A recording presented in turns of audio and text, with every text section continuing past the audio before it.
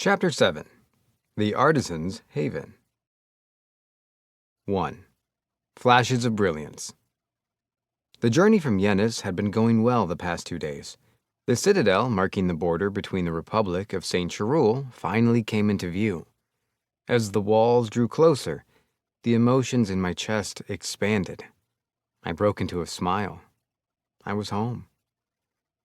Chirul was where I'd lived the majority of my second life, even if it had only been at the Maritoni Adventurers Guild and the Healers Guild headquarters in the Holy City. Maybe that was why it felt a little bittersweet. I wasn't worried about Yenis with Galba leading things, but Nalia and the members of the Order of Healing I'd left behind still occupied my mind. Although I'd left a good bit of money there for them, it didn't change the fact that I was pretty much abandoning everyone. Then again, those guys were far more qualified to run things than I was. Holy magic was my specialty. All the same, I hadn't left the City of Freedom without a sense of melancholy. That's it for Yenis. Feels like it went by in a flash. It has been a dizzying few months, Lionel replied with a grin, atop his horse next to me, clad in the new battle armor that Doran had made for him, atop a burly warhorse provided by the Dragonoot brothers of the Yenis Adventurers Guild. My bodyguard finally looked the part of a former Imperial general. I'd actually ridden that same horse myself. Well, for a split second before it threw me off. But I didn't like to think about that.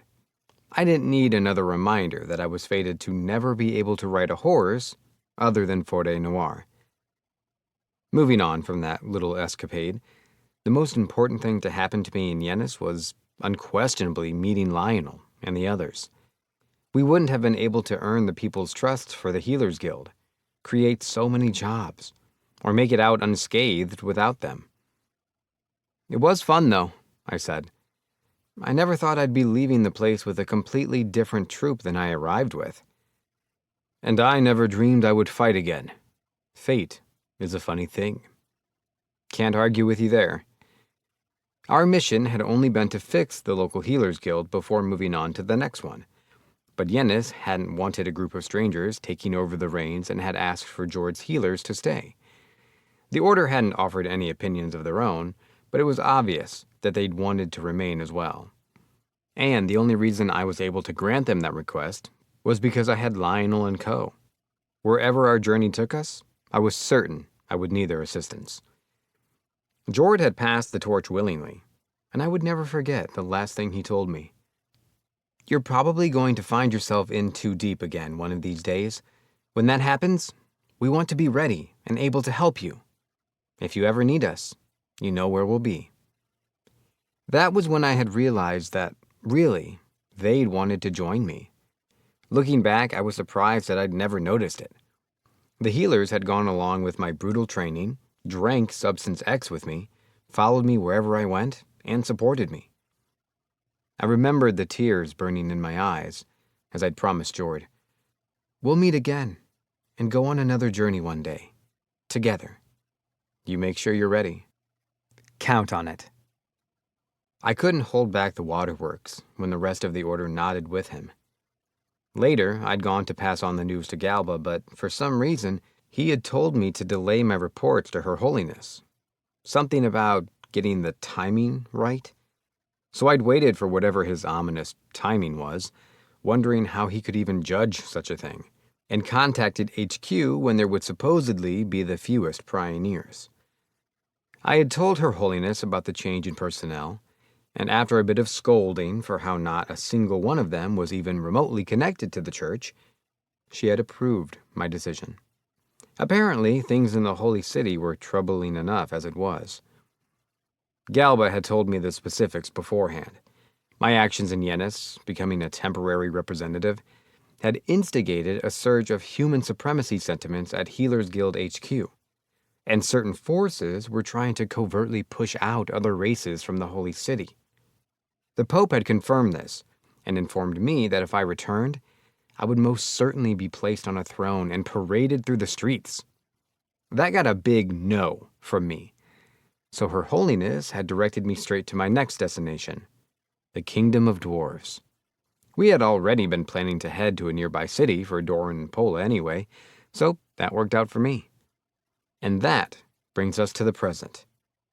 We were currently en route to the kingdom of dwarves. I prayed that things in the holy city would calm down by the time our work was done. I do wonder if we'll receive new healers and knights for our band, Lionel mused. The Pope said she was sending a few. Don't know how many, I answered. Of course, none of Sharul's knights were as strong as the Valkyries or the Order, so that was a little concerning. However, with Catherine having been reinstated as captain, maybe I could afford to get my hopes up. If they were shattered, I could always have Lionel whip them back into shape, assuming they listened to me, that is. It's thrilling to imagine what our new company might be like. Hopefully normal? I wouldn't get too excited. Oh, but there's plenty of enjoyment to be had in training. I'm begging you, Your Holiness. Please let one of these knights be tame, just one. We're meeting with the King of Dwarves once we get there, and healing whoever needs it. If things go well, hopefully we'll get some special treatment and can take it easy for a change. We're not rebuilding an entire guild this time around. According to legend, Lord Rainstar's barrier was what kept Sharul safe, and relatively monster-free. The Kingdom of Dwarves was in the mountains just to the west, so technically it was still within range of its protection. Unfortunately for Lionel, there wouldn't be much action. I see. Although that too can be enjoyable. He cracked a mischievous smirk. What was this guy planning? Hopefully nothing violent, or the ex-general and I were going to have issues. I fully anticipated being roped into sparring matches, but that was different since it was to make me stronger, so it got a pass. I was starting to wonder if we should have gone to Grandal first, though, because Lionel had been giving off weird, antsy vibes for the past 2 days. The fact that no monsters had attacked us was great in my book, but someone else looked about ready to go ballistic. Monsters! Creeping on the left, Ketty suddenly announced, pouncing out of the carriage. Threats detected in the woods to the right, Keffin added right behind her. Bandits, most likely. I glanced around and saw a dust cloud to the west, a stampede of several dozen monsters. I couldn't make out the enemy to the right and started to get nervous, but only for a moment. How shall we dispose of the rabble? Lionel asked, completely unfazed. Do we strike to kill? The man wasn't even the least bit concerned. He was already operating under the assumption that our opponents would pose no threat. I felt the tension leave my shoulders. Take them alive, if you can, I said. Don't take any risks if it's looking dangerous. Understood. Ketty, Keffin, take our friends to the right. I will join you shortly. Gotcha, Ketty replied. Will do, Keffin agreed. Wait, I interjected. Area barrier. Stay safe, everyone. Have I ever disappointed? Ketty teased. We'll be back soon, sir. I turned to Lionel. You sure you can handle that many? What's your plan? I've been waiting for the chance to really put that greatsword you gave me through its paces, he said. Haven't you already? I had to restrain myself in town, or I might have started a fire. I've yet to give this weapon a real swing. I remained silent, stunned.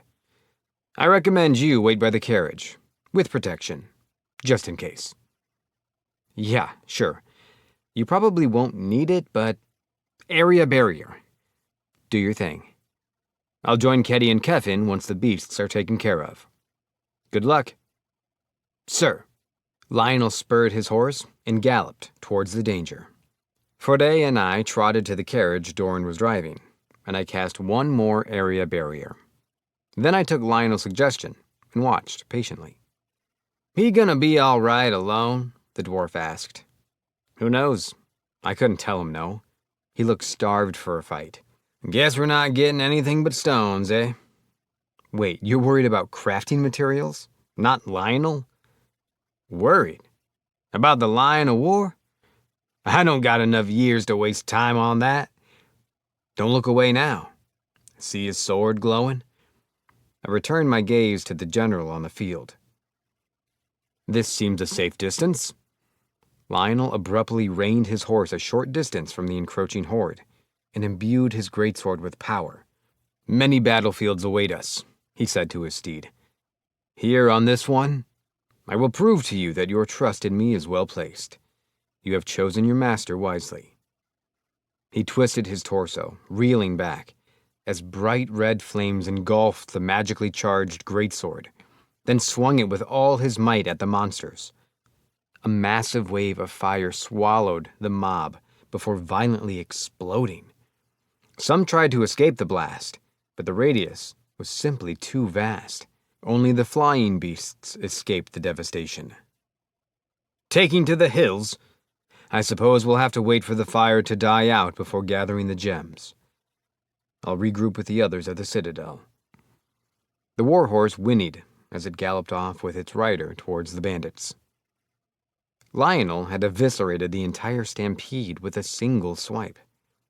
I had to blink a few times to process the spectacle I'd witnessed. Doran guffawed. I told you worrying was a waste of time.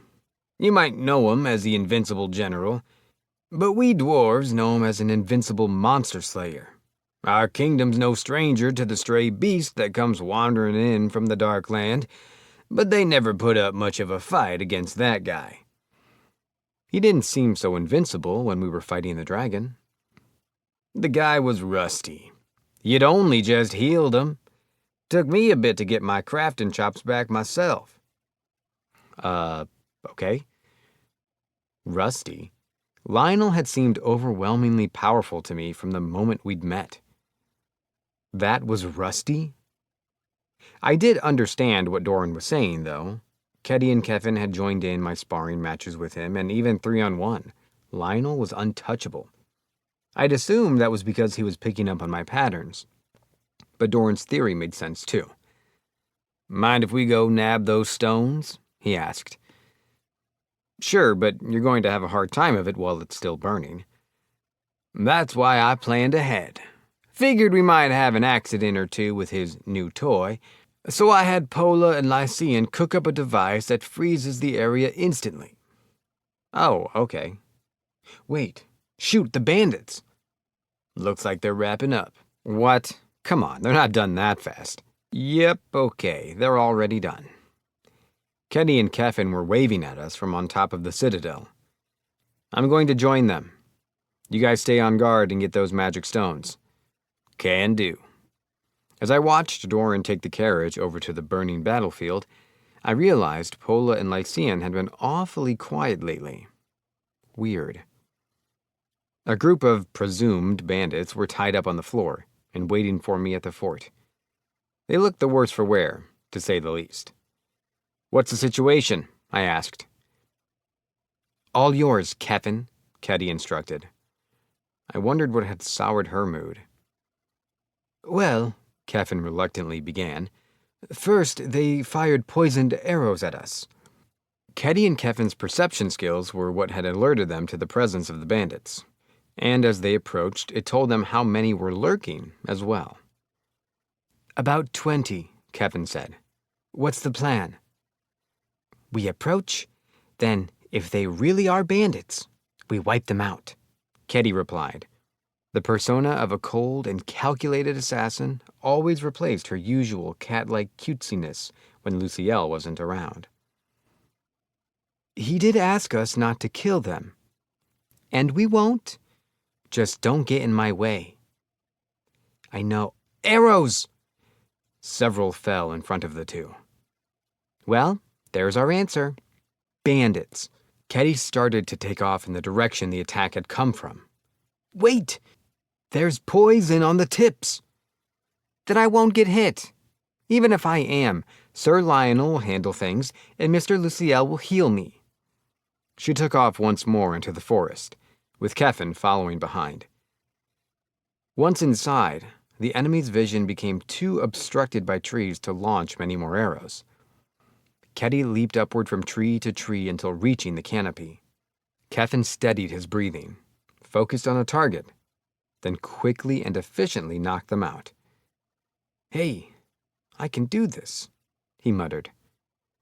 Their trips to the forest and labyrinth in Yennis hadn't only boosted their skills, everyone's stats had seen a significant increase from numerous level-ups. Witnessing his scouting and perception skills in action, how they not only helped him spot hidden enemies, but prevented them from sneaking up on him, gave Kevin a real sense of progress. But only for a moment. While he went about his careful work, he heard quick, successive cries as bandit after bandit fell.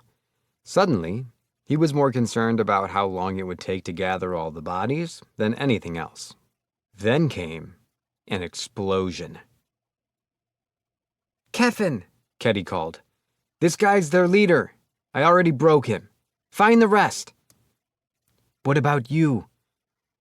"I'm going to investigate the explosion." "You sure that's a good idea? Mr. Luciel is soft, so he probably won't care. But Lionel might if we leave things half done here." Ketty grimaced, then shot a frigid glare at the bandit leader. "Gather your men and go to the Citadel," she spat, "before I cut you where you stand."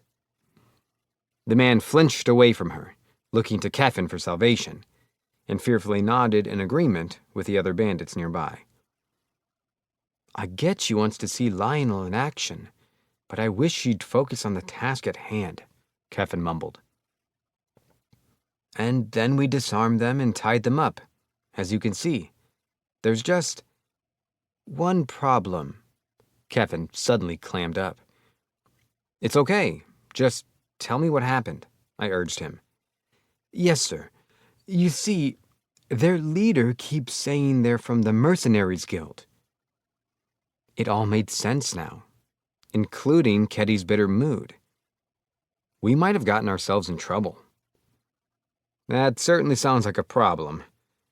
Lionel—" "Hey!" the leader sneered at me from the ground. "You the boss of these adventurers?" It seemed he didn't realize who I was, but that worked for me. I decided to use it to my advantage to learn more. "Let's go with that," I said. "What's the big idea sicking beast folk on us, eh? I hope you're ready for the consequences." "What might those be?" "Don't act like you don't know. We're mercs. You're adventurers. You attacked us. Get the picture?" This guy must have had nerves of steel to act so smug with his face in the dirt. "Can't say I do. I'd like to know what you were doing sneaking around the forest, shooting poisoned arrows at us. Now, assuming we have as much of a problem here as you seem to insist, that would make you the instigators." "The hell were we supposed to do? You see beast folk stepping up on you, you assume they're up to no good." Ketty and Kevin shot a nasty glare at him. "And what if you'd hit one of them? Let me guess. It's just self-defense?" "I didn't say that. But you can't blame us. It's easy to mistake them for beast-type monsters. They get hit by accident all the time." It seemed that this was somehow common sense for mercenaries, but their oh-so-bright leader was forgetting something important. "Noted. Speaking of which, you do know we're in Yanetian territory, right?" The merc boss scoffed. "Since when do adventurers pay attention to jurisdiction? You must think you're pretty smart, but don't forget you lot assaulted us." "You shot first. We defended ourselves. You're just a bunch of bandits as far as we're concerned." "Seems we're at an impasse, pal. But you better watch yourselves. Sharul's our client. So keep this up, and we'll have you banned from adventuring anywhere in the Republic." Lionel instantly busted a gut. Ketty and Kevin quickly following in uproarious laughter. The mercs didn't know how to react. I couldn't blame them for not knowing who I was. S-rank healers probably didn't usually dress in full armor, carry weapons, or ride around with a plain old wagon. "Lionel, you're being rude," I reprimanded him. "My apologies," he said. "I couldn't contain myself." He might genuinely not realize, you know. Not even Church HQ was as cohesive as you might expect. Something definitely smells funky, though. "What are you people going on about?" the merc interjected. "Right, excuse me. Now I needed to learn what they were doing here. I was just wondering what use Sherul would have for such a small group of mercs, and why they're lurking in a forest, pretending to be thugs. Well, there's more of us. We're big deals in the guild.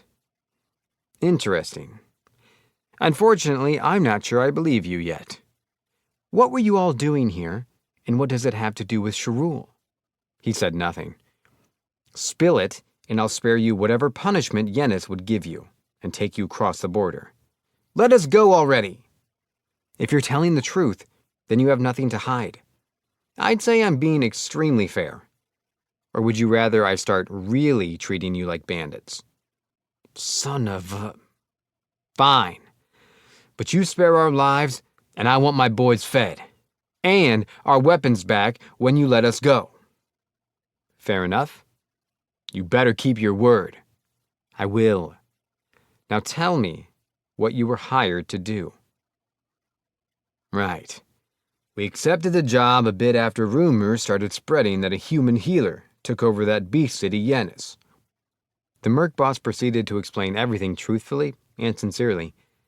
A mysterious, black-hooded individual had offered them a strange job, and thinking the whole thing seemed a bit suspicious, they had followed the curious figure back to where he'd come from, church headquarters.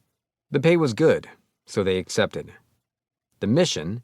Prevent beast folk from leaving Yennis, stop merchants from going in, and start trouble with the beast races in Sherul. Problem was, the merchants usually had guards from the Merchants Guild, so we couldn't touch them. Unless they were beast folk, that is. I see. Well, it's mostly tiny villages on Sherul's border, but there's a small town about a day's journey from here. We'll deal with you there, as promised. Yeah. Guys, he addressed his men. Play along and we'll get out of this. Bear with it for a while. They nodded. Thank you for your cooperation, I said. Mr. Luciel, they likely have horses with them. We ought to take them with us or they may attract monsters, Lionel advised. Good idea. Ketty, Keffin, can you take one of the mercenaries and find them? Sir, Keffin replied. You got it, Chief, Ketty followed. I had started collecting the merc's weapons and armor and storing them in the magic bag when I remembered Doran. I glanced in his direction and saw several golems gathering magic stones. Looks like he's got it covered. Listen up. Once they're done for, we're heading out, I announced. They're with you too? Hell, we picked the wrong party to screw with. I ignored the crestfallen mercenary and recalled the magic item Doran had spoken of. The fire's out, but nothing's frozen. Must have failed. No, I think they may have simply prioritized speed over experimentation, Lionel suggested. That's one possibility. My personal theory was that Pola and Lycian had launched some nonsensical magic stone gathering contest, forcing Doran to give up on testing out their new tool. About 10 minutes later, the golems disappeared, and the carriage rolled back over to us just as Keffin and Ketty were returning with the horses. We pulled the mercs to their feet and had them mount their steeds. I wasn't afraid of any of them trying to make a break for it. They knew that if they did, they'd be deemed bandits and dealt with accordingly. They were being released tomorrow anyway, so they weren't that stupid. Our party increased to a little under 30 members, and we set off for a humble post town on the way to our destination. 2. Warriors of the Kitchen. I had anticipated trouble with such a large group, but our trip was smooth. Until we reached the village, that is.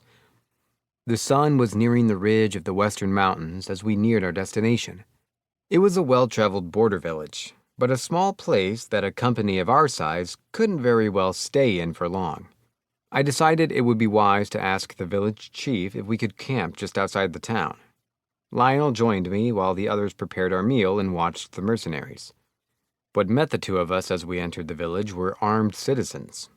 When they saw us, they promptly dropped their weapons and cheered. Lionel and I cocked our heads. The mayor was bowing to us in his own home. Let me get this straight, I said. A band of beast folk bandits have been attacking nearby villages? That's correct, he replied. Not just ours, but other villages as well. They've only come here once, but I don't want to imagine how it would have turned out if there hadn't been mercenaries staying with us at the time. Beast folk bandits. Mercenaries pretending to be bandits. Was I thinking too much, or was there more to this? Regardless, I needed to report this to Her Holiness in Galba ASAP. And you want us to get rid of them for you. Yes, exactly. We'd never ask this of any ordinary healer, but you, sir, have defeated a dragon, all on your own. Your valor is our only hope. His eyes were bloodshot, conveying the extreme stress he must have been under. I was confident that Lionel was itching to go on a bandit-busting crusade, but we didn't have the sort of manpower for that. I'm afraid that might be difficult, I said. But, the mayor stammered. We would gladly take care of them for you if they were to attack at this very moment, but we don't have the resources to go looking for them. There's a small town to the north that we need to reach tomorrow. Then later. Later is fine. Please, just save our village. The mayor flung his head straight into his desk. I cast a quiet heel on him. I don't particularly like bandits running amok, so once our business is settled, I can certainly promise that we'll come back to help. You are our savior. Please, would you mind if we set up camp outside the village? Not at all. We can provide as many supplies as you need. That won't be necessary. We had our own run-in with some bandits recently, so we'd like to keep our distance. You're too kind, Mr. Luciel. If you'll excuse us. The mayor's sniveling face was starting to make me feel awkward, so I conducted a hasty retreat. Once outside, I heaved a sigh. Lionel watched, trying and failing to stifle his laughter. What's so funny? I asked. Nothing, he said. I'm simply amused by your ever-growing following. At least one of us is. He chuckled again. I sighed, praying that things would calm down. When we returned to the group, several golems were stationed around to form a perimeter, and in the center, the mercenaries were cooking. What's going on here? I asked. Kevin looked up from his hand in his face and noticed us. Mr. Luciel. Explanation, please. So, Doran, Pola, and Lycian took over watching the mercs while Keddy and I started cooking, but the mercs told us that we didn't appreciate the ingredients enough. They've seized our kitchen and utensils? I wouldn't say seized, more like Keddy, lost her temper. And she made them cook. Yes, sir. The dwarves and elf were completely lost in their magic gems, but from the look of the golems, they hadn't abandoned their duty. Progress. Keddy and cooking, however, was a sort of Pandora's box. Despite Nalia's best efforts, the Catwoman's culinary creations always turned out like flavorless slop. Nalia's smile was supposedly enough to make Keddy shudder. This was a worrying deficiency, considering how long we'd been on the road, but it seemed to be taken care of for the time being. Noticing our return, the mercenaries suddenly stopped, except for their leader. Hobby of yours? I asked him. Just don't like seeing fresh ingredients go to waste and get turned into garbage. Likewise. What? I agree, I repeated. The mercenary stared at me in silence. We'll go over tomorrow's plan once everyone's eaten. You're not worried we might poison the food? No one with as much appreciation for food as you would do that. And if he would, my resistances made it a moot point. The merc continued to quietly cook. Meanwhile, I started setting up beds in the yurt-like tents that nomads of this world used. Kevin came to fetch me for dinner, just as I finished. I followed him to a table that Doran had put together, lined with delicious plates of food. Only our portions, though. The mercs' plates were still stacked in a neat pile. Kevin explained to me that they'd eat whatever scraps we had left over. Personally, I found it uncomfortable to eat while others watched me. Thanks for cooking, I said. But we all eat together. That's how we do things around here, so come on. There's plenty for everyone. We'll eat what's left, their leader insisted. Well, I don't like being stared at during dinner, and it's important to me. Plus, I think I told you we had things to discuss afterwards. Right. If you say so. Good. Now eat up before it gets cold. At last, the Mercs hesitantly joined us. It didn't take long for amiable conversation to start up. Hoping that this might help everyone let off some steam and relieve the tension, I began to eat as well. Everything was incredible, and I couldn't believe it was possible, but their dishes actually rivaled Gulger's, and he was the best chef I knew in this world. What were they doing trudging around as mercenaries?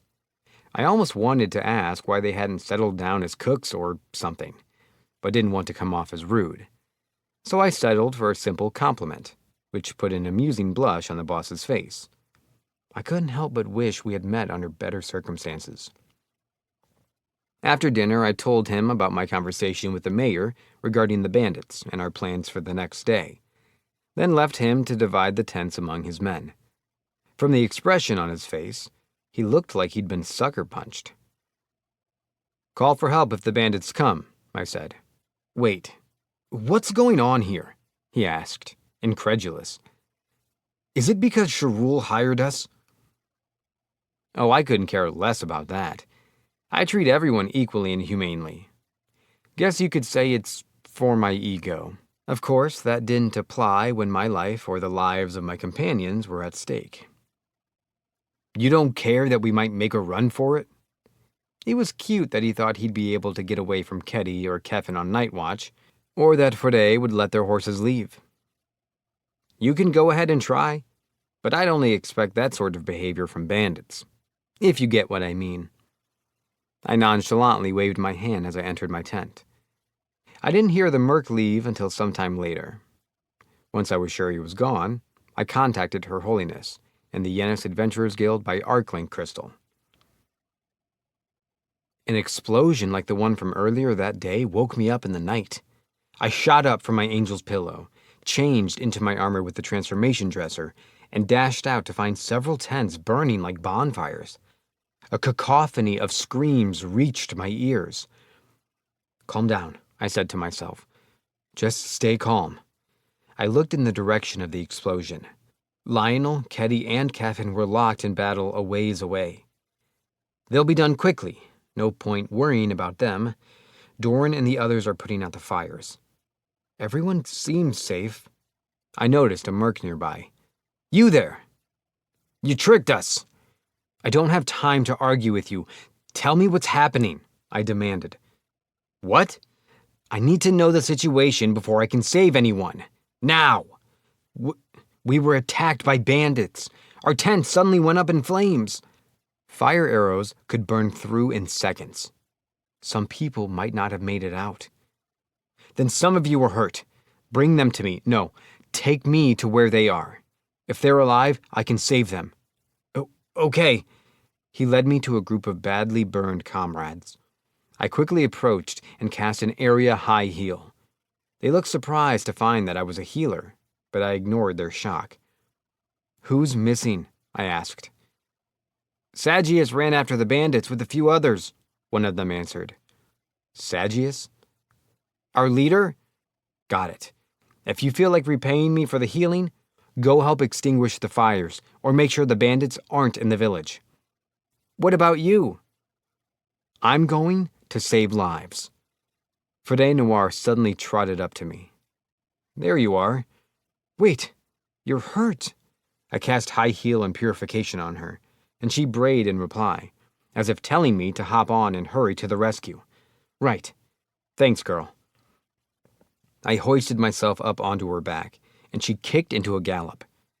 Was it fortune or misfortune that the brigands had come straight to us? All I knew for sure was that I wasn't as prepared for a surprise attack as I'd thought. I had learned a hard lesson. The landscape flew by as we darted towards Lionel's group, but Forde stopped away from them, next to several casualties on the ground. Purification, area high heal. There, they'll make it. To the next one, Forde." She made straight for Lionel this time. "The attackers have been captured, sir," he reported as I cleaned the blood off everyone with purification from my horse's back. "Was the explosion you?" I asked. "Yes. I used the greatsword's flames to prevent them from escaping." "Got it. Is anyone hurt?" The mercenaries' leader took a wound to the back and also lost an arm. 3 others suffered lacerations. I healed those 3 on the way here. Where's the leader?" "That way. We stopped the bleeding with a potion taken from the bandits, but he still needs attention." "I understand. I've already healed several of the mercs, so there's no point in hiding the fact that I'm an S-rank healer at this point. Or hiding extra heal, for that matter." Lionel led me to the leader, where I dismounted. He was staring vacantly at where his arm had been. "I'm glad you're alive," I said. "You're glad I'm alive?" he parroted. "You're glad I'm alive? Looking like this?" "I am, because I had the miracle spell." "I'll never hold a sword again. I'll never hold a damn kitchen knife again. And you want me to be grateful that I'm alive?"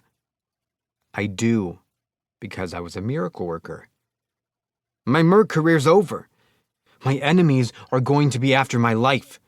But thank fucking Krya I'm alive, huh?" "That's how I'd feel in your shoes." "Shut up! What do you know? What do you know about what it feels like to lose an arm?" "Quite a bit, actually. But I definitely would have felt much the same if I hadn't had extra heal. That said, surely he'd been prepared for this. Surely, as a sellsword, he should have been at peace with injury and death."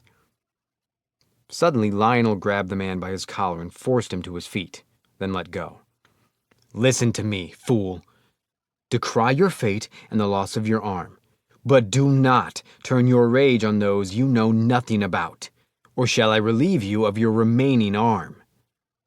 The boss's knees quaked before finally giving out, and he fell to the ground.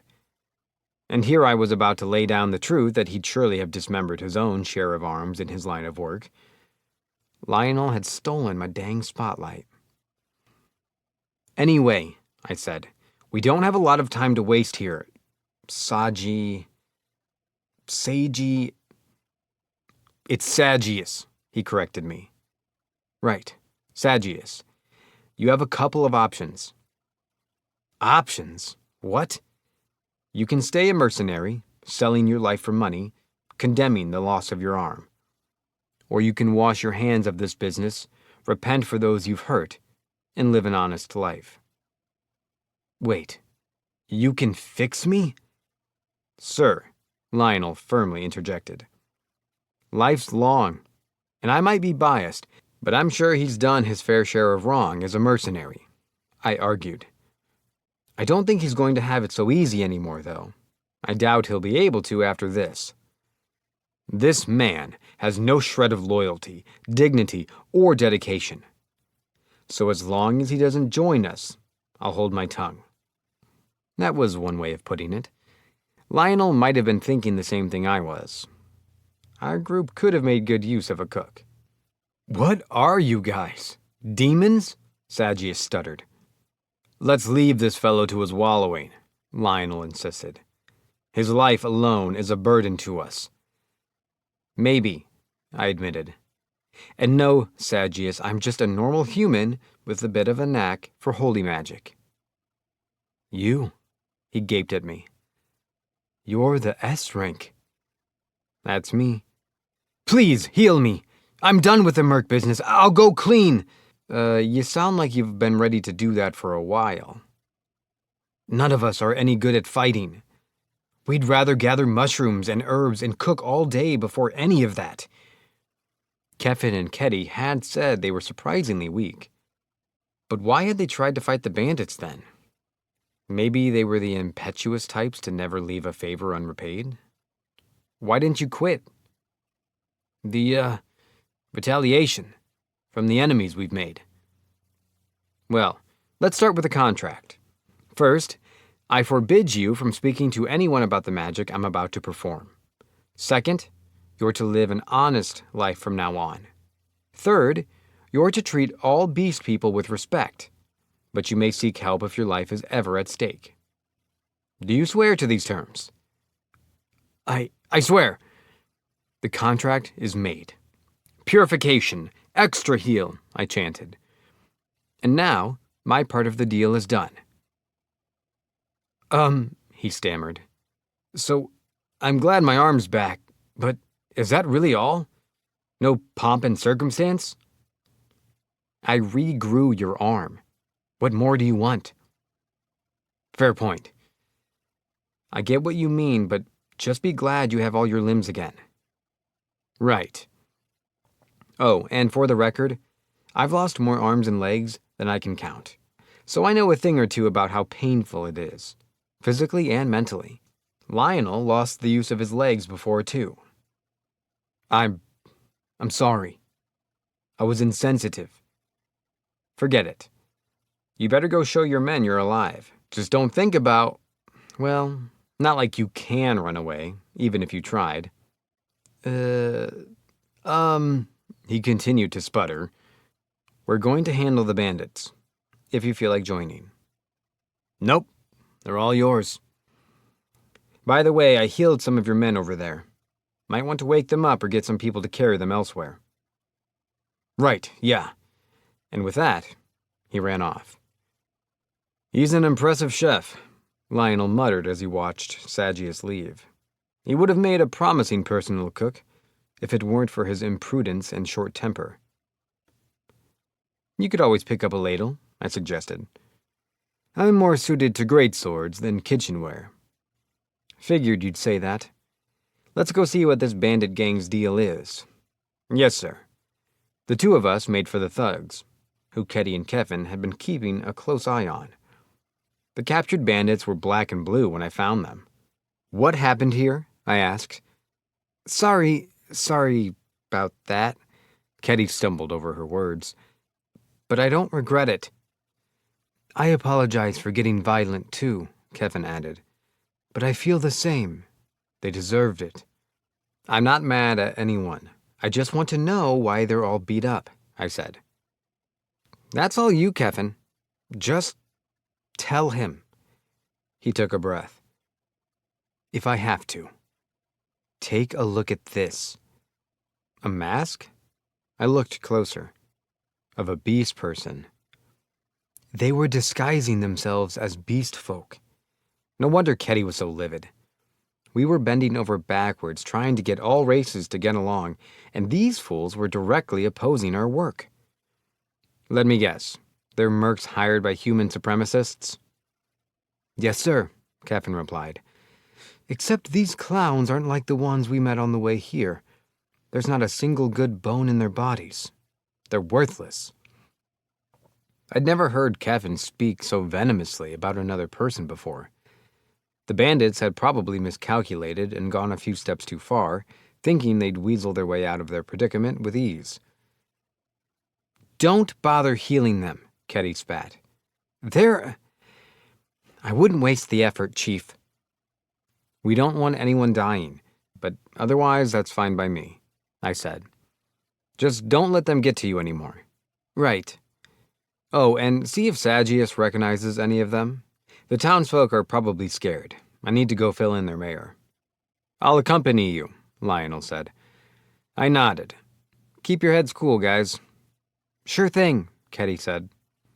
Understood, Kevin agreed.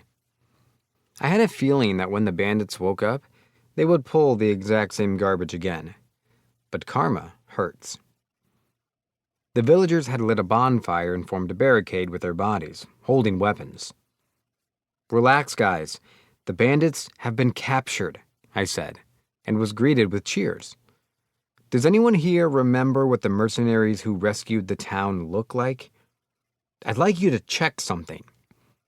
The group dispersed and a few people stepped forward, including the mayor. I'll explain while we walk, I told him. Turns out, the bandits were beast folk. I knew those beasts were up to no good, he said. That is, they were humans dressed as beast folk. Mercenaries. What? There's more to this than meets the eye. We don't have enough information to know for sure, but it seems likely that a human supremacist, maybe a whole organization, is behind it. He slouched dejectedly. Then I take it we're not going to get back what they stole from us during the last raid. What did they take? Several horses. Horses. Noted. It might not be much, but I am an S-rank healer with connections to Her Holiness and Yennis's Council. I could get in contact with them. Yes, I'm well aware, of course. Well, they attacked me. It would be a simple request to ask them to take action. I'm friendly with several adventurer guildmasters too, and could have them put out hits on bandits. You continue to impress me, but wouldn't our belongings end up as possessions of whoever completes the job? I'll figure something out. No. You figured enough out for us. We'll never be able to repay you at this rate. Okay, then how about we say you owe me a favor? You help me out if I'm ever in trouble. I really wasn't looking for a reward, but the spirit of Tide's prophecy still weighed heavily on my mind. I hadn't even intended to make the offer, to be honest. My mouth had moved of its own accord. The mayor looked directly at me. That we can do, even if the entire world turns against you. You'll have allies here. I'll hold you to that if I'm ever public enemy number 1. Please do. I showed the villagers the bandits, but their faces were too beaten and swollen for anyone to recognize, so I cleaned them up a bit with purification. The result? Several of them were the same mercs who had fought against the bandits last time. Sagius's men also identified them as being fairly high up in their guild. We learned that Sagius's horses were the ones that had been stolen from the village, so they were returned. With fewer means of transportation, and ever more people to cart around, I decided to contact the Pope to inform her of the new circumstances and request assistance with transporting the mercs. The mercs turned bandits spent the next 2 days quietly in Doran's specially made magic enervating cell that he dug into the ground. As I was wrapping up my training with Lionel, Sagius, our temporary chef, called out, "Lunch is almost ready." "Let's end it here," I suggested. "Very well," Lionel agreed. "We can power through the indigestion and continue in the afternoon." I grimaced. "We're not done for the day?" "Strength requires determination." "Yeah, I know," I sighed. "Not like I have anything better to do, I guess." Suddenly, Ketty and Keffin came running up. "What's wrong?" I asked. "There's a big group coming for us," Ketty reported. "I'd say Knights of Sharul, from the white armor." 10 or so horses and 2 carriages, Keffin added. The assistance I had asked for was earlier than expected. "Thanks," I said. "Sagius, mind cooking for a few more?" "Can do," he replied excitedly before shouting instructions to his men and getting back to work. The regiment from Church HQ gradually approached, and when they finally reached us, "No way!" I shouted. "The Valkyries? Why?" "Because we were given a mission. It's good to see you, Luciel." It's good to see you too, Lumina." I nearly lost myself staring at her until I saw the rest of the Valkyries waving happily. "And you too, everyone. You look good." "Indeed, as my Valkyries should," Lumina said. "Now, I need to conduct a few formalities, if you don't mind." "Please do." "In acquiescence to S-Rank Luciel's request for aid and additional personnel, and by order of Her Holiness, the Valkyries are reporting for duty, with 4 supplementary healers. We are yours to command until such time as our mission is complete. The healers may remain hereafter, should you see fit." "It may not be for long, but I look forward to working with you again." "Likewise, sir," Lumina saluted with a fist to her chest. The Valkyries behind her followed suit. Strangely, though, the 4 healers were nowhere to be seen. "Where are those healers?" "Still in the carriage, I presume." She put a hand to her chin and tilted her head cutely. I suspect the journey was tiring for them. I smiled. Then we can save introductions for later. We were just about to eat if you'd like to join us. You have enough for us? We never received your herald. My scouts noticed your white armor from a ways away, so we were prepared. Lumina glanced at Lionel and the others. They escaped our notice entirely. I see now. See what?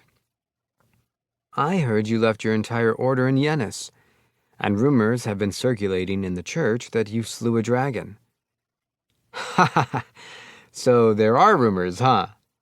Well, as you can clearly see, I'm still a fraidy cat. Rest assured, I would never leave Yennis without making sure I'm defended by the best. I see, she mumbled. I could have sworn I heard something in the middle there, but I must have been imagining things. Anyway, I think you'll understand once you've heard the story.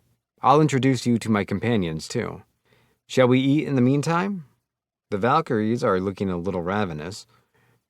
Lumina glanced back at her troop. Really, girls? Very well. We'll indulge you. The ladies yelled in excitement, and I guided them to Doran's improvised dining area. I also urged the exhausted healers to join us, but something about them felt a little off to me. Praises for Sagius and his men's cooking were swift and unanimous. With the mood amped up, I began the story of my escapades in Yennis, beginning with my efforts to revive the Healers Guild, then my battle with the dragon and life as a representative, and ending with my departure without the Order of Healing. Marluka had looked particularly excited when I reached the dragon part, and Mila had teased me about finally hearing the legend. But their interest died down substantially once they learned the truth. So after we captured the bandits, that is, the mercenaries, we ended up with so many people that we needed extra help. Lumina gave me an oddly sympathetic look. I never imagined your life would be so eventful. The Pope had told me the Valkyries were having their own share of problems lately, so I wouldn't have thought that my life was particularly harder than theirs. You know, Mr. Lulu, if I may be so emboldened, I think you can be very proud of slaying a dragon, Marluka stated with that trademark awkwardness every time she tried to speak politely, and she still remembered that ridiculous nickname. Yeah, being proud doesn't gotta mean being arrogant, Gannett agreed in her usual casual tone. Exactly. Most people would freeze up in the face of a threat like that, but not you, Ripnir added. Just because you did the deed with substance X doesn't lessen the fact that you did it. Yep, good job, Queena said simply. Thanks, guys, I replied. I can hardly believe you're the same guy who got cold feet about taking out a measly forest bear, Beatrice remarked. It's not so often you see a guy respond to punishment so well, Kathy concurred. Can you please forget about that boar thing? I begged. And my team was jealous every time you guys handed my butt to me, Kathy. I had to get better, or the order would have fallen apart. One wrong move, and I would have been back to living life all on my lonesome again. Regardless, I couldn't believe the Valkyries were actually complimenting me on something combat-related. You never were a normal healer, Lucy remarked. Oh, that's hardly a standard worth holding him to, Elizabeth scoffed. The people in Yennis wanted nothing to do with him, and his first destination was the Adventurers Guild, a veritable nest of healer haters. He's strange by any measure. I had known the lambasting would start sooner or later. I cracked a pitiful smile. Actually, Speaking of weird, I heard the first thing he did in Yennis was shop for slaves to help relieve some pent-up stress. Saran interrupted suggestively with a blush, which I did not appreciate. I never understood why she always acted all embarrassed about her own dirty jokes. Still, I could tell by the way everyone looked away from me that that particular rumor hadn't just been her imagination running wild. Mr. Luciel, we know the gossip around you comes from jealousy, Mila said comfortingly, cutting through the awkward mood and returning to her food. It's your strangeness that's gotten you so far and inspired you to do so much in such a short time. Weirdly enough, I didn't recall the rumor mill getting so out of hand during my time with the Valkyries. I had only gotten envious glares. Maybe there were more healers who hated me than I thought. Either way, I didn't regret anything I'd done so far. We see and acknowledge the efforts you make, as well as the achievements they've led to, Lumina said. Thanks. Guess there's no point letting bad faith arguments get me down, I replied. Indeed. There is one thing I should correct, though. I do make an effort, true, but that's hardly where my successes come from. I owe everything to the Order, and my comrades for standing with me through it all. And the Yanishans themselves, of course. Some things never change, do they? It's the truth. Anyway, speaking of slaves, I think it's time I introduce everyone. They've had my curiosity for some time now. That man next to you, if I'm not mistaken, he's the Illumasian general, master of the defender class, Lionel Gerst Elfins, otherwise known as the Lion of War. She sure was well informed. I am Mr. Luciel's attendant, Lionel replied. Nothing more. My apologies. I don't mean to offend. I simply thought the Lion was fighting on the Luberk front. I'm a little bewildered. It was rare to see Lumina so flustered. But this wasn't the time or place to discuss that sort of thing. I know it's confusing, but just understand that he's been my trusted companion for over a year now, I said. If you insist, she conceded. Moving along, this is my head of reconnaissance, Ketty. The Night Gleam? Lucy exclaimed in shock. I'm Mr. Luciel's attendant, Ketty replied. Nothing more. Anyway, I continued, this is our craftsman and the one who built this little hall for us, Doran. You're the fellow disciple of the Master Smith, Grand? Queena shot up and cried. The Doran? Aye, he's my brother in steel, but Mr. Luciel's tinkerer is all I am now, Doran replied. Nothing more. Next to him is his granddaughter, Pola. She's an artificer. I'm just a genius, nothing more, she proclaimed. Until I'm famous. And the elf next to her is Lycian, another artificer. I can introduce myself, if you like, Lycian said. But it will cost you magic stones. She's stupid, Pola stated. Only imbeciles insult the intelligence of others, Pola. Her rival didn't even blink. Well, say something. Lord, those two never knew when to quit. I cleared my throat loudly and they quieted down. They did continue to kick each other under the table, but at that point, I couldn't have cared less. Ahem. Lastly, this is Kevin, human wolf twin blood and former gang leader. He grew up in the slums. He's a good, loyal man, so I decided to bring him along. I noticed several frowns among the Valkyries. My name's Kevin, he introduced himself. I know I'm not worthy to be traveling with Mr. Luciel, but I have a debt to repay, and I'd gladly lay down my life for him. Lionel huffed in anger, but Lumina was faster. Indeed, Kevin, of Luciel's followers, you are certainly the least qualified, she stated. I know. And surely you know that sacrifice is simply to be expected of all Luciel's attendants. Right. I will never understand what drives him to weaken his party with company like you, but be that as it may, he has chosen you. Thus it is your responsibility to prove your worth and be of use to him. Right. And you would do well to remember that prepared as you may be to end your life, Luciel is not one to easily allow it. I will. One last thing. To deprecate yourself is to deprecate your master. Do it alone if you must, but never show it openly. Be proud that he saw something in you. Thank you. By the time her rant ended, Lionel's frustration had abated as well. She seemed to have covered pretty much everything he'd wanted to say. "Thanks for that, Lumina," I said. "I merely spoke the truth." "Well, how about we speak the truth over some dessert?" "Dessert?" "Dessert." I left my seat to go prepare some cookies I'd had Nalia make from the Vespian's honey, a yogurt cheesecake drizzled in the same honey, and tea made from some of Yennis's finest leaves. Lionel and Lumina locked eyes the moment Luciel left the table. "Mr. Luciel trusts you. If you have questions, ask them before he returns," the ex-general offered.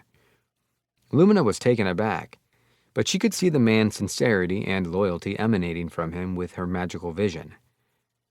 "Thank you for the offer, but I'm confident that your devotion is genuine." "So you are.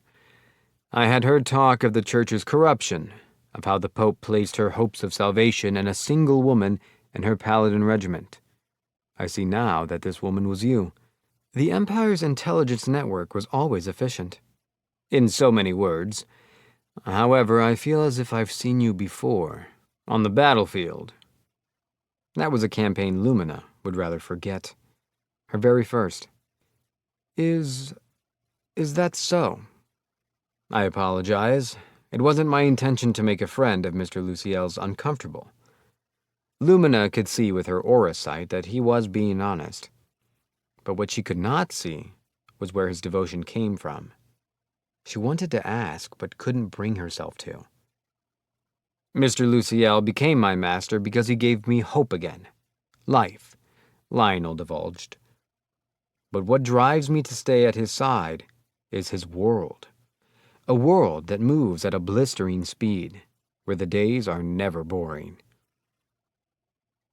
"Why are you telling me this?" "Because I saw that you wanted to ask. It also makes a convenient ending for our conversation." Just then, Luciel returned with a delicious-looking cake in hand. Lumina stared at him in a daze, unable to get the ex-general's playful grin out of her mind. It wasn't an expression that belonged on the lion's face. She couldn't help but wonder, just a little, how happy she might be to spend time with Luciel as he did. The Valkyries weren't the only ones ecstatic about the dessert. Keddy's, Pola's, and Lycian's mouths were watering as well. By the time I finished passing out the tea Galba had given me, my own share had vanished. But before I could investigate the curious case of the missing cookies, the Valkyries surrounded me. Can I help you?" "Where'd you get those cookies, Mr. Lulu? You gotta tell us!" Marluka shouted. "The heavens may forgive you for hiding the sweets," Quina said, "but the Valkyries will not." "Be wary, Mr. Luciel," Mila warned. "Food-related grudges are divisive things." "Behave yourselves, ladies," Lumina snapped, sending the girls scurrying back to their seats. "We are guests, and Luciel would never hide things from us." "Thanks," I said, relieved. "I apologize on their behalf. Where did you purchase these desserts, if you don't mind me asking?" "I didn't buy them. I got them in Yennis." "The man lies," Elizabeth said accusingly. "What? No, I don't. Why would I lie?" I asked. She frowned. "But they were honeyed. Such an elusive ingredient used to be sold in Yennis's markets, but that was a long time ago." I had forgotten that she was from a family of merchants. "Is the elusive ingredient you're referring to Vespian honey?" "Precisely. Only a handful of bottles are sold a year, and only by Luberg." "You mean this stuff?" I produced a small barrel and a keg from my magic bag and opened the lids. Elizabeth started to cluck like a hen. "Can it be?" Beatrice and Saran behind her began to repeatedly mumble mead under their breath, like they'd lost their minds. I had a bit of a run-in with the Vespians and gave them a hand with something. We're on good terms now. "Luciel." Lumina grabbed my shoulders and put her face right up to mine. "Would you be willing to share?" My heart skipped a beat. Well, you guys did get here in record time. You can have some honey and meat as a thank you. Really? It's the least I can do for everything you guys have done for me. You have our thanks, Luciel. Lumina threw her arms around me, and I stiffened like a board.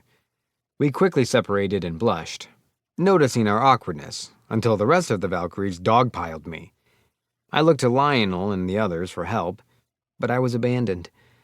With the new lesson learned about the strength of women's hugs, I remembered what I'd forgotten. Oh yeah, I haven't met the healers yet, I said. Right you are, Lumina replied. But a moment first, please. What is it? She guided me away from the table. Yes, I asked again. It concerns the healers. 3 of them had their own clinics but shut them down when your guidelines were passed. Why would the church send them to me? Was it the human supremacists? I believe so. The 4th healer, however, was put forth by Her Holiness herself. She just... How do I say this? What could have been wrong with a healer recommended by the Pope? Go on. She has a rather poor opinion of you. I see. Well, worst case scenario, I can leave them at some healer's guild. Be on your guard. Thanks for the warning. After being introduced to the healers, I took Lumina to the underground cell, where we were keeping the mercenaries. Their exhausted state surprised her at first, until I explained that Doran was the one who had made the magic prison, and she instantly understood. Later, once the following day's plans were settled, my team and I got back to planning our journey to the Kingdom of Dwarves. When I told the mayor that we intended to leave the next day, he bowed and insisted that we allow the village to throw a banquet in our honor. It went on late into the night, but the Valkyries weren't in attendance. They decided to abstain until their mission was complete, upon which they would enjoy the mead I'd given them once they returned to the Holy City. It was the middle of the night when I remembered that I hadn't cleaned Forêt Noire with purification that day. I left the tent, waved to Ketty and Kevin on night watch, and headed for the stable Doran had set up. But before I could enter, I heard a voice. I peeked inside, wondering who else would be up at this hour, and saw the female healer. She seemed to be talking to Forêt. Having a nice chat? I called out. She started. What? Then she mumbled something. I forgot to clean up my partner here. Oh, excuse me. No need to apologize. As long as Forêt likes you, I don't see any problem. I approached and cast the cleansing magic. Sorry it took me so long, girl, the horse brayed in reply. I know. I won't forget next time. Suddenly, I felt a strange chill down my spine and whipped around. But only the woman was there. She simply stood and watched me in astonished silence. Something felt strange. Had she tried to cast a spell on me? Something felt very off. Did you? I began before finally recognizing her. Wait, Estia? Is that you? What? Yes, that's my name. I'd heard it when we were introduced, obviously. But the pieces were finally falling into place. I mean the Estia from the Maritoni Healers Guild. Excuse me if I'm mistaken.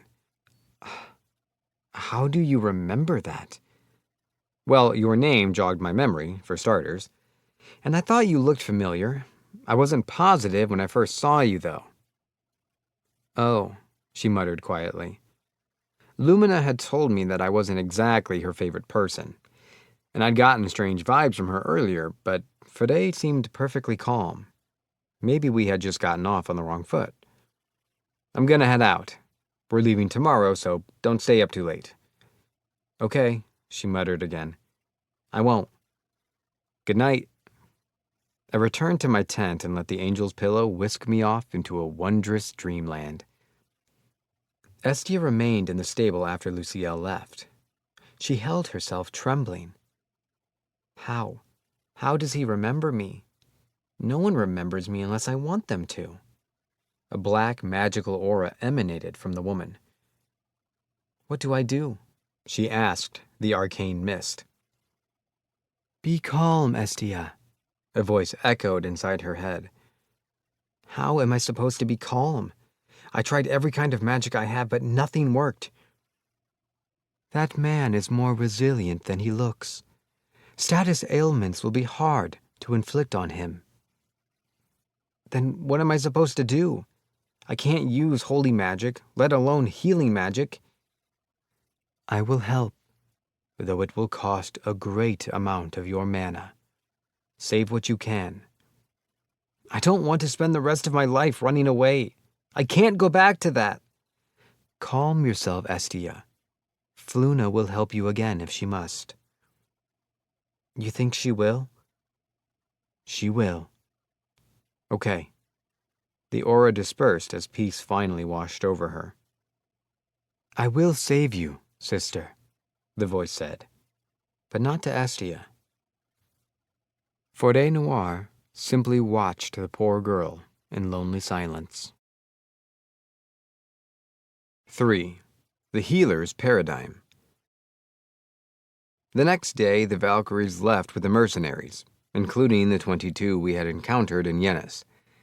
Sagius wanted to go with them, but seeing as he and his men were going to quit the merc business, I made sure to send a letter of pardon with him. I had also given Lumina a rundown on their situation, and hoped I would come across their future restaurant at some point. Meanwhile, my team returned to our route along the Yanetian border, westbound.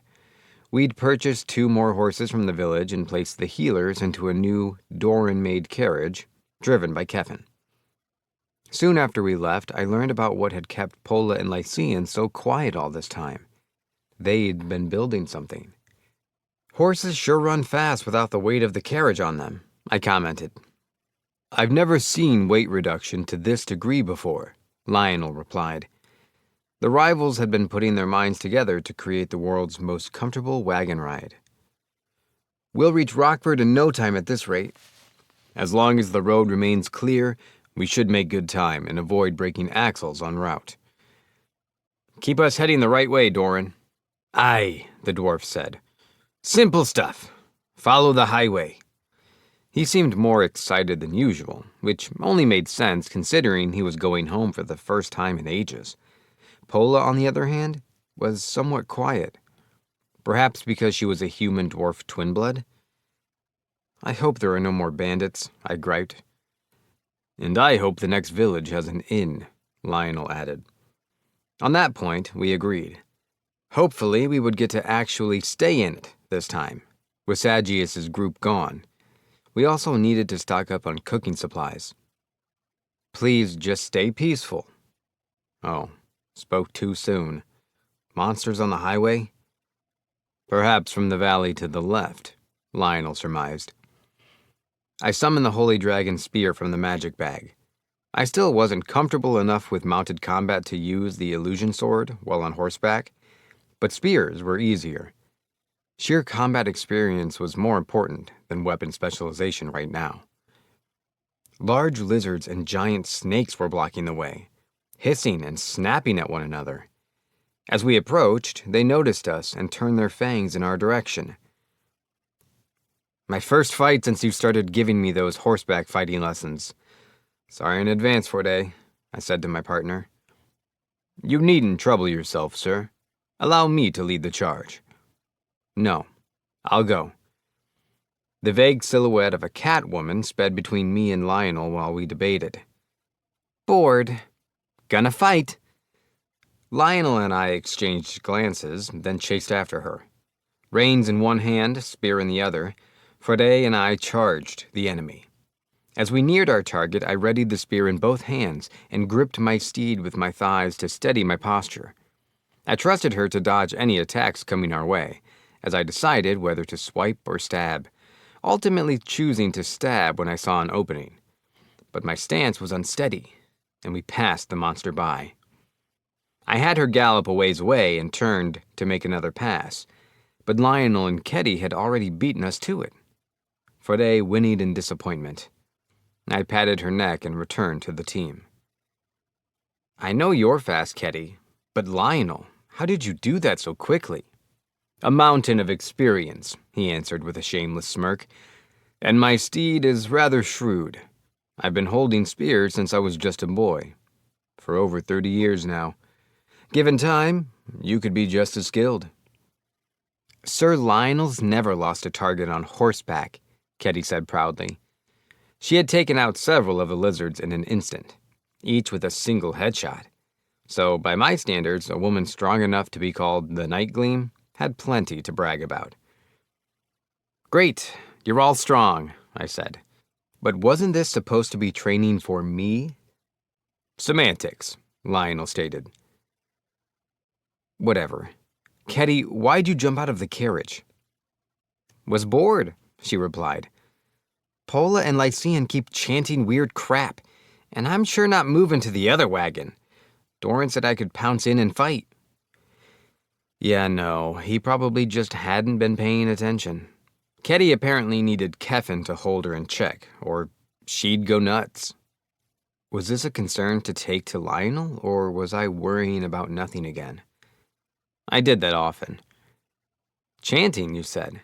Didn't you tell me earlier that they were having a magic get-together today? Is it bothering you? I asked.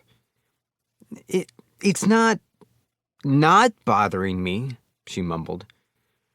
If I hear one more spell get recited, this kitty's gonna lose her mind. Would you rather ride with Keffin? You sure like that guy, Chief, but all he's been doing is sitting there and staring at nothing. He did seem a little more dazed than usual. Honestly, we hadn't really needed the extra healers, and most of them didn't look all that motivated to be here. They were definitely the church HQ types. How's Doran looking to you? Happy his granddaughter's got a new friend. I catch him looking back and smiling at them every now and then. Pola and Lycian really did go well together. It couldn't be easy finding another person to talk with about magic items so passionately. Well, I did potentially know one in the Holy City, but she was probably one of the reincarnated. Good to hear. Sorry, Ketty, but we're going to keep things as they've been for now. You don't have to pay attention to the magic stuff. Focus on scouting, if you want. Gotcha. I'll help drive or let the yammering lull me to sleep if I get tired. Don't let yourself get too stressed. Take Keffin scouting with you if you need to. Got it. Handing over Keffin sure made her happy. I didn't know if Keffin shared the sentiment, but I needed him to keep an eye on her. Over the course of the next hour, the valley vanished behind us, and by the second hour, it had been replaced by forest. Beyond was the unexplored territory to the west of Yennis. The prospect of breaking new ground excited me, but the thought of the ground breaking me made me get over the idea pretty quick. I wonder if there are any unique monsters here, like in the forest in Yennis, I mused. My knowledge of Shirul's territory is limited, but species can vary or even exist in stronger varieties, Lionel replied. Then these uninhabited woodsy areas must be pretty dangerous. Not in Shirul. Lord Rainstar's blessing, the barrier that surrounds the Republic, stretches across here, so any monsters we encounter should be weaker. Lord Rainstar had done a good job keeping the big, strong monsters away, but not labyrinths. Maybe they were connected to some different space and reality or something. Has anyone ever considered the fallibility of that thing? Knock on wood. Not that I want to be the one to test it. I welcome the prospect of challenging foes. The thrill of battle reminds us of the joy of being alive, and the rush of victory proves our strength. I had forgotten who I was talking to. I only had myself to blame. Still, I did feel a little anxious. Some monsters could fly, others could dig, and some were crafty and could lay traps. The chances of being ambushed by creatures like that weren't exactly zero, especially if airborne enemies could fly over the barrier. But what if we could create a barrier that covered every avenue of attack? On the other hand, How would I even learn that sort of magic? The only talk I'd heard of something like that was in legends about spells invented by Lord Rainstar himself. I suddenly had a flash of brilliance. If we couldn't do it with spells, why not with magic items? We could make barrier generators, I mumbled to myself. Even if towns only had devices that could pinpoint the location of potential threats, it would make defense significantly easier to maintain. And if we could shrink it down into a handheld form, the adventuring profession would be changed forever. More ideas started to pop into my head. I made note of each one, regardless of how realistic they were. Subtly, of course, so as not to out myself as one of the reincarnated. Finally, we spotted the fortifications of a small town. Before, with the Order of Healing, Jord would have been ordering Pelaragus to herald our arrival, but recently it had come to my attention that no one in my current troop was the heralding type. I ended up settling for Lionel. Mind riding ahead and telling them an S-rank's arriving? I asked him. Whether I mind is of no importance, he said. None of us are quite suited for the job. It will be a new experience. Right. Thanks. It will be done. As I watched him leave, I couldn't help but irritably wonder why we had gotten 4 healers but not a single Templar or Paladin. The villagers welcomed us with open arms. Lionel introduced the mayor, and when I asked if he had any citizens in need of healing, he only answered after some hesitation. This made me realize that although the healing guidelines had been in effect for well over a year now, there were still people who didn't trust them, even in Shirul. People were still too scared of the prices to visit clinics and be healed. And this was what I, the S-rank healer, was traveling around to rectify. But at the same time, I was no Lord Rainstar. I knew that I could, and should, act only within the bounds of what I was capable of. I struck a deal with the mayor to let us heal as many injuries as his people had, every little cut or pulled muscle, in return for food. It would give me an idea of what the new healers were capable of, too. Lumina had told me that all of them, excluding Estia, had owned clinics, so regardless of their character, they surely knew how to walk the walk. The test began and the healers got to work on my orders, but I found myself scowling before long.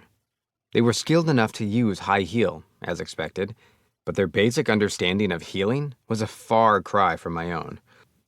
Although the wounds they treated closed, they left nasty scars. Estia, meanwhile, was so poor at handling magic that a single heal spell caused sweat to bead on her forehead. Still, she produced far cleaner results than the others, leaving no traces of injury on her patient, and I started to wonder if the Pope had sent her to me so that I could refine her technique. Later, I offered to take care of the leftover scars and clean up any remaining discomfort, healing everyone who stepped forward. After asking the mayor to prepare lunch for us as payment for our services, I had everyone but me and the healers leave the room. I addressed them first with a recount of the Order of Healing's creed, then proceeded with their evaluations. Your holy magic skills are impressive, for sure. I can certainly understand why you were chosen to join the new order. Among the horribly disguised, smug looks of superiority, one healer was hanging her head. But as far as real healing goes, despite being the least skilled, Estia has every one of you beat. Estia looked up. What? The other healers frowned. Let me explain. Magic is a skill, right? Every affinity has one. The frowning healers looked curious while Estia continued to gape. The more you use a skill, the higher its level gets. The higher its level, the more spells you can cast. Estia is the youngest among you, so her lack of ability is to be expected. Then I can't be the best one here, she argued. Surely you made a mistake. No. The reason I say that is because you, more than anyone else, truly put the patient first. The fact that your work didn't leave a single scar speaks to that. The rest of you, however, left traces behind. I don't know if that's because you've gotten complacent or what, but your spellcasting was disingenuous. Mr. Luciel, one of the healers spoke up. I understand your point, but you seriously can't be telling us that a child who can barely cast heal is better than all three of us. I didn't think I'd said anything all that inflammatory, but maybe we could use this chance to lay our grievances out in the open. They hadn't spoken much until now, so figuring them out had been difficult. That's exactly what I'm saying, I replied. At least in this particular case. Then I suppose we don't think alike, do we? I suppose we don't. But like I said, one of our goals as the Order of Healing is to improve the sullied image of our profession, to return to a time when healers were respected. One of the men cackled. A jokester, too! What can't you do? Such grandeur! I can feel the wind in my sails already, another quipped. Or is that meant to be a jab at us for running our clinics into the ground? The last added. Lumina's warning had evidently been accurate. I'm sorry about what happened to your clinics, I said. But as long as you're in the Order, you're going to do things our way. Quite the idealist, Mr. Luciel. I can hardly believe we're speaking to the man who traveled to another country, subjugated the population, and enslaved its people. Frankly, that's what I'm most interested in learning how to do. So that was how they saw me, huh? Out of context, my actions did look bad from a pessimist's point of view. The thought of all the nasty rumors the Valkyries hadn't informed me of was somewhat frightening. I knew they were only egging me on, and nothing they said was wrong per se, but I wasn't about to take this lying down. Oh, that's easy, I scoffed. All you have to do is master holy magic, slay a dragon, tackle racial discrimination, improve workplace conditions, and privately fund the construction of a school for children. Deafening silence. Do all that and your slaves won't let you free them, even if you beg them to go. Give it a try. Any more questions? Nothing. No? Good. Lunch is probably almost ready. Let's go. I exited the room. Estia followed Luciel out shortly after. She couldn't stand to breathe the same air as those despicable healers for a second longer. There was nothing she despised more than their kind. She spotted the S-rank walking a ways ahead and nearly called out to him, but stopped in her tracks. The mountain of questions she had seemed to be stuck in her throat. Who are you? She wondered aloud. Which rumors are real, and which are lies? As Luciel disappeared from view, Estia felt the tension leave her, and she continued after him once more. I asked the mayor over lunch if there were any other villages or towns nearby, and he pointed us in the direction of a particularly bustling one called Afra, just a few hours away. He offered to let us spend the night, but I figured we ought to hurry and decided we'd set off after a short break. In the meantime, I relayed my ideas for barrier-generating magic items to Doran, Pola, and Lycian. Their eyes all shot open at once. You're a genius, lad. A savant. With such a device, people might live in complete peace from monsters. The three of them flew into deep, confusing conversation, with many complicated terms that went right over my head. Noticing my plight, Lionel frowned and remarked, True, the threat of monsters would diminish, but it wouldn't be long before nation-states tried to appropriate the technology for military use. I don't think that's necessarily true, Ketty argued. She didn't often contradict Lionel's opinions. I shot a glance at her, but her mind was already somewhere else. Mr. Luciel, Captain spoke up, clenching his fist. I support your goal for world peace. I say, we make a statement. I hadn't considered the military applications, but that was why second opinions were valuable to have.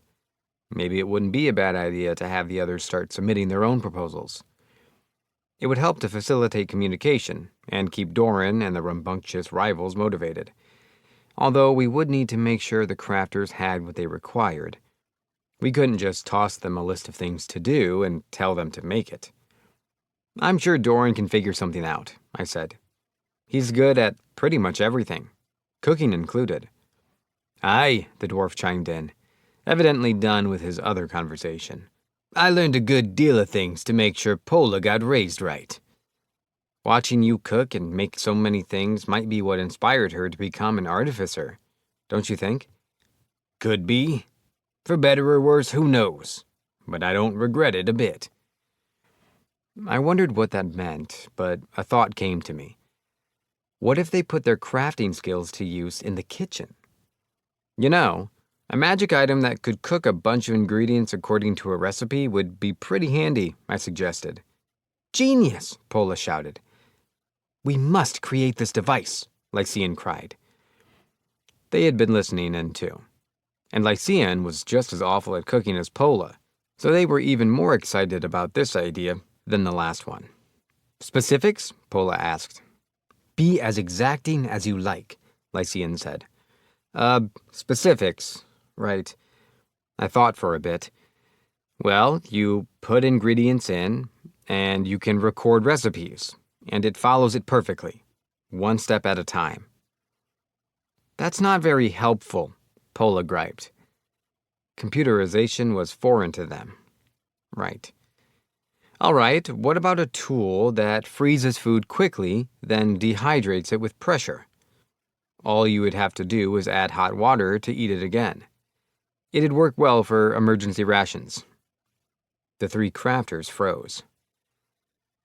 Jerky is dried, salted, and spiced to prolong its shelf life, right?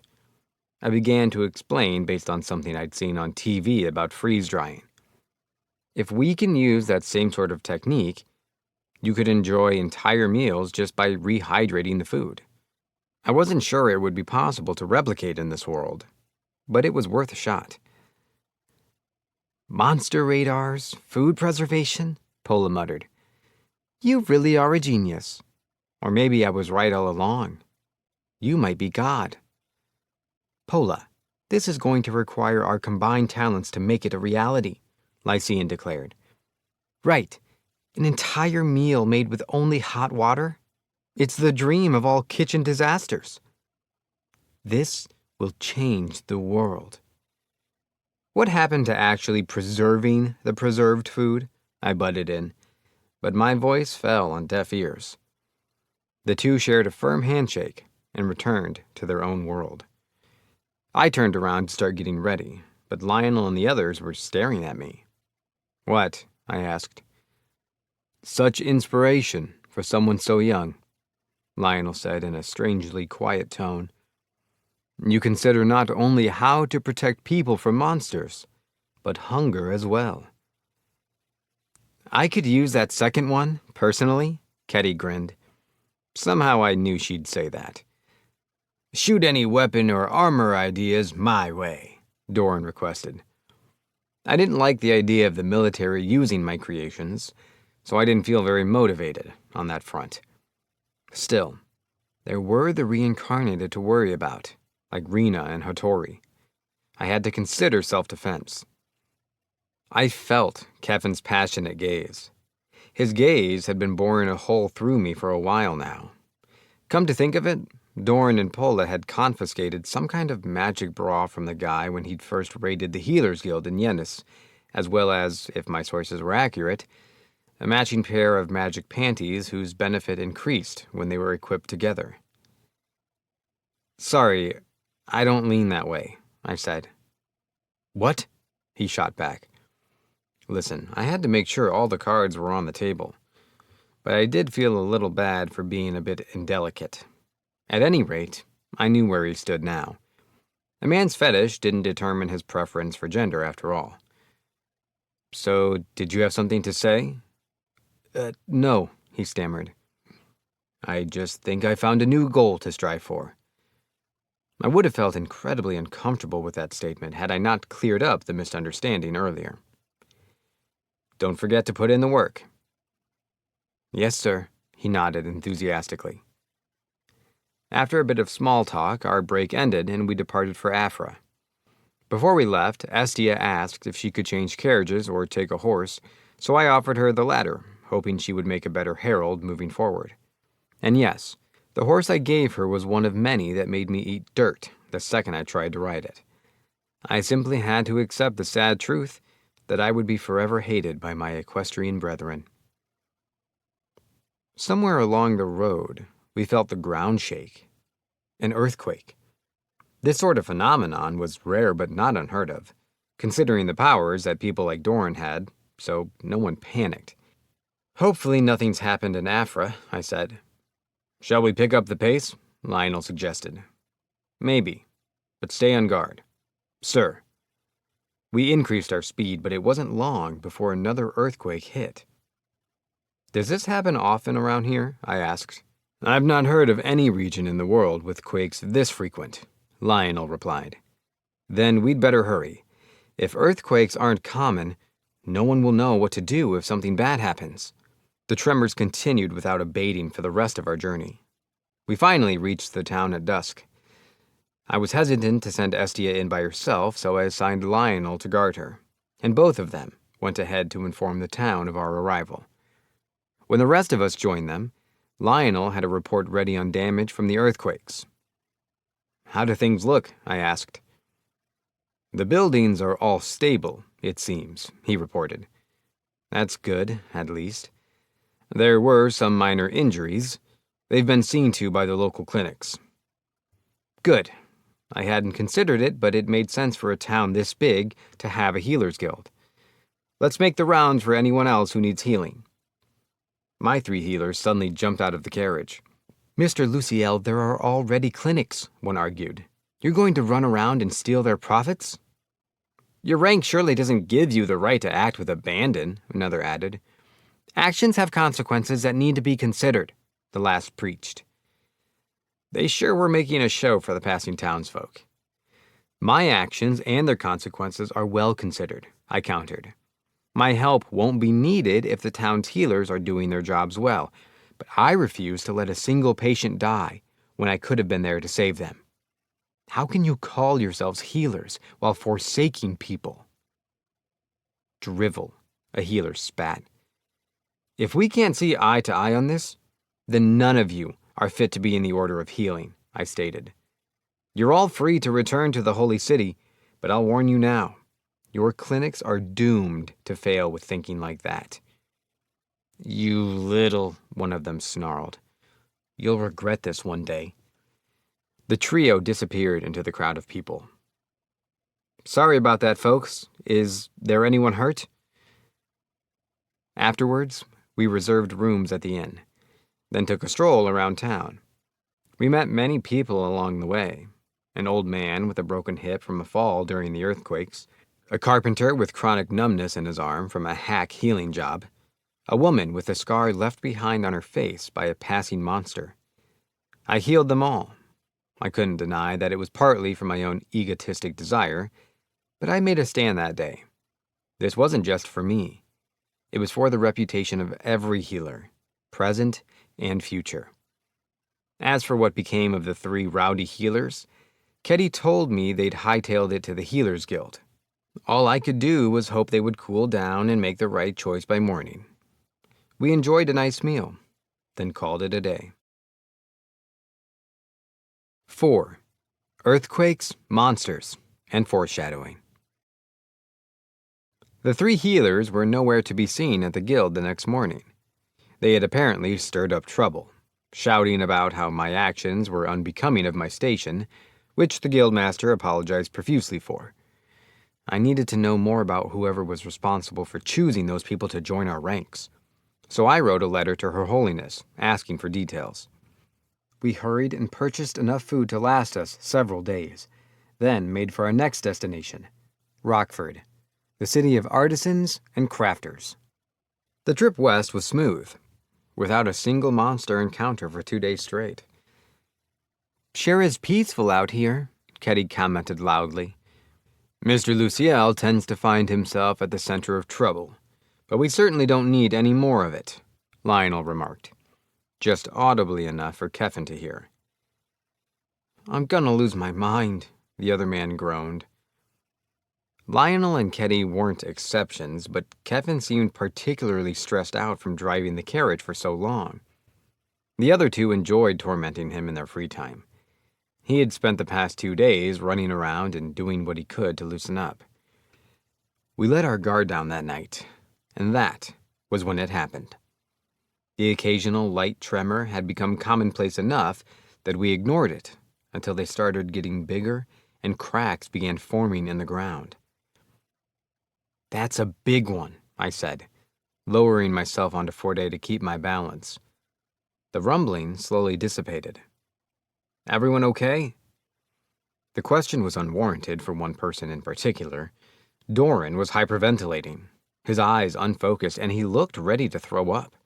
He was sweating bullets. "Doran," I called to him. "Hey, Doran, you okay?"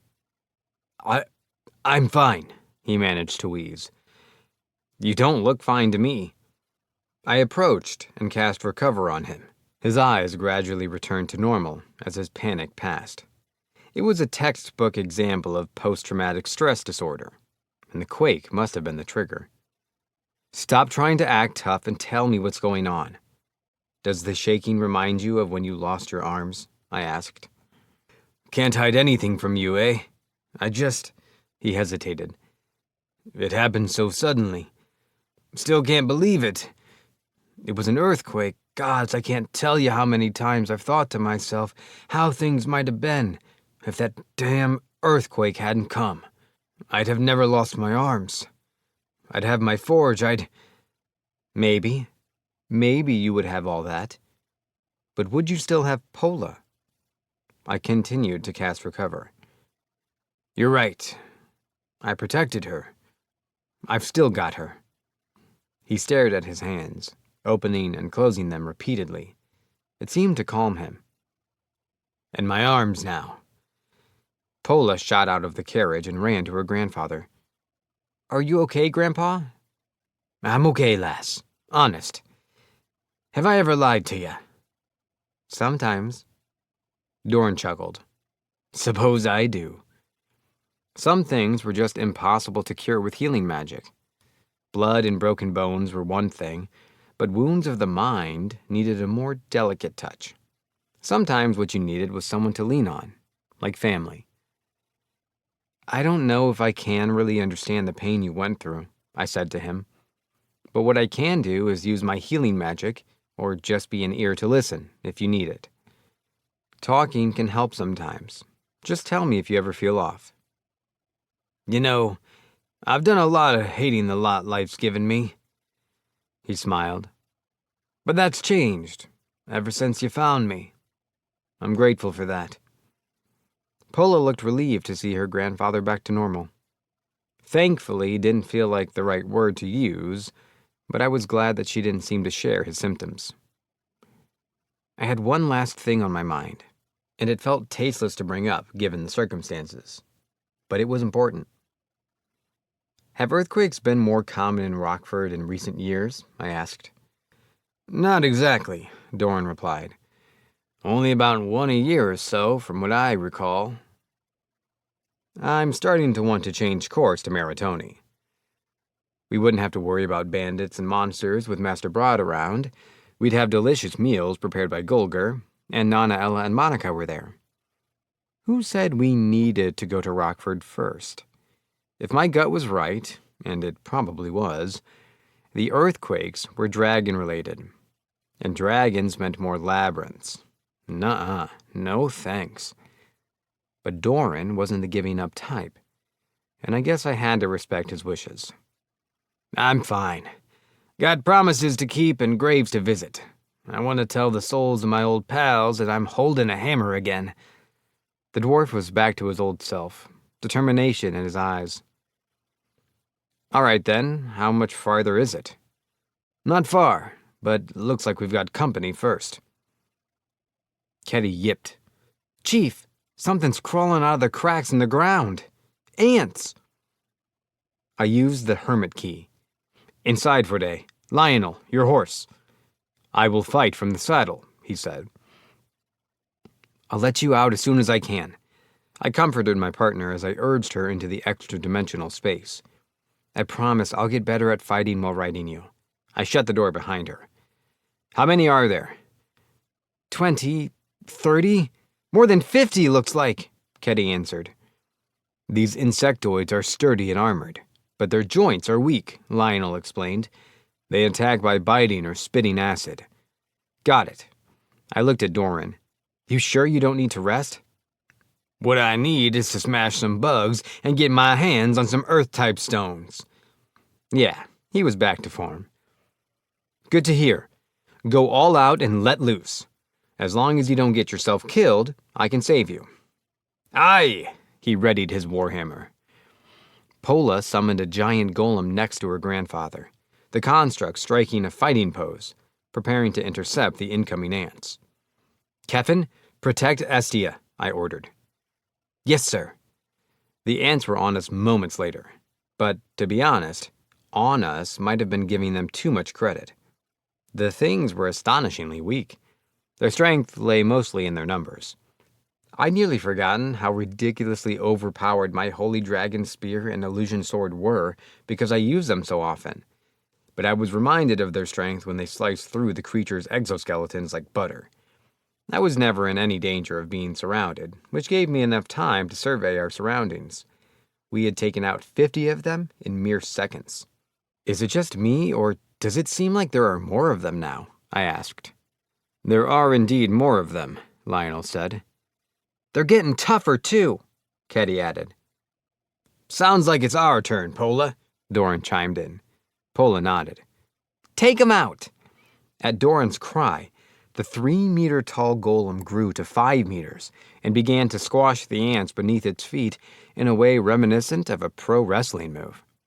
Or did I just think it looked like pro wrestling because of how I'd seen it fight in the labyrinth in Yennis? And now it was kicking the monsters around like soccer balls. It was absolutely destroying the ants. Where had Pola gotten the inspiration for its fighting style? Was there some sort of manual for golem combat? I received no answers to these questions, but they occupied my mind long enough for the fight to end.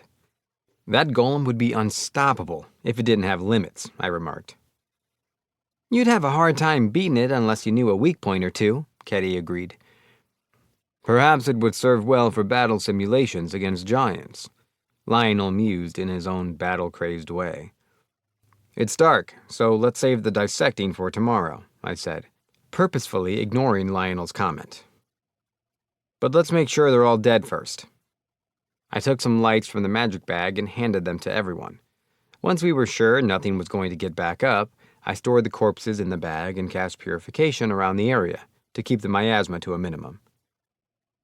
There were over 100 of them, I noted. Is that normal for this area? My familiarity with the region is a little outdated, but it does seem strange, Lionel replied. We're pretty much in Rockford's backyard, right? I assume there aren't any labyrinths nearby. Several mines, but none have become labyrinths to my knowledge. So did that mean they could turn into them? No. I was surely overthinking things. Yeah, how would a mine turn into a labyrinth? I asked myself. Can't say, Doran crossed his arms. But you can tell if the creatures are from labyrinths by whether they leave corpses or just poof into stones. Anyway, we'll camp out for the night, I said, changing the subject. After dinner, I want the night watch in shifts of 3. I lit the anti-monster incense I'd gotten from the Doctor's Guild, but there was no telling how effective it would be outdoors. I'd sleep better knowing someone was keeping an eye out, just in case. Estia and Ketty ended up on watch together. The healer woman had been keeping a close eye on Luciel since joining him, and there was something she had noticed, but never had the chance to confirm. Tonight was the perfect opportunity. Ketty, she said, can I ask you something? The cat woman narrowed her dagger-like eyes. What? Estia recoiled in surprise at the lack of her usual cheeriness. Well, I heard you were Mr. Luciel's slave. You heard right. I also heard that, you're a slave by choice. You heard right. Save your breath. I know you're about to ask me why. You're going to assume I've been ordered to do something against my will, and then you'll offer to help rescue me. Did I hit the mark? Estia blinked. She stammered. I know you've been snooping around. Not out of malice like the other three, but something disgusts you. You've been a slave before, haven't you? What? How did she find out? Estia thought frantically. I can't stay here. To answer your question, I became Mr. Luciel's slave by pure coincidence. And frankly, I consider myself fortunate. I'm free, I can stay with my old master, we travel. As for why I prefer being a slave, well, that's because being an S-rank's property has its perks, and he's never once forced me to do anything. She had sure hit the mark. How do you know everything I'm going to ask before I even ask it? A kitty has her secrets. The Catwoman struck a feline pose. Could you tell me what kind of person he is, from your point of view? He's a master of holy magic, and the biggest goody two-shoes you'll ever meet. A wimp. A bit of a loser, a whiner, but dedicated, strong-willed. And he keeps things interesting. Couldn't care less about coin. He's 1 in a million. Any more questions? No, ma'am. You wouldn't be the first person to have it in for healers, but I suggest you refrain from taking that out on Luciel. Estia put a hand to her mouth and began to cry. Ketty remained next to her in strained, awkward silence. No more monsters attacked us the next morning, but we did discover holes all over the ground about half a meter wide, now that we had sunlight. So that's where they came from. Not the cracks from the earthquake, I remarked. We could get the carriage stuck in one of these if we're not careful, could even break an axle. Considering their numbers, it may be wise for us to proceed slowly, Lionel cautioned me.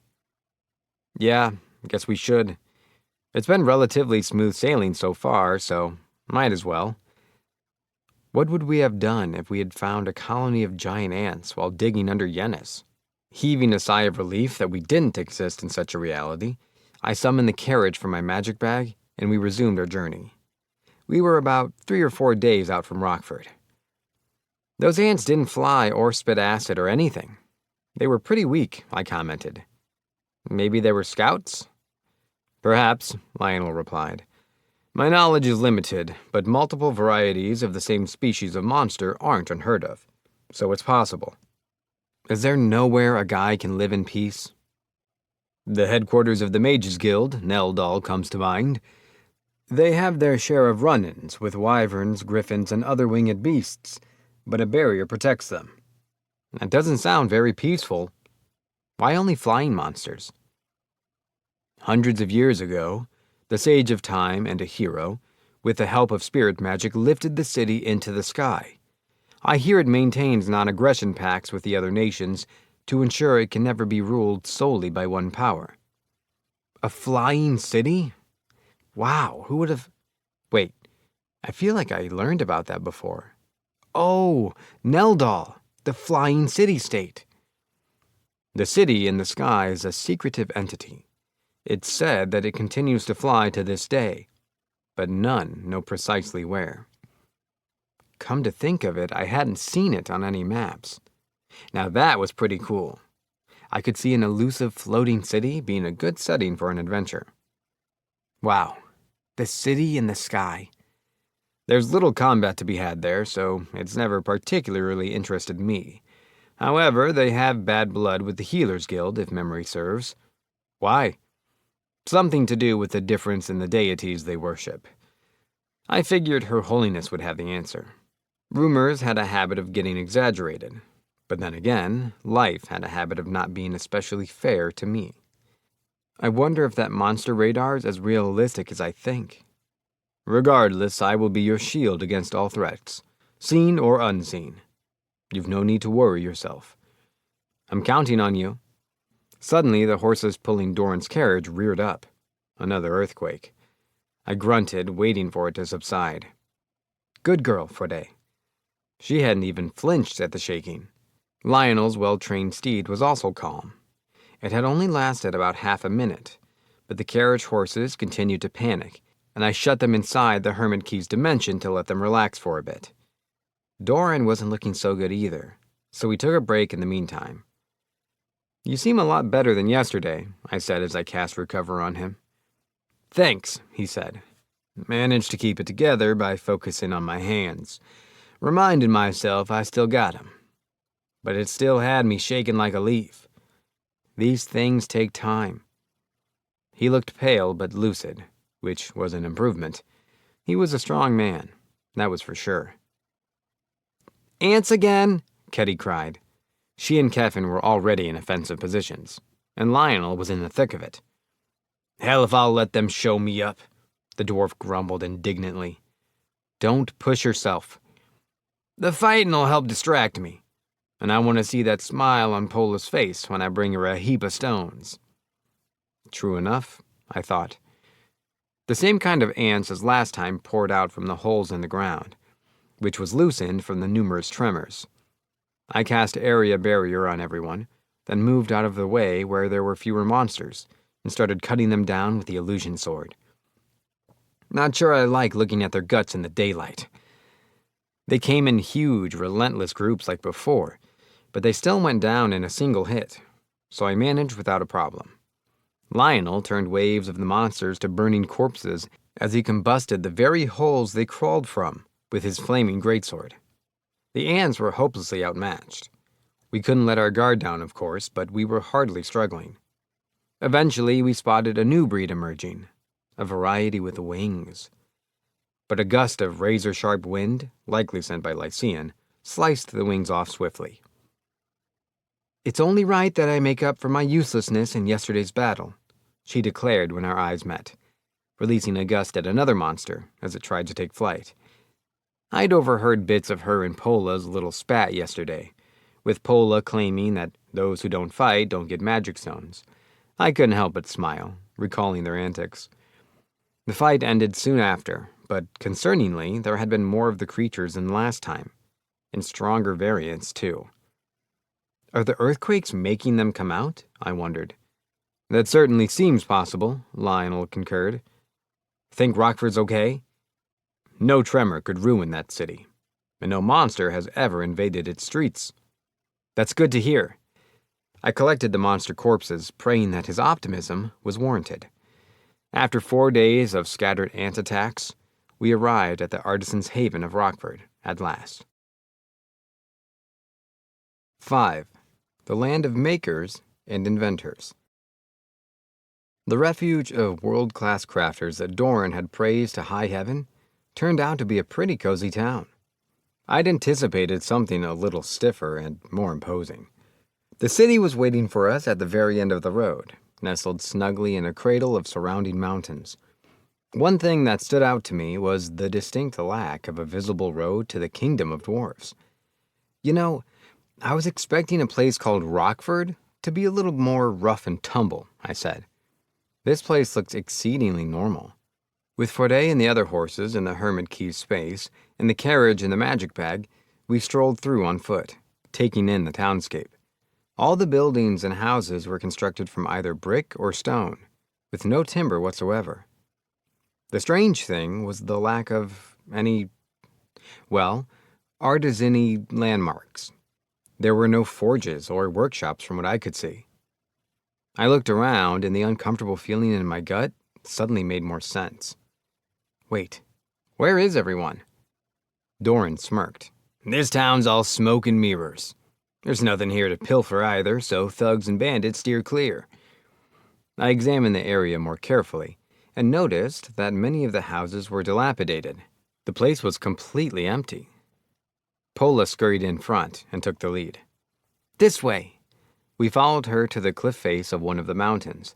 She continued to walk straight towards it, her head facing back towards us, and was about to slam into the wall.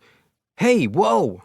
Just as I reached out to stop her, she slipped right into the stone. What? How? Is the wall an illusion? Aye, the work of a device that bends light to hide the entrance from folks we don't want coming in, Doran explained. You can imagine the sort of misfits that get together in a place like this, and it's not rare for a lad to have a few enemies on his tail. Wow, Ketty gasped. I see now why the Empire failed in their conquest of this place time and again, Lionel remarked. It was a good thing he hadn't been part of any raiding parties, or this ghost town probably would have been turned into a ghost ruin. Doran guffawed. You ain't seen nothing yet. Someone sure seemed excited to be home. He led us to the wall and through the magic, fantasy-style projection map thing. I couldn't hide my amazement. It was seriously impossible to tell there was anything but a wall there. And if this was just the beginning, I could see why they called Rockford a dreamland for crafters. The sky's the limit with this sort of technology, I muttered to no one.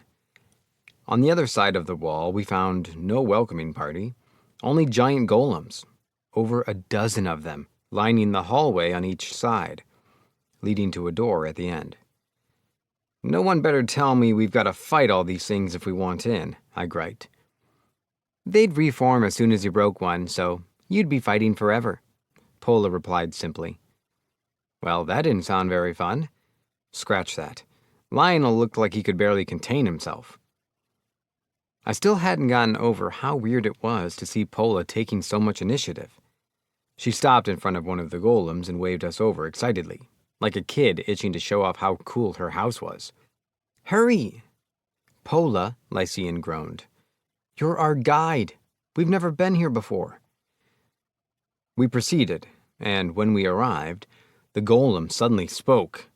To the one who seeks entry, answer me this question, prithee. A riddle? I could feel myself getting hyped up already. To grab the opponent by the waist from behind, then fold backwards and bridge them into the ground. What is this technique called? And there went the hype. A German suplex, Pola answered. You may proceed. What kind of question was that? What in the world, literally, was pro wrestling trivia doing here? Fella who made this place set it up so you have to answer all sorts of questions from different categories. But a lot of it's nonsense to me, Doran said. Golems will attack you if you try to force your way through. And what category was that just now?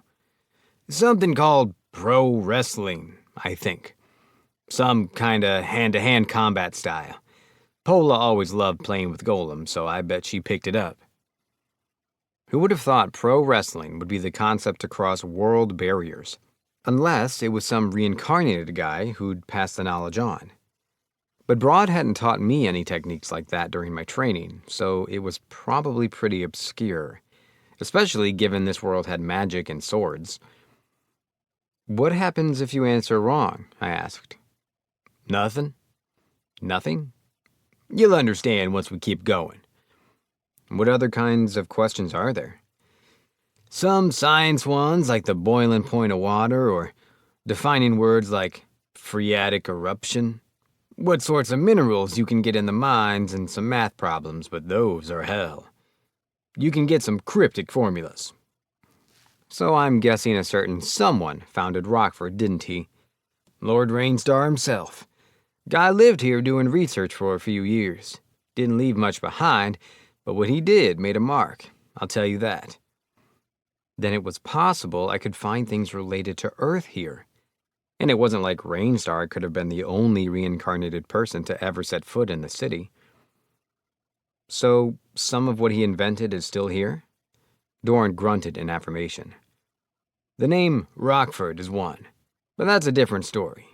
See, Lord Rainstar found himself stuck on a problem that not even his skills were enough to crack. So his pals, researchers and bright minds from all over the world gathered, and when they came together, like one big rock, they solved it. So the town became Rockford. That's how the story goes.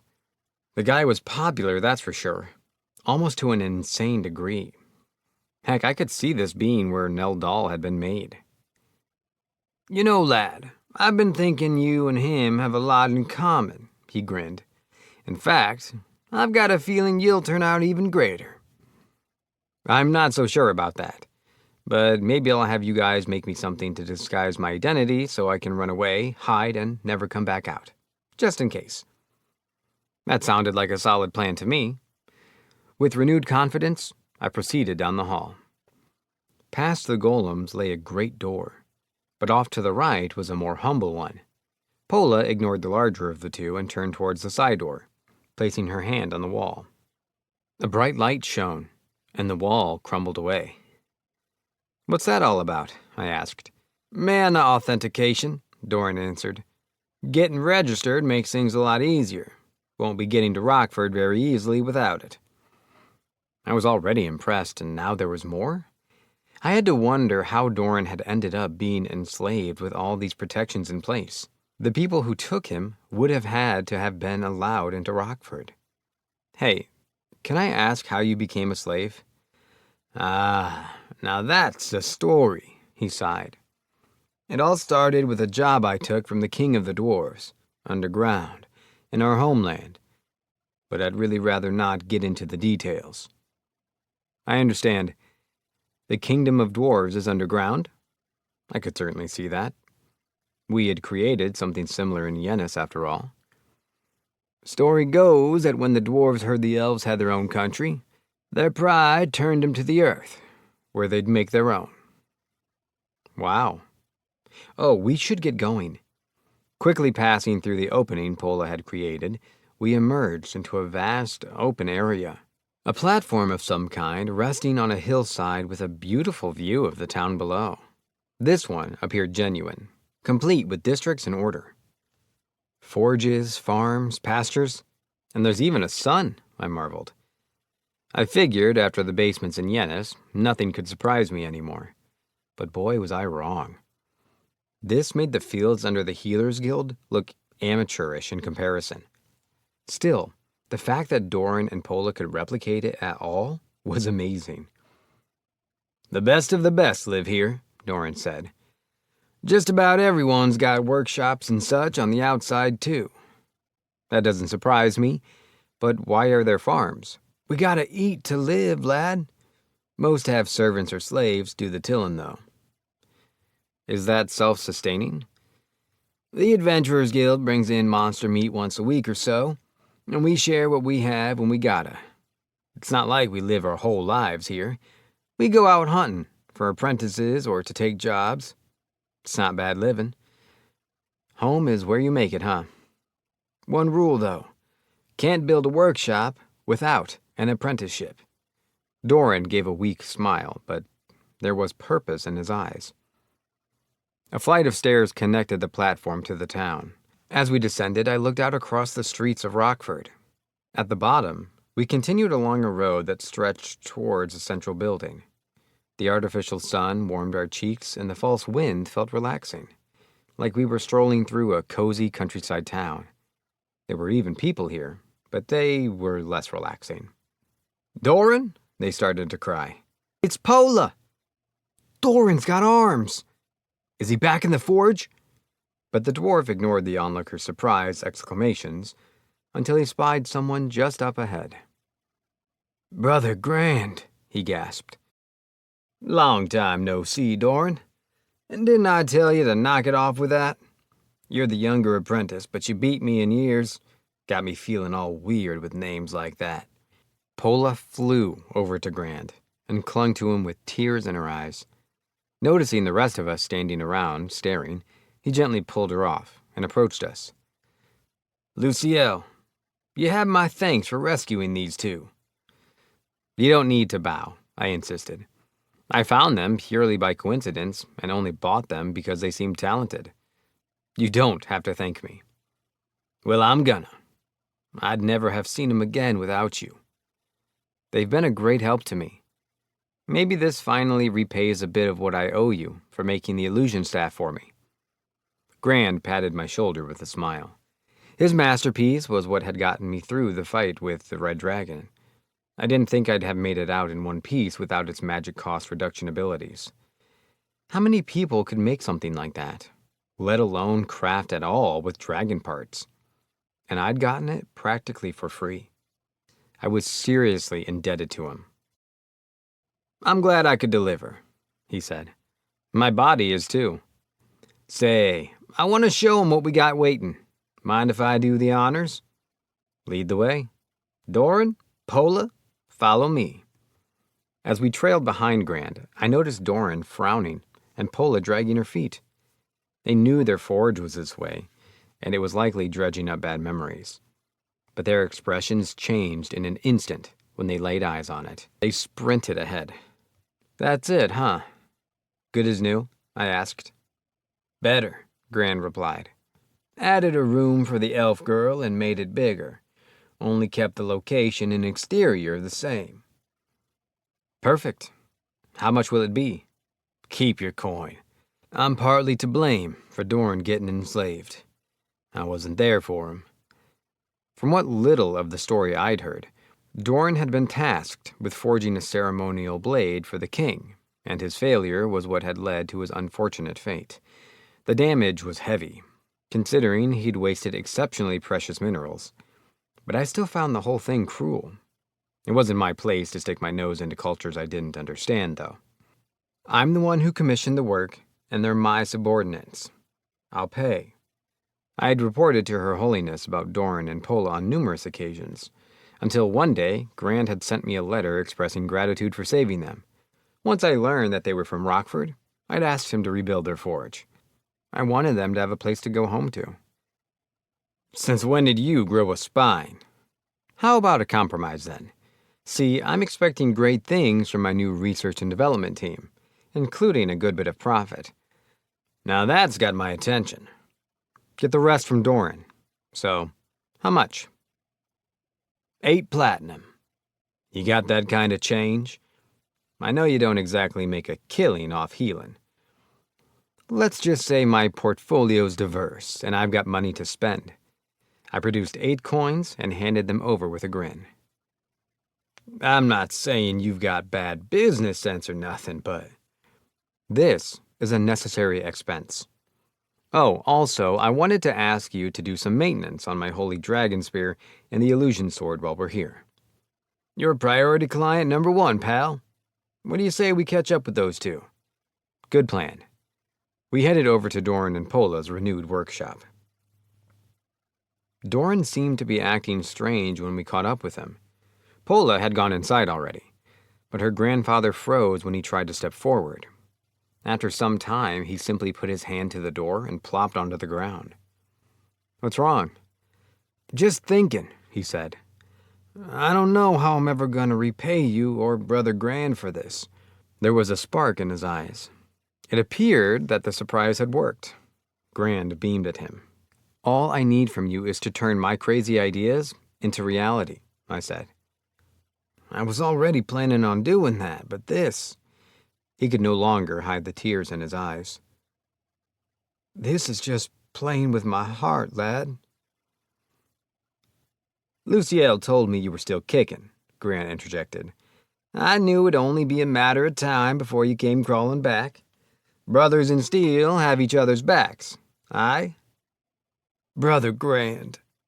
The dwarves embraced each other. They didn't let go until Grand finally realized that they were drawing others' gazes. "Go on in, Doran," I said once the emotions were out. "Lycian's going to be living here too, but she can't go inside until you do." I looked at the elf girl, and she blushed awkwardly. "Right," Doran replied. "In we go." With that, we invited ourselves into their new home and workplace. The main floor of their workshop was the living space, while the basement consisted of 3 workshops. The upstairs was fine and all, but what's going on down here? I muttered in surprise. Not just because the basement was twice the size of the underground workshops in Yennis. Oh no, that part was trivial. It was because the place was made with a strange, semi-transparent material, engraved with all sorts of magic runes. Complete with sound dampening, vibration reduction, anti-dust, anti-corrosion, and flame-retardant runes, enchanted right into diamond and adamantite walls. "Won't be blowing this forge to hell," Grant said proudly. It looked absurdly expensive. He had definitely undercharged me with that 8 platinum. No earthquakes shaking this place. Floor's nice and firm. Grand had really gone all out. The quake that had caused their former workplace to go up in smoke had informed most of the construction this time around. Pola and Lycean sections were situated ideally for the two rivals to shoot peeks and glares at each other. I thought they'd have an issue with this, but the two locked eyes in some kind of new partnership.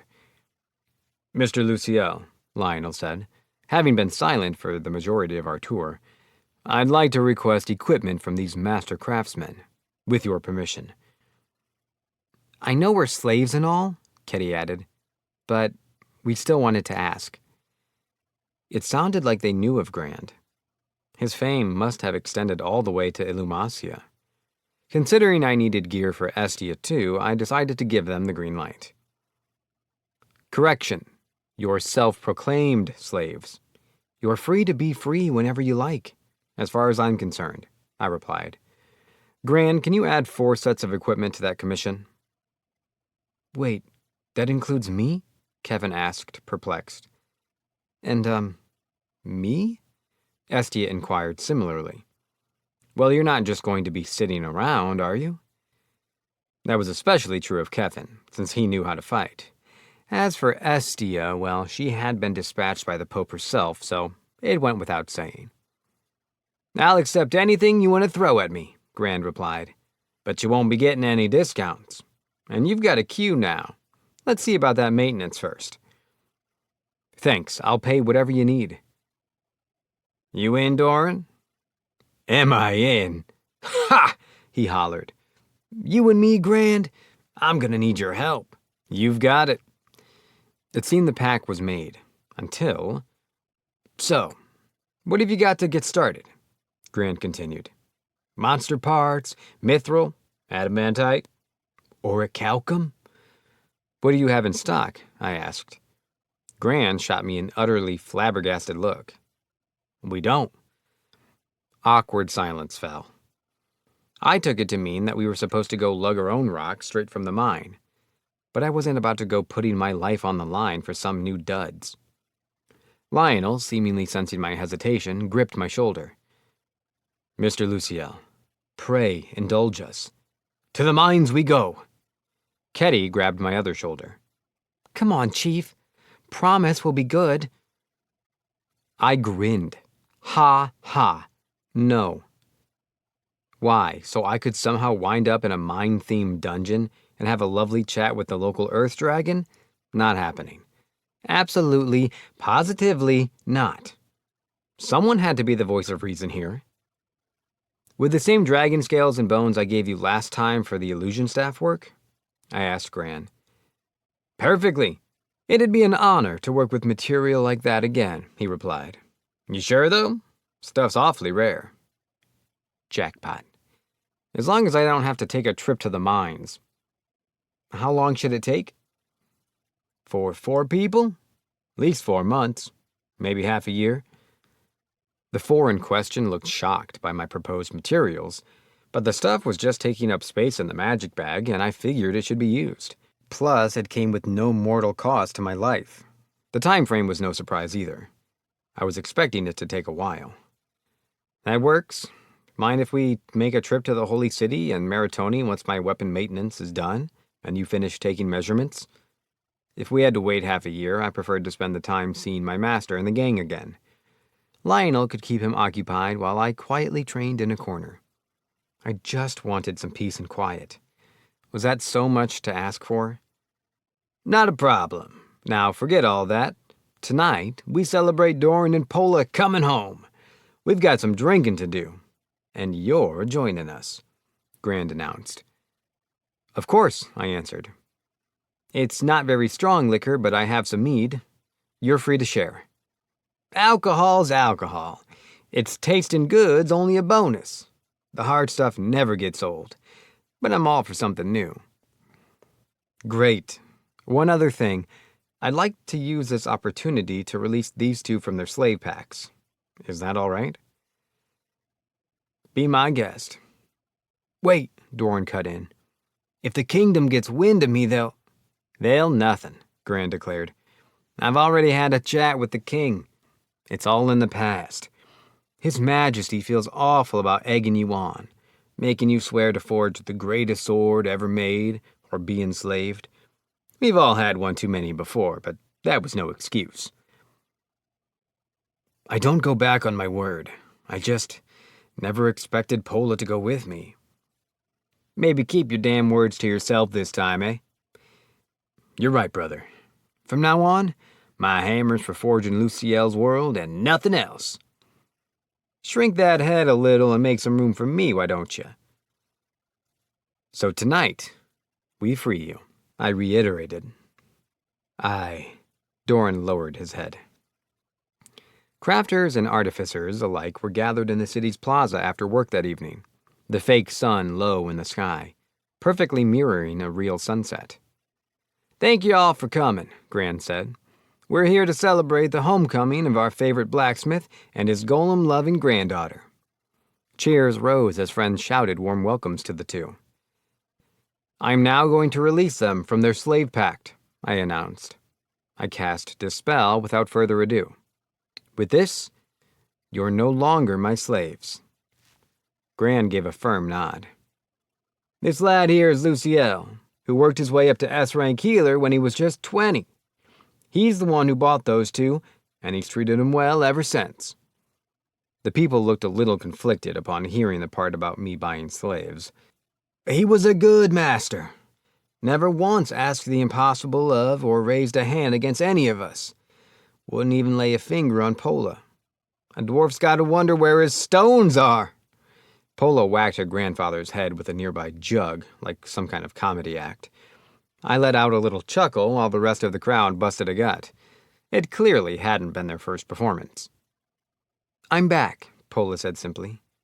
There's still lots I want to learn. I hope you'll all teach me again. She offered a cute bow, to raucous applause and cheers, almost like she was a local idol. This was her home. She'd grown up here.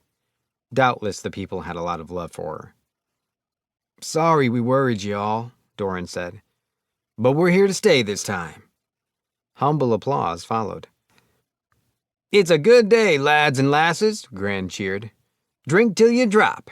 With Luciel here, no one's getting a hangover tonight. The crowd hollered. To Doran! To Pola! Cheers! Cheers, everyone cried. I can't tell ya how sad I was to hear what happened to them two, Gran slurred between sips. Doran, Pola, slaves? I cursed the gods, I did. Cursed his Majesty, too. Not as much as he cursed himself, though, I bet. Why didn't you ask me for help, you ass? I didn't mean bad by it, Doran said, gulping his own drink. I searched and searched, but the only thing I found was a whole heap of wasted time. That's when I got your letter, Luciel. When I found out he bought you both and was taking care of you. Told me you'd got your arms back, asked me to build you a home again. Can you reckon how over the moon I was? You can't! Thanks, Uncle Grand, Pola said. Aw, you can't do no wrong, you goof. Grand cooed like a doting parent, giving her head a firm pat, before turning his ire back on Doran. Luciel asked me to keep hush about it all. Got some weird looks from folks who saw me taking trips to your old workshop. It cut me deep. So much for being a heavyweight, I thought. The collateral damage of his drunken stupor was surely only just beginning. Doran faced Gran directly and bowed. I appreciate you, brother. Ah, to hell with it. You're off the hook for now, but you ain't leaving till one of us drops. I think that's about to be you, but don't worry. You're in good hands. Them's fighting words. So began their dwarven drinking contest. The party went on well into the night. 6. A chance encounter. Doran and Gran fell victim to horrible hangovers the next day. According to Pola, dwarves were heavy drinkers and loved their spirits, especially hard ones, but that did not protect them from the inevitable. "You did this to yourselves," she said, promptly returning to her workstation. "Luciel," Gran pleaded, "I'm begging you, cast your spells on me." "I know my granddaughter's right, but please, Mr. Luciel," Doran begged. The sight of the two burly, stout, bearded men crawling on the floor with looks of death on their faces shocked and appalled me to the point where I yielded and cast recover on them. Gran let out a sigh. "Think I had one too many." "Nothing's better for a hangover than another pint, but you gotta be careful, or you'll be in for a world of hurt. Physically, by your granddaughter," Doran said ominously. They seemed back to normal to me. "Also, I can't stand the fancy talk. Treat me like you always have. I prefer things to stay like they were." "In that case, you can stop calling me Mister," I said. I'll try." I was hoping for a little more than try, but was happy our relationship could stay the same, even with that whole slave thing done and over. I changed the subject. "By the way, I haven't seen Tret." "Right, he's been in a bit of a slump lately," Grand replied. "Disappeared a while ago, saying something about going out to find inspiration." I didn't know he could get slumps. "I don't know if it was a slump so much as a fit. Never mind. I got measurements to take. Get your, guess they're already here. I think they're excited to see what you can make. Hear that, Doran? We got expectations to live up to." "Aye, we do, brother." They flashed the kind of powerful, confident smirks that only master smiths could make. Not even Lionel seemed to be able to withstand the sheer crafting spirit emanating from them. Meanwhile, I found myself with an abundance of free time and decided to wander the city alone, until Pola stopped me. "I'll go with you, just in case." In case of what? Who could say? "I'll go as well," Lycian chimed in, raising her hand. At least her company made sense.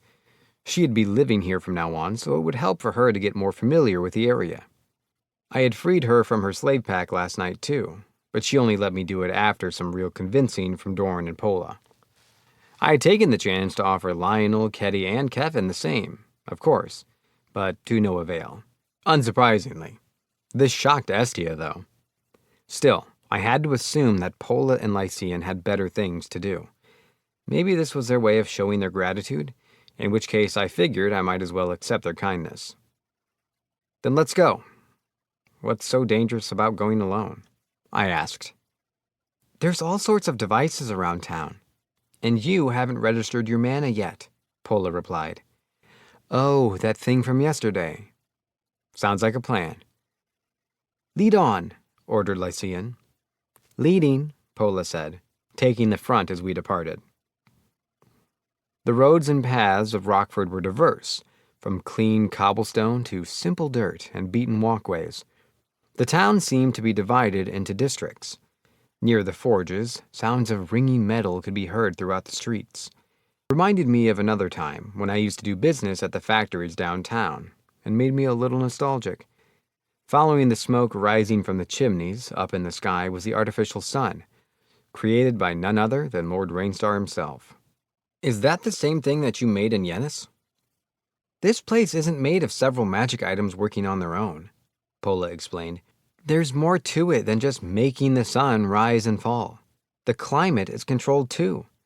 Then it took many devices operating in tandem to produce the same effect in Yennis. Meaning that wasn't the case here? "You're saying all of Rockford is a magical device?" "Right. It absorbs magic from the air so it can run indefinitely." Somehow, my uneducated guess had turned out to be more on point than expected. "Almost similar to a labyrinth," Lycian remarked. "It probably uses the same mechanism," Pola agreed. I felt quiet. Something about that little comment had given me a sense of foreboding. A bad sort of feeling. A very bad feeling. Had Lord Rainstar taken some location that was on the verge of becoming a labyrinth and used spirit magic to transform it into the Rockford we knew? If that were the case, and considering monsters could appear in local mines, despite none of them being dungeons, my hypothesis about a dragon slumbering nearby wasn't that far-fetched. Further on the outskirts of town were farms and small plantations, but I found the presence of so many wells outside those areas curious. There was one by just about every workshop. Why are there so many wells? Nothing special, so everyone can have clean drinking water, Pola replied. This town is so odd, Luciel complained.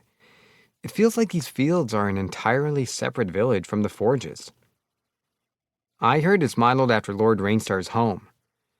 I remember hearing he grew up in a frontier village, didn't he? His family were farmers, I said. Right, but something happened to it in the past, and it doesn't exist anymore. I hadn't heard anything about that in the book I'd read. Interesting. I suppose I can understand the sentiment in that case, Luciel said with a sad expression. It's nice having places to relax, away from the hustle and bustle. Let's go handle that mana registering thing now, I suggested. We can do that in the town hall at the center of the city, Pola explained. Town hall. Now there was a word I hadn't heard in ages. It was always guild this, guild that around here. Pola promptly guided us to the building. Inside there was a sign marked reception, but no desk or receptionist was waiting. It was a booth, occupied by a curious machine that looked an awful lot like an ATM straight from Earth. Stand there, Pola instructed as I faltered. A voice will talk to you. Just answer it. No lying. It'll send you outside the town if you do. Like one of those magic circles in the labyrinth? Mm-hmm. What was Lord Rainstar, some physicist? Had he mastered space-time magic? Whatever the case, the stories of him certainly hadn't been exaggerations. This was pretty insane. Do you know how teleportation works? I asked Pola. I'd like to figure it out in my lifetime, she said. But I don't have the magic stones to make something that advanced. Normally, she'd follow that by begging me for said magic stones. But not this time. Perhaps they were a special type. Does their affinity matter? It needs a specific kind? I've never even seen space-time gems, so I don't know. I won't until I get my hands on some. She looked frustrated. And only people who've transcended the continuum can use space-time magic. By the sound of it, only people who had been reincarnated or gone through something similar could wield that particular affinity. Sorry, Pola, but I'm not about to out myself to the world. That's just asking for trouble. No space-time magic for me. I approached the ATM. Please state your full name, it said. Then, assessing your magical fingerprint. Please wait. Please state your occupation. They were easy questions, and I breezed through them simply enough, until the last one. Are you reincarnated, transposed, or otherwise the dwelling for another entity? I glanced at Pola and Luciel behind me. If I answered honestly, they'd hear me and the cat would be out of the bag. If I lied, I'd get expelled from the city and the cat would be equally out of the bag.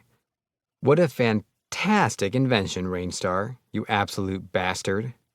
Positively inspired. I sucked it up and provided the best answer I could come up with. Yeah.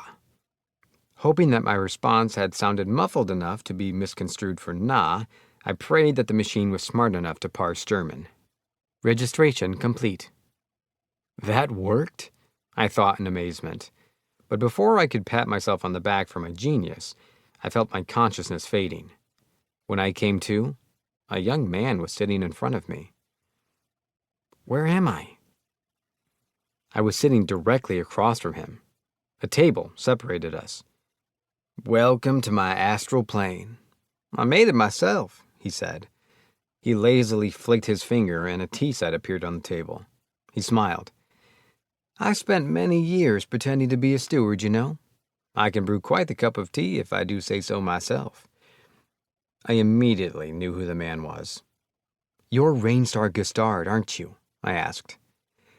And I see they call you Luciel. That makes you the 5th Earthling to visit this world. His dashing grin was strikingly handsome. coupled with his legendary abilities, as proven by this completely separate plane of reality that he'd constructed himself, it was small wonder that his presence lingered in the world to this day. But what was he doing here, alive? And what did he mean by fifth? "Tell me," he inquired. "Were you reincarnated?" "Yes. I was a Japanese businessman in my 30s, but when I died, I found myself in a 15-year-old's body, here in Galdardia." "Interesting. I had you pegged as someone else entirely from that hair color." I didn't really appreciate the implication that this guy was calling me an edgelord. I had a character customization screen and went a bit overboard. "Hey, whatever's fun," he chuckled.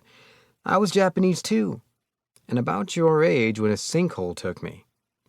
The next thing I knew, Cry the Divine had given me new life as an infant." "You were Japanese? So were you from, like, the Edo period or the Meiji period or something?" "Nope, I died in 20XX. "Oh, I died in 20XO myself." It seemed Earth and Galdardia's timelines weren't exactly one-to-one. They were at least skewed enough for a difference of 3 years to equal 300 in this world. For a moment, a spark of hope flashed inside me. Hope for a way back. But it quickly died. I knew it was just wishful thinking. "Well, if you're here, that means my good friend the Sage really managed to prevent the King of Darkness's return," Rainstar went on. "Color me surprised." Another thing I didn't appreciate was him bringing up the Demon Lord. My heart couldn't take it.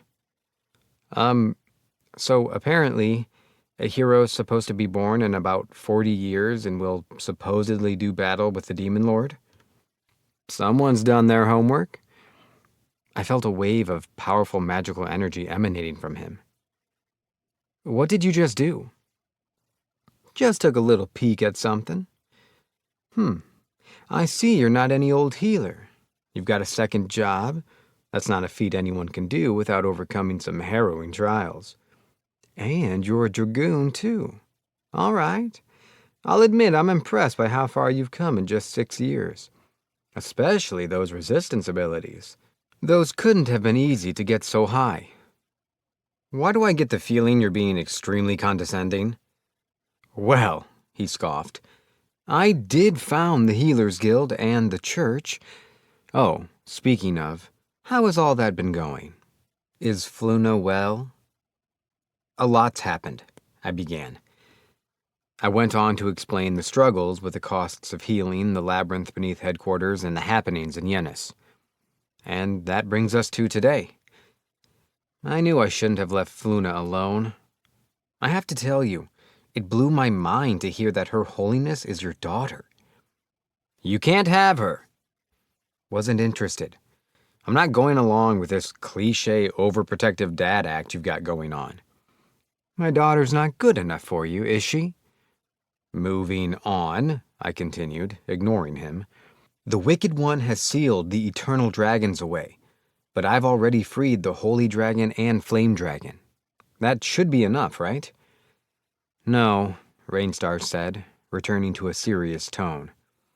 "The hero would almost certainly lose to the next Demon Lord.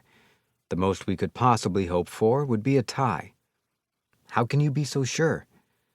"Just as the divine is the foil to the Wicked One, so too is the hero of light the foil to the hero of darkness." "Okay." And with that, he'd lost me.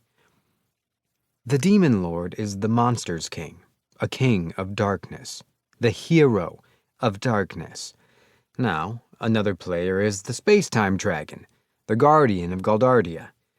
But it has no interest in man's war with the monsters, so forget I mentioned it."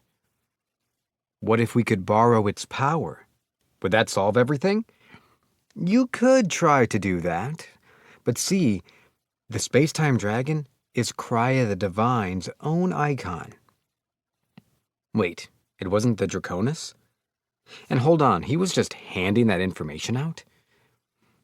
"If this were an RPG, that would definitely be a spoiler." "Too bad this is reality. Well, This isn't, but what you're living is. Anyway, the eternal dragons must be freed, or else the only magic the hero will be able to command is light. This would give the demon lord power over all the other affinities except for space-time. In your case, though, holy and fire magic's been accounted for. So you're telling me that with every eternal dragon I free, the future hero gains access to the corresponding affinity of magic, while the demon lord loses it? And that's why they need to be freed, to give us an edge. Correct, he affirmed. Back in my day, I had all the elements under my belt, and beat the guy by accident. But if I hadn't, I'd have barely scraped by, even with the spirit's help. Had this guy seriously just pulled a back in my day humble brag?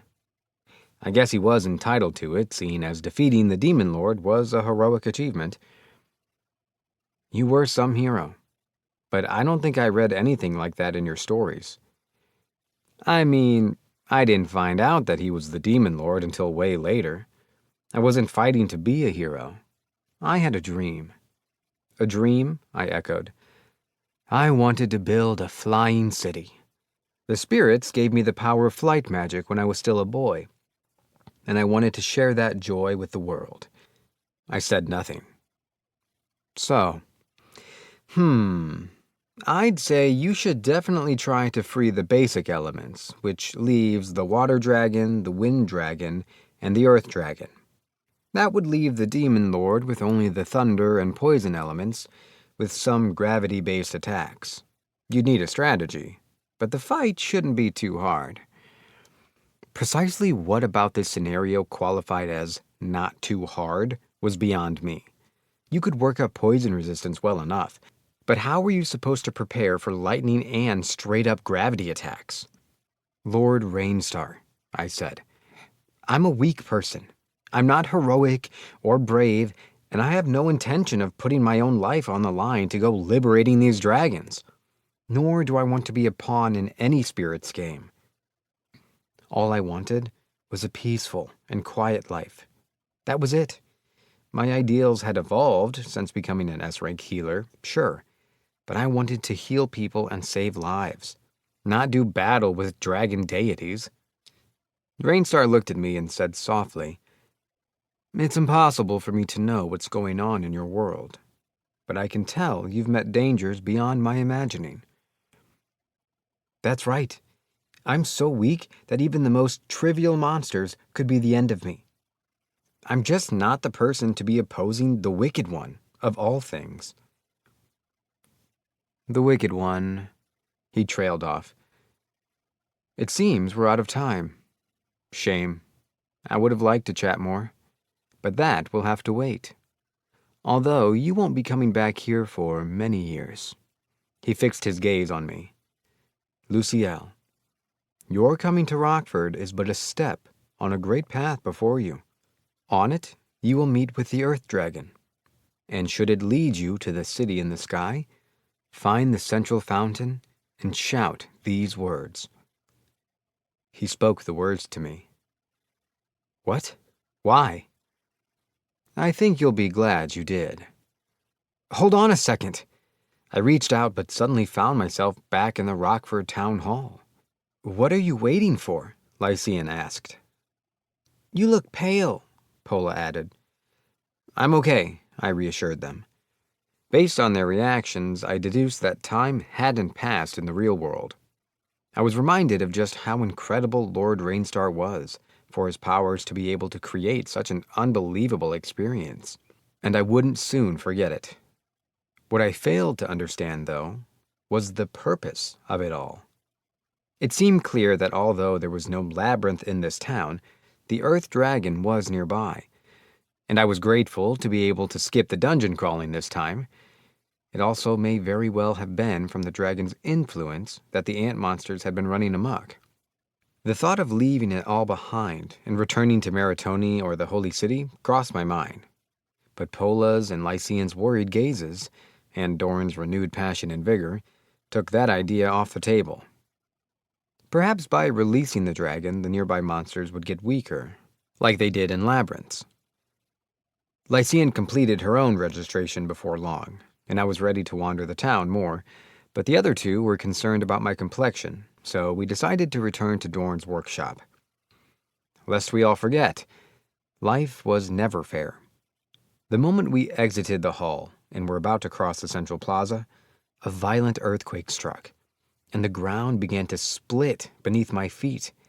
I lost my balance and only had time for a confused grunt before the hole swallowed me entirely. As I fell down the 3 to 5-ish meter cavity, I quickly summoned the holy dragon spear from the magic bag, infused it with magic, and stabbed it into the wall, stopping my descent. Thank goodness my body moved on its own.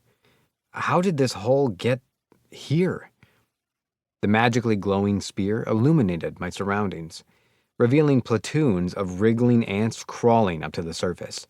I cast area barrier, pulled the spear from the wall, and plunged into the enemy. Now, if this had been any old weapon, there would have been no chance in hell I'd try pulling a stunt like that. But I knew I could tear through them with ease. I had to go wild to try and lessen the number of these things invading Rockford as much as possible. I couldn't help but wonder if my talk with Lord Rainstar had destined me for this freefall. And fall I did, on and on. The sinking sensation in my gut made sure I didn't forget that fact. I gripped my spear and continued to fall faster, but I managed to control my speed by piercing the ants covering the walls over and over. At least I could take solace in the fact that if I died, it wouldn't be from gravity. Accepting Monsieur Luck into my life had to be one of the best decisions I'd ever made. Gradually, the hole began to slope and even out. My velocity hadn't been as low as I'd thought, though, and the impact sent a dull pain shooting through my body. I was easing the aching with repeated casts of heal when my spear got caught in a hollow in the wall, abruptly halting my plunge. The handle bent a good deal, but its material was strangely durable and prevented it from snapping. My arm, however, didn't fare so well against the sudden change in speed. I felt my arm get yanked from its socket, my tendons tore, and I let out an agonized scream. High heel! What did it get stuck on? I groaned. Is that a tunnel? Maybe the ants dug it. I spied a spacious tunnel splitting off to the side of the cavern I'd fallen down. I guess someone upstairs wants me to follow it. I didn't hear Pola or Lycian, so I don't think they came down here with me. I hooked my hand on the passage directly below me, wheeled the spear back into the magic bag, and rolled into the side tunnel. Now can we cool it for 5 seconds? I checked the area for immediate threats, then cleaned myself up with purification, and used the transformation dresser to change into full armor. Man, I thought I'd actually get to wear normal clothes for a change. I'd been wearing my clothes from Maratoni, and now they were all torn. I sighed, then got to move on, carefully. Unlike labyrinths, random caves carried the risk of plummeting to your death with a single misstep. I gotta remember to thank Pola and Lycian later. I had asked them to make a handheld version of the headlight we'd used for the carriage. Thank God I had. Now that was a stroke of luck. I changed my illusion staff into sword form. I didn't find any traps, but the sight of the ants scurrying down holes as I shone my light through them sent shivers down my spine. Some went straight down. Yeah, that'd kill me if I fell down there. There was plenty of food in my bag, plus all the equipment I'd need. As long as I didn't plummet to my death, I just needed to find out how to get back to town. This doesn't look like any monster dug it. It seems almost natural. I had to stoop to keep from smacking my head on particularly low segments of the already low ceiling. The tunnel was a good 3 or so meters wide, though, so it wasn't too claustrophobic. My light kept me from tripping over outcrops of rock on the ground. I walked for what felt like almost half a kilometer before stumbling upon a junction, as one might expect from a sprawling underground cavern. I decided to toss my illusion sword up and proceed down whichever path it pointed towards. Krya, God of Fate, Buddha, ancestors, Monsieur Luck, please guide me. I trusted myself to chance, and it pointed not to either of the 2 passages, but to the wall, directly in front of me. That can't be. I took my sword back, hoping I wouldn't have to use it, and pressed my hand to the wall. A mechanism of some kind sounded and it fell away, forming a third path. It was a well-lit, less craggy option that was very much reminiscent of the hallway of a labyrinth. Lord knows what's going to happen down there. Guess I've got no choice but to find out. Whatever happens, happens. Proceeding down the new passage, I soon came to a flight of stairs. At the top, the hallway became winding and twisting, but without any divergences, so I eventually reached its end. A very forbidding door was waiting for me there. Does it open? I touched it, and indeed it swung open into a spacious room. There's nothing here, I muttered. It's rain! Rain! Hey, that's rain! Is it rain? Not rain. Who are you? One after another, I heard the voices of several boisterous children, but there was no one there. I must be imagining things. Lord Rainstar has got me hearing voices now, I told myself. This room, it reminds me of the last one.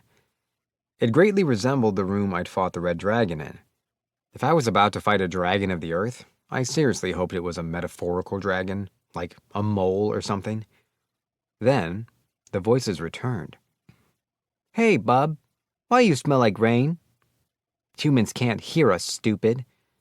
But he's got Tidy's blessing. Can this doofus see us, you think? But I sense the dragons on him. Hey, can you hear us?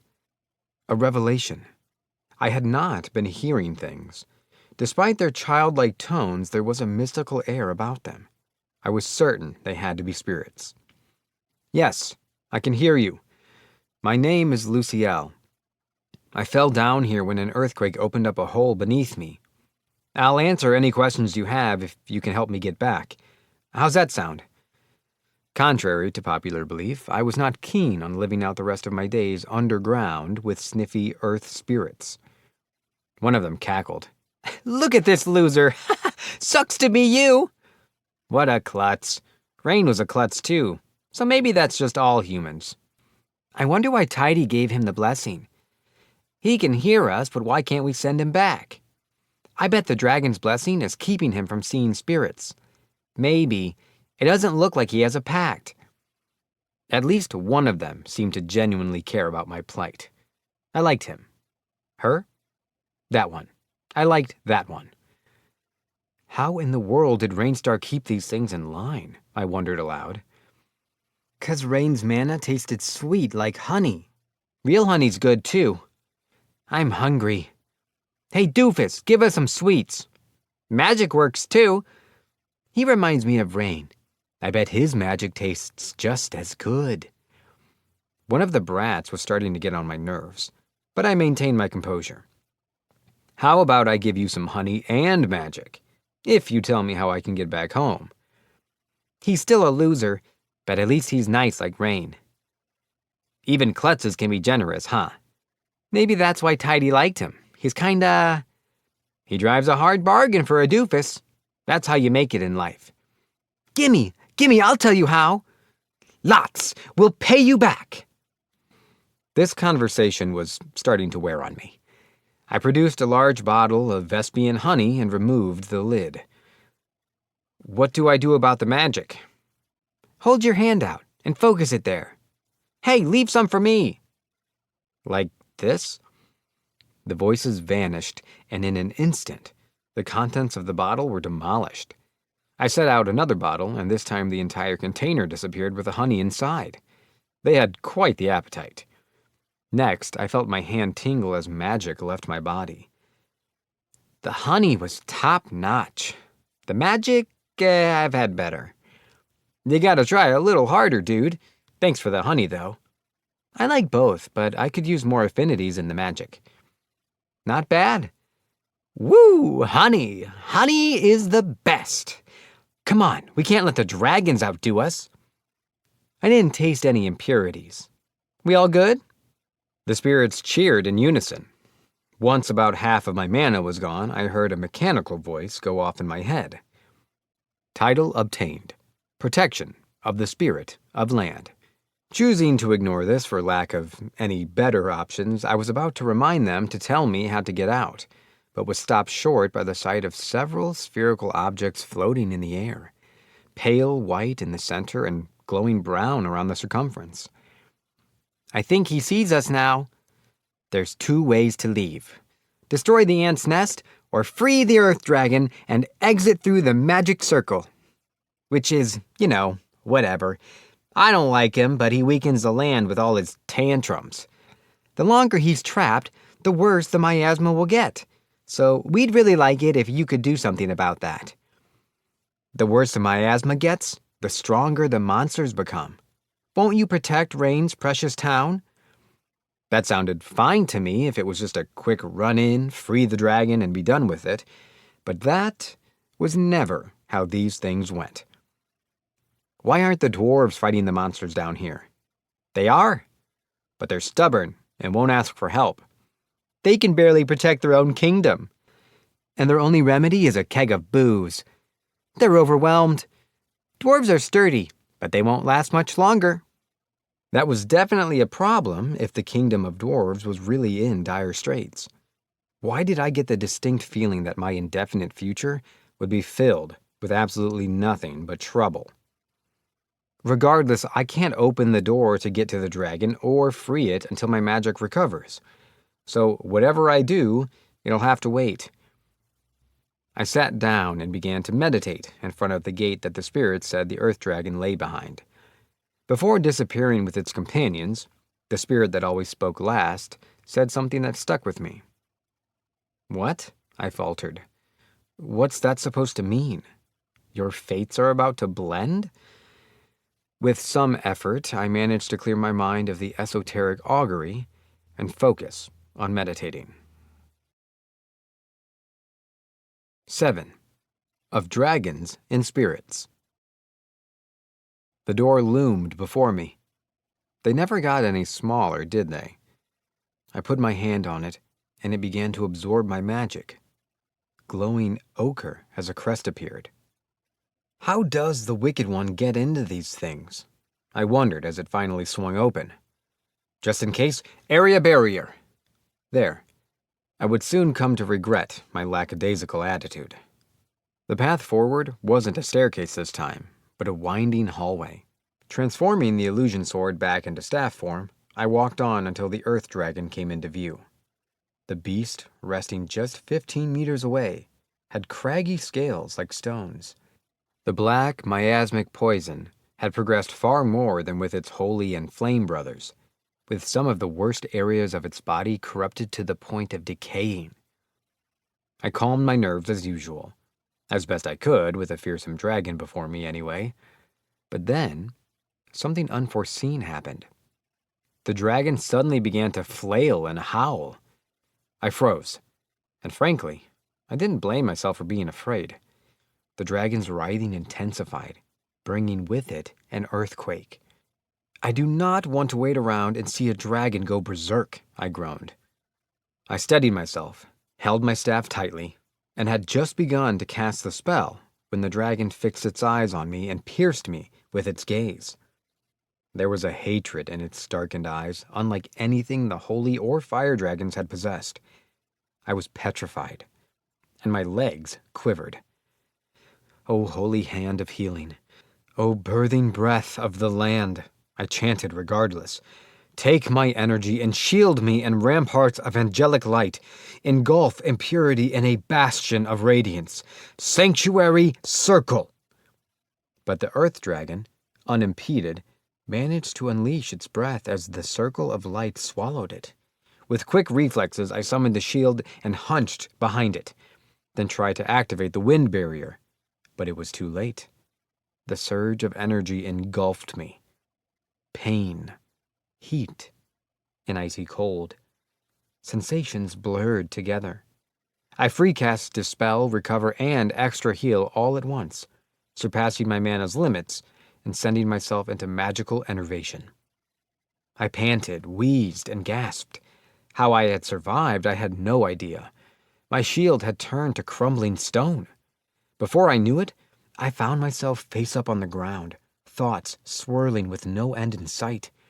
Realizing that this was likely because of the magical exhaustion, I downed a potion. "I'm gonna be sick," I moaned. It had been a long, long time since I had last experienced a sensation of complete magic depletion, and it was not a feeling I missed. A voice reverberated in my mind. "Undoer of the wicked one's curse, savior of the hallowed in the flame, I thank you for coming to my aid." Combined with my fatigue, the droning in my skull reminded me all too well of the din of a city after a night of heavy drinking. Back in your right mind? Indeed, I'm rather glad to not have joined the ranks of the undead. That fear is why I thrashed so. I was vexed, but now I am at peace. That makes one of us, I cursed in my head, as I sat up and saw that the miasma corrupting the earth dragon was gone. The parts of its body that had rotted seemed to now be crumbling away. The holy dragon seemed fine, but you and the flame dragon were in a lot of pain. The spirits make rest difficult. The dragon could blame it on them all it wanted, but that didn't change the fact that I'd seen malice in its eyes. It had been in immense agony. I ignored the nausea and asked, "Do the spirits and eternal dragons not get along?" "We serve the Draconis. They serve the elemental." I suppose it made sense for such different entities to worship different deities. "And we dragons, you see, are the ultimate beings, while the spirits embody the natural laws of the world." That sounds like totally not my problem. But it will be. How so? The one who carries the blessings of the divines, the dragons, and the spirits three is fated to meet others of its kind, the sworn mystics. So those were supposed to be, what, my future companions? How were we going to meet? Better question, why was I the one given this role in the first place? Because the Draconis and Elementals said so? The spirits said something similar, but why me? Why not a hero or, I don't know, the plethora of way braver and more courageous people out there? You may come to understand in time, as the threads of destiny are woven. One day, you will be a wise sage. This thing was seriously not making sense. I still didn't understand why it had to be me. There were other reincarnated folks out there to choose from. Not interested. Not in sages or any more of this complicated business. I'd much rather go live in peace and quiet somewhere nice, thanks. For withstanding my strength and felling me with but a single blow, I grant you my blessing, and the riches in this chamber. Ignored. Fantastic. If whining wasn't going to get me anywhere, might as well ask what questions I could. I'll take the treasure, but I want answers. Why can Krya not fight back against the Wicked One's curse? The Wicked One's actions are furtive, and with the demons under his command, his presence is not easily perceived. And you think I can. All I ask is that you relieve my suffering brethren from their endless torment. Okay, phrasing it like that's not fair. We'll see. The gears of fate have begun to turn. Cool. Can you stop them? It irks me that the spirit of land has blessed you before me. But alas, the power of earth will see you triumph through strife. What does that mean? Will I be able to use earth magic? The dragon cackled, ignoring my questions. Speak your name. His time was evidently running short. I hadn't gotten much out of the exchange, but further questioning was likely to get me nowhere, and I still felt like absolute death. Luciel. Luciel, lay your staff made of my holy brother before me. Like this? Like with the flame dragon before, a light materialized and flowed into the illusion staff. This time, though, it was an ochre color. I wish you fortune on your path to sagehood, he boomed. "At last, my word is kept. La Filna." With those final words, the dragon went limp, petrified, and disintegrated. I anticipated it leaving behind scales and fangs, but where its corpse had been, I this time found hunks of ore, including many types of precious stones I had never laid eyes on before. There was also the same large magic stone and treasure chest as always. Like clockwork, the chest opened up and a small bead emerged. A light shone from my magic bag, and the necklace flew out once again, glistening as it met the bead in the air, and the two merged. 6 left. You're not tempting me. I still couldn't fathom why I hadn't died when the dragon's breath hit me. I had been ready for it. Wonder what it is with dragons and hoarding treasure. Ignoring the magic stone, I gathered the items, coins, and gear after purifying everything, then stepped into the magic circle. My vision went white. Ping! Title obtained. Protection of the Earth Dragon. Title obtained. Dragon's Bane. When my sight returned, I was in front of the entrance to Rockford. I'm back. Well, I got both a dragon's and a spirit's blessing, but whether that's good or bad luck remains to be seen. The others were probably worrying about me by then, so I mimicked Pola's movements from when we'd first arrived and entered through the side door. Once my mana was authenticated, I returned to the city. A city in panic. "The ant monsters?" I muttered. "It has to be. They'll pour out of that hole in the plaza until it's plugged." I had only just recovered from magical enervation, but I whipped my body into high gear and made for the central plaza. For a split second, I thought I caught a glimpse of Pola's golem. Everyone had to be there. Possibilities ran through my mind as my feet pounded against the ground. I had killed a great deal of the monsters as I fell, so if that was the only hole, then there was no way they'd be emerging in overwhelming numbers. There had to be more.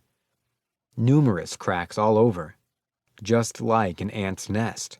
Or so I thought, but as I ran, I didn't catch sight of a single fissure in the ground.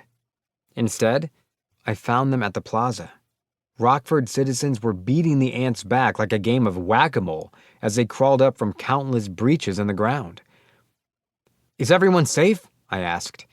The people turned to look at me in shock. Grand cried, "Shut the holes! Luciel's back!" The citizens cheered. It was a very booming dwarven cheer.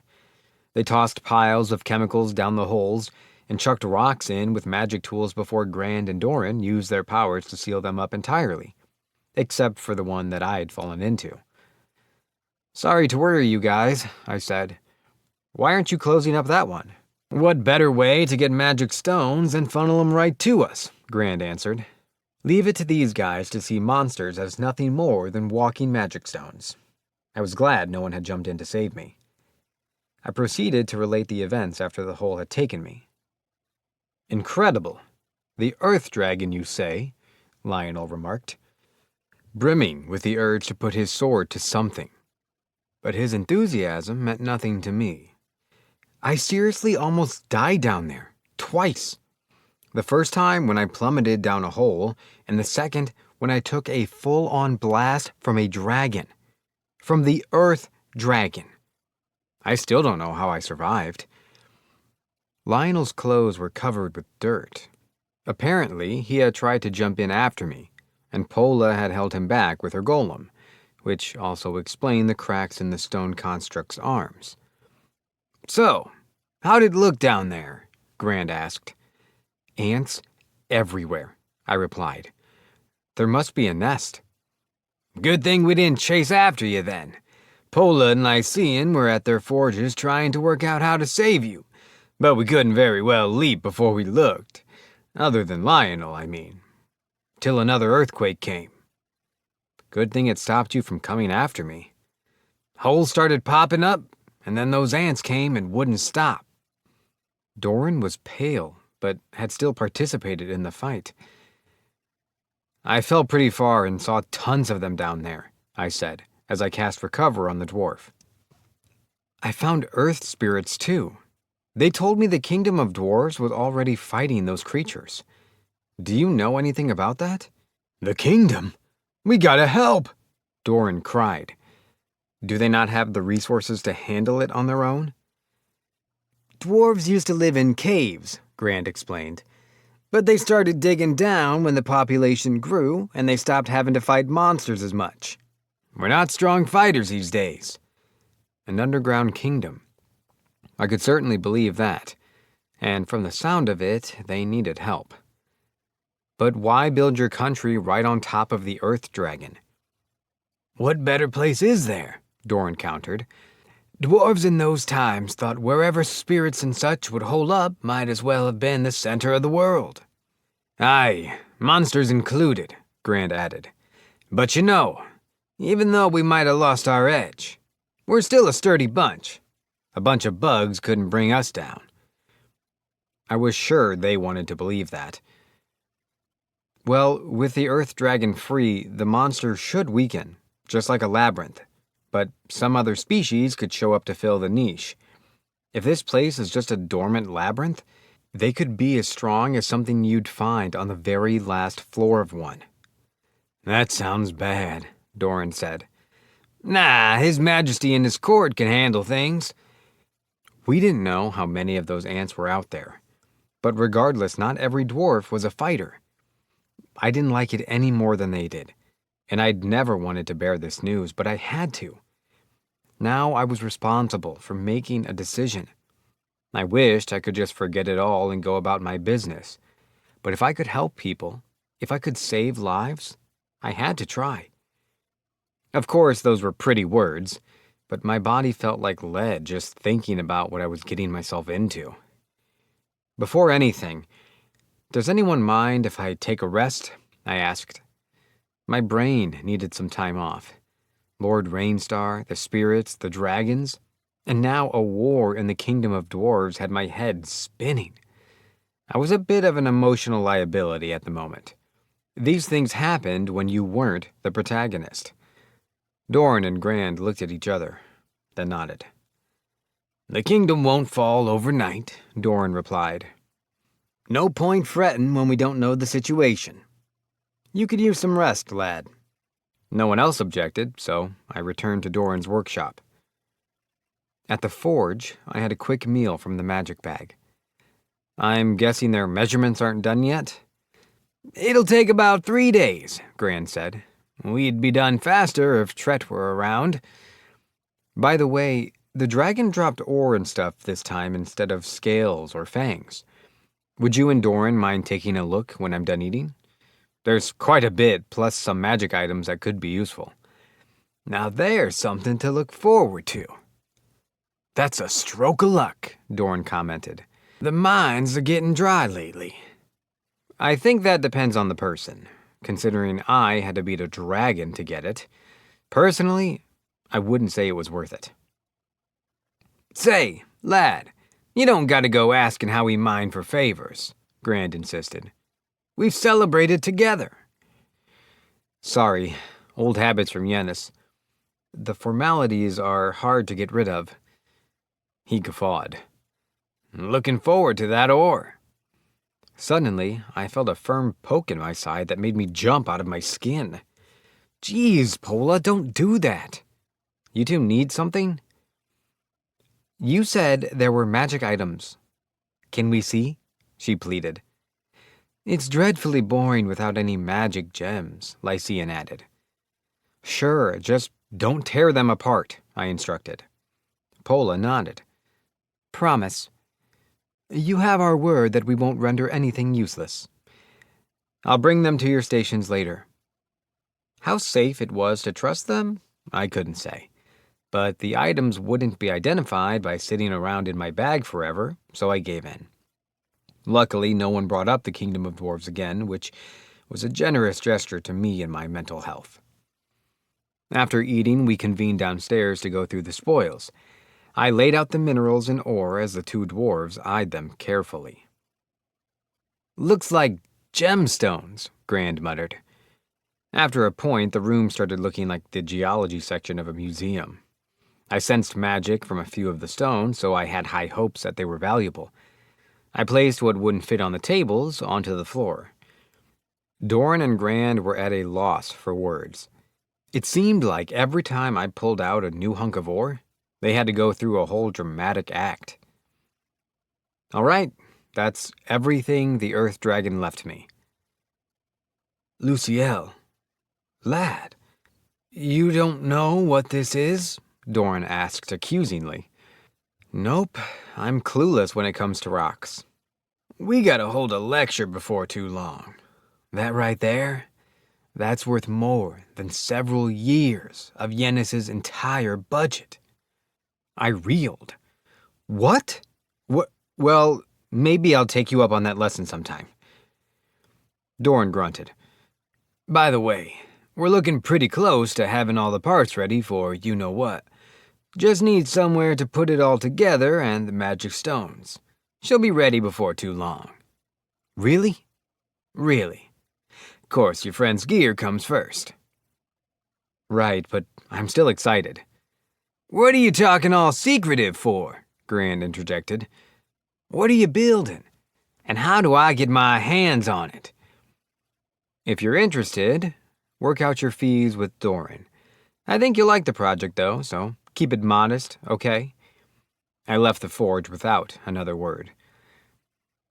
Estia had taken a liking to Ketty, and I saw the two together often. I was pondering this as I went for a walk when I found Keffin near the hole I'd fallen into. You on patrol first today? Yes, sir, he said. We've had plenty of experience fighting those ants, but I won't let my guard down. Put this on. I handed over my church-issued robe. It'll protect you from their acid. Nothing will burn through it. But this is... I've got plenty of protection. Thank you, sir. If you insist, I'll continue with my patrol. He vanished into thin air.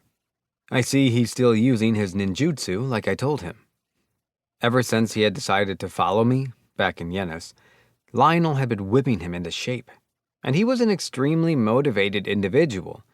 I couldn't see other people's skills or experience points, but I wanted to support his growth as much as possible. I had high hopes for him. Afterwards, I decided to stop by Pola's workstation. There I found a door that hadn't been there before. When did this happen? It's nothing. Making it was child's play, Lycian boasted. Magic stuff. Want, Pola demanded. They look like children begging for toys, and it hit me right in the heart. I took out the magic items as well as some weapons. The two wasted no time. Bickering, collaborating. Anyway, they began examining the items. Thanks. I'll be super motivated once we figure these out, Pola said. My gratitude, Lycian said. We will surely be of use to you. Competition's good and all, but don't go overboard, I cautioned them. But of course. I felt a nap calling, so I headed for the room I'd stayed in last night and reunited with my angel's pillow for 40 winks. 8. Unyielding. The next morning, I woke up well-rested, but my worries had not magically disappeared. As I lamented the harshness of reality, I met eyes with something. Someone. And they were very close. Holy. I shoved their face away with a start, swatting away the gross, lukewarm air of their breath. Oh, how love stings, they crooned. Oh, but that's just how I like it. These chills? That oh-ho? Tret? Even being more awake now, it was a little hard to identify him as anything other than an old dude with eyeliner from 10 centimeters away. I feared for my life. You can go back to sleep if you like. I won't miss this time. I was right to be afraid. My heart continued to beat out of my chest. I took a deep breath. "I'll pass. What are you doing here?" "Would you believe me if I said I caught your scent?" "Probably not. I heard at Church HQ that you were in Rockford with your pals." "Perfect timing. I had a run-in with the Earth Dragon and almost died, so my clothes and armor could use some maintenance." "Oh, they should be able to repair themselves. But I can take a look later." "I appreciate it. Get changed and hand over your armor." "Sure." I switched into another outfit with a transformation dresser and grabbed my armor from it to give to Tret. "Drop by Pola Station later. That's where I'll be." "Oh, it's been so long since I had my hands on such fine quality." Before I could offer to come with him, he flew out of the room. "In and out like a typhoon," I muttered. I wonder if Tret taught Pola. It'd certainly explain her attitude and how smart she is. I sat back down on the bed and collected my thoughts about everything that had happened. The dragons were in pain.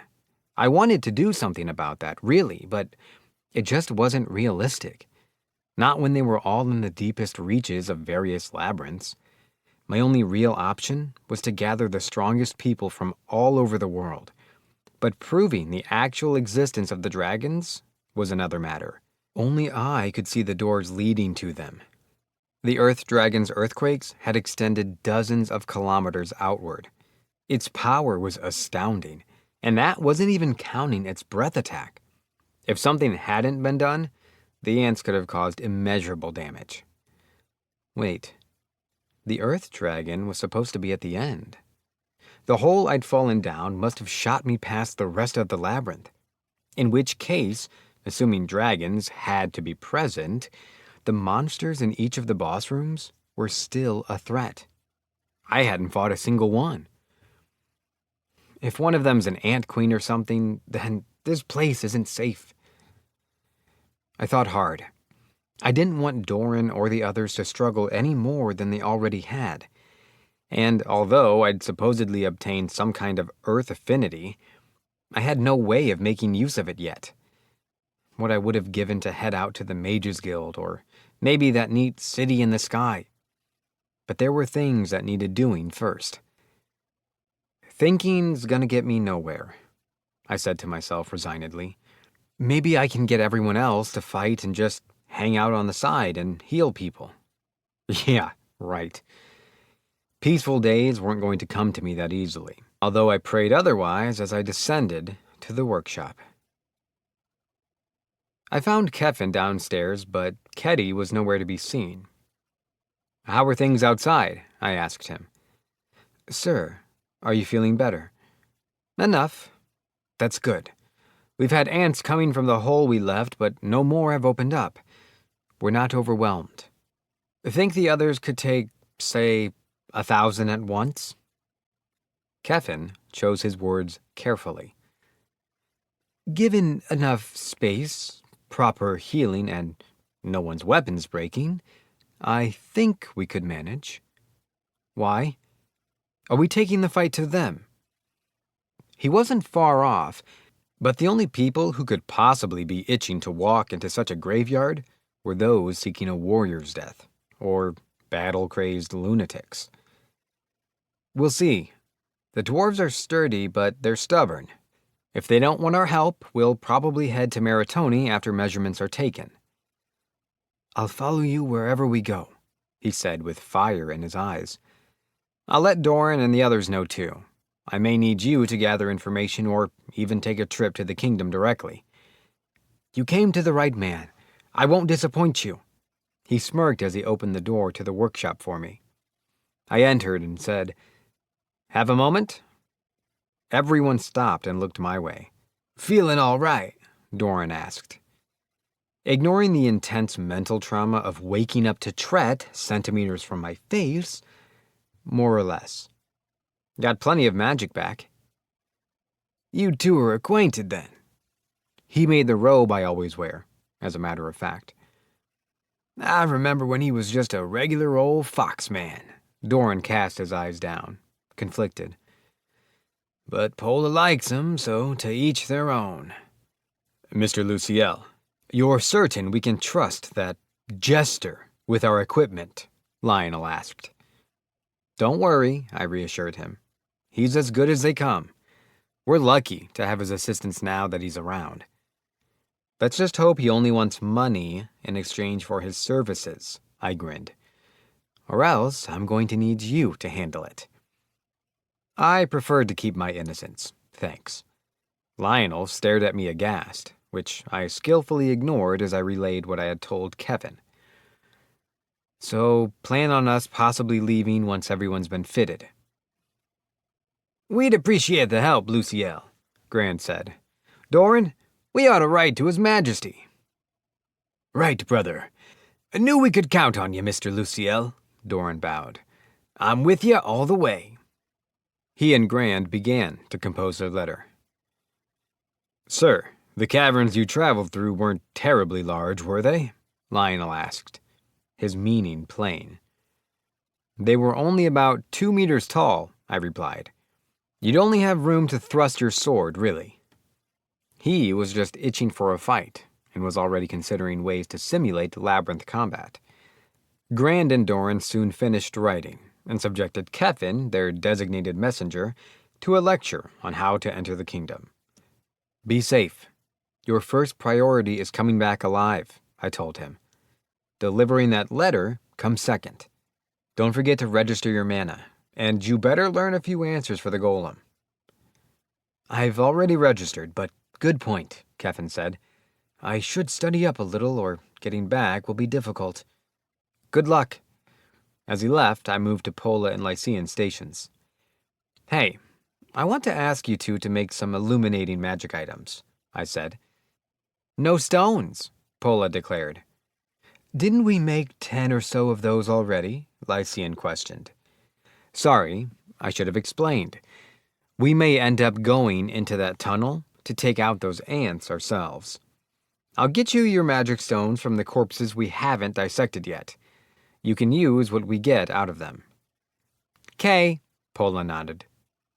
Understood, Lycian replied. Well, Tret interjected, what should I do? I expect some fighting, so I'll need you on gear maintenance, I answered. Oh, now that's just boring. But oh well, if I must. There's plenty of resources at the forge in there. I'll pay your fee later. Sure thing. Leave it to me. Thanks. Everyone had their roles, and I suddenly found myself with nothing to do. Figuring we might need food for an extended battle, I decided to spend my time cooking. I was having a relaxing cooking session when Ketty and Estia sprinted up in a panic. What is it? The hole's getting bigger, Ketty reported quickly. There's gonna be trouble if we don't get Doran or Grand over there. Has anyone been hurt? No, but I can sense monsters. It was dusk, and even though the fake moon and stars illuminated the town, it would be a disaster if the hole started to overflow when night fell. I need to check the status of those magic stones anyway, so I'll take a look too.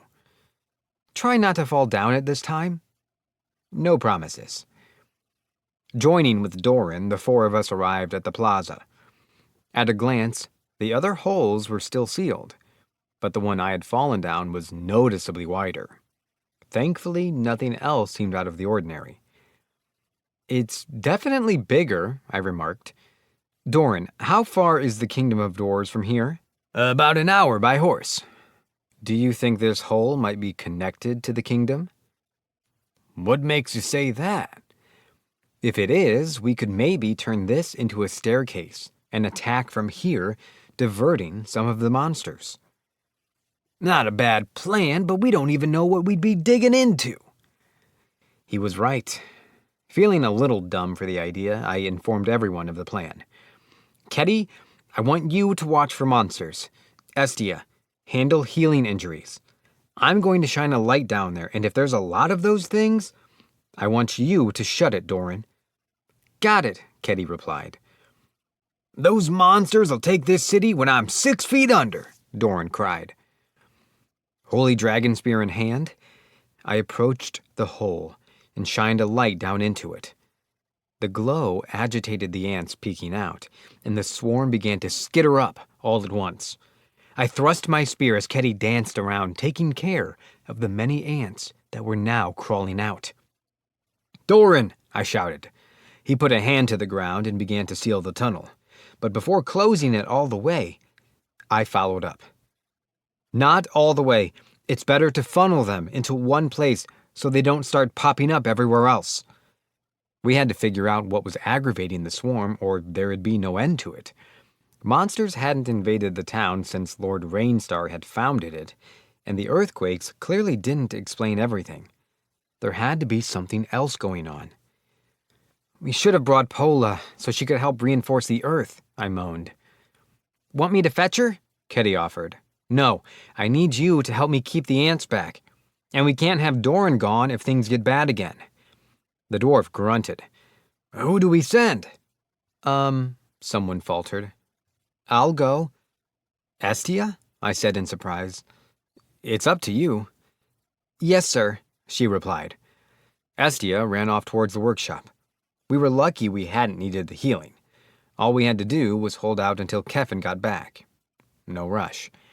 And if push came to shove, the people of this town wouldn't sit around and do nothing, but still, Pola's help would go a long way. Doran was starting to worry me, though. You okay? Does sealing holes take a lot out of you? Would have run out of mana if you hadn't stopped me, he said. You really should tell me stuff like that beforehand, I reprimanded him. Ketty, Lionel was a general. He should be able to supervise and command things here, right? Sure, she replied, but doubt he'll do it. He likes fighting more. I sighed. Fine, if I end up having to do it, would you mind helping me out? This kitty's got your back. That's only if this turns into a full-on defense. So, do monsters, eat each other's corpses or anything? Dunno, she said. Maybe. I've heard of them fighting over territory, Doran commented. We'll just have to try to stop them from falling back down, I said. I don't want these things eating each other and getting stronger. Ants were scavengers, after all. And although I didn't know if that tracked for monsters, I didn't want to chance it. The three of us hunkered down until Keffin returned. Only about 3 ants emerged at a time, and taking them out was easy enough. But when I shined the light back down, I saw tons of them packed tightly together. I tried using cleansing magic on them, to no avail. Could we really keep cutting them up like this? Should we have just sealed the hole and crushed them? As I wavered indecisively, visitors arrived. Sorry it took me so long, sir. Keffin had returned with 2 dwarves. Good, you're back. How did it go? I asked him. This is Graios and Elesle, attendants of the Dwarf King. They insisted I bring them along so they could speak with you in person. To save face in a time of crisis, or as a show of courtesy? Either way, as long as they genuinely asked for our help, it didn't matter to me. I see. I know you just got back, but I need you to switch places with me. Ketty, hang in there a while longer. Doran, stay with me. I want you as my advisor. The 3 promptly replied in agreement, much to the surprise of the 2 newcomers. Whether that was because I was taking charge, Doran had actually listened, or any number of other things, it was clear that they didn't like it. Unfortunately, there was no time to pander to them. I'm Luciel, S-rank healer with the Church of St. Cherul, I introduced myself. I'd like to hear your king's reply. Here? One asked incredulously. In front of Doran, the criminal... Finish that sentence, and you can consider my aid rescinded, I interrupted. Mr. Luciel, Doran said, moved. I'm not interested in being your enemy, I told them. But you're defaming the R&D lead of Luciel & Co. right now, and I'd like you to refrain from doing so in the future. The 2 dwarves looked at each other and exchanged whispers. Our apologies, one said. I'm Graios, attendant to His Majesty. There have been casualties within the kingdom, and as such His Majesty would like to request aid. However, there were concerns as to whether we would cover the costs of a healer, so we were sent to confirm. I see. Kevin, how did things look to you? The defense was tired, he reported. Not every citizen is a combatant, so I expect their forces to hold for a few more days at most. How dare you, beast! Gryos spat. We are dwarves! Know your place! Really? This was the best the kingdom of dwarves had to offer. Doran and Grand were a handful, but hardly insufferable. So what was this pair's excuse for such behavior? I'm speaking with my subordinate, I cut in firmly. Know your place and keep your opinions to yourself, please. I greatly appreciate his ability to provide accurate reports, so I won't abide any impoliteness towards him. Now, I would like to return to hearing the facts, if you'll avoid interjecting this time. I turned back to Kevin. How were their supplies? Do they have enough food? It seems like they have enough to last, but their weapons are worse for wear, he replied. And there were a lot of wounded as well. I met with monsters quite a few times on my way there. Go get everyone, including Grand and Tret. Yes, sir. Kevin vanished, leaving the two dwarves dumbstruck. I would have been equally startled if I wasn't used to seeing him literally disappear into thin air. As you can see, I said to them, Rockford has come under attack because of the earthquakes too. What we need is information. Are there monsters other than the ants? Is there a queen? If so, how many? I need to hear everything you know. Also, this is a guide for healing costs.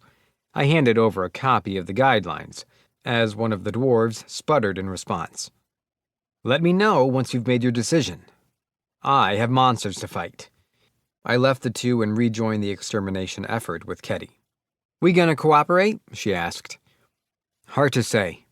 It'll depend on them. Certainly not if everyone's going to be like Gryos. I have no obligation to put people in danger for the kingdom of dwarves like I did for Yennis. Could have used some of that assertiveness back at the council. I was in over my head then. I already had my hands full with you guys. I flashed her a joking smile as I beat down an ant. Such a meanie.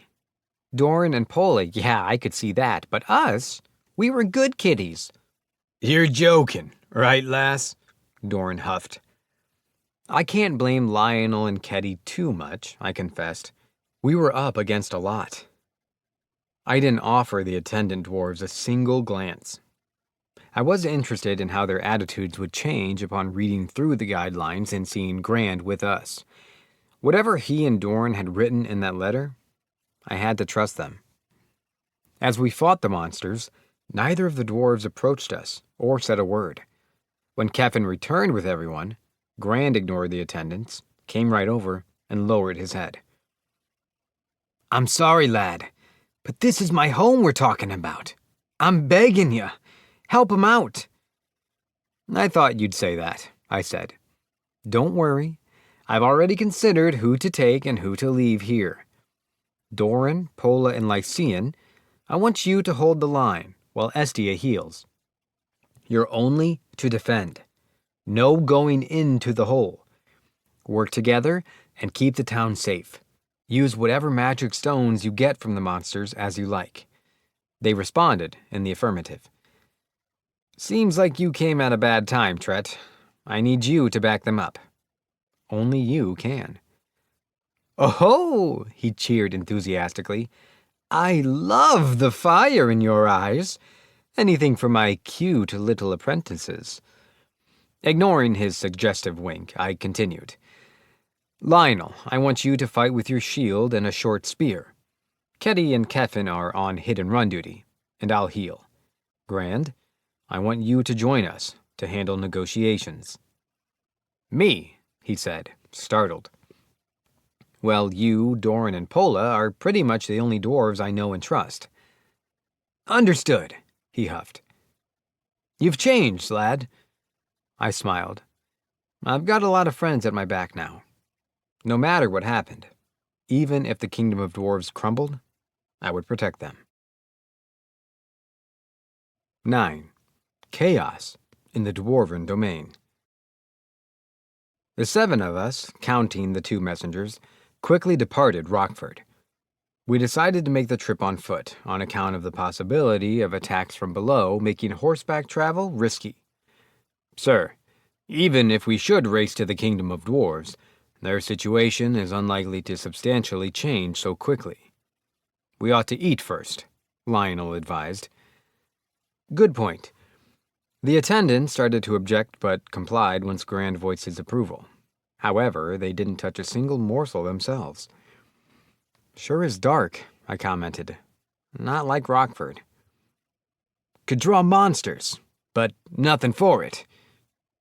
Use one of your lights, Grand suggested. He and the messengers had the dark vision skill, which allowed them to see in the dark. Most dwarves had it because they lived largely in places with low visibility. The moon won't afford us light tonight, but we shouldn't lose our way so long as we follow Keffin's route, Lionel said. Right, a little light will help us stay on track, I agreed. Lead the way, added Grand. Count on me, Keffin replied. The 2 other dwarves followed in silence as we exited the fake town. No holes opened up along the way, possibly thanks to the earth dragon's tremors coming to an end. And any monsters in our path were quickly spotted and dealt with by Ketty and Keffin. I didn't trust the envoys. They lagged behind, never offering to help lead or assist in battles, and they maintained their attitude with an almost pompous and self-confident air. Then Keffin announced, This is it. We can get in through here. We will take it from here, one of the messengers said. Follow closely, said the other. The pair took it upon themselves to step in front of us and march on. I gave Grand a look. I know, he responded quietly. Bear with it a while longer. I took a deep breath and let it go, trailing behind them resignedly. The cave leading into the kingdom of dwarves was about 2 meters tall, and very similar to the tunnel where I had found the spirits of land. It certainly looks like it would be difficult to use a great sword in here, Lionel remarked. You can use it as much as you want if we need it when we're in the kingdom. You might be stuck with a short spear later. He slouched. I suppose I'll have to surrender the field to Ketty and make do with being your shield. I broke into a crooked grin. You can be more enthusiastic if you want. His unending thirst for combat, despite his devotion to protecting me, was, honestly, somewhat admirable. Maybe there was something to learn from this battle-crazed lunatic. We proceeded through the winding cavern, twisting down forks here and there without hesitation, until we came upon a monster, and the envoys stopped. They stood there like statues, without the slightest hint of taking any sort of combat stance. I shot Grand another exasperated look, and the dwarf face-palmed in sheer disbelief. Ketty, take care of it, I ordered. Keffin, I want you to take point. Please, we will be your guides, one of the envoys insisted. By all means, carry on. Careful, though. There appears to be a monster in your way, I quipped. Really, what are you even here for? They didn't reply. Grand? Be my guest. I'm on it, Ketty cried, kicking off from the ground, against the wall and straight into the monster, quickly butchering it. Keffin passed by the corpse, nonchalantly resuming his role as guide. I'll take this, I said as I stashed the creature's magic stone in my bag. Several more skirmishes followed, but the 2 messengers never served any greater purpose than being dead weight. The kingdom of dwarves is just past this bend, Keffin noted. The dwarf called Leslie suddenly sprinted ahead, and everyone fell into stupefied silence. I looked at Grand suspiciously. Are they? A shriek echoed throughout the cavern. Ketty and Keffin raced around the corner towards the source. The rest of us followed behind, and when we came around the bend, there was a Leslie, an ant's mandibles piercing his shoulder. Ketty swiftly eliminated the threat. How is he? I asked. Hurt, but not fatally, Kevin answered. I shortcast recover and high heal, then ordered Kevin to carry him. Grand, I said accusingly. These two aren't just attendants, are they? They're nobles. You're right, he confessed. They're the first and second princes, fighting for the right to be heir to the throne. I knew it. Well, they did ask for our help, so I'll leave it at that. Sometime later, we arrived in the kingdom of dwarves. True to Kevin's report, the kingdom of dwarves was overrun by ant monsters. Looks like we're in for some fighting, I said. Lionel, you're my bodyguard. Yes, sir, he replied, grinning as I handed him his flaming sword and a headlamp. Keddy, I want you on support. Find out how many are wounded and if anyone needs rescuing. Keddy sounded off with poorly concealed excitement in her voice about getting to join the action. Return the messengers to their king, Kevin. Grand, go with him and tell his majesty that he speaks as my envoy. Sir, Kevin affirmed with a nod. Whatever you say, lad, Grand answered, hanging his head, evidently dissatisfied with his role. We set out. As we approached the heart of the fighting, Lionel hailed the dwarves. I, Lionel, retainer of his greatness, Mr. Luciel, S. rank of the Church of Saint Cherul, add my blade to yours. He brandished his flaming greatsword and set several ants ablaze. At least one of us is having fun, I said.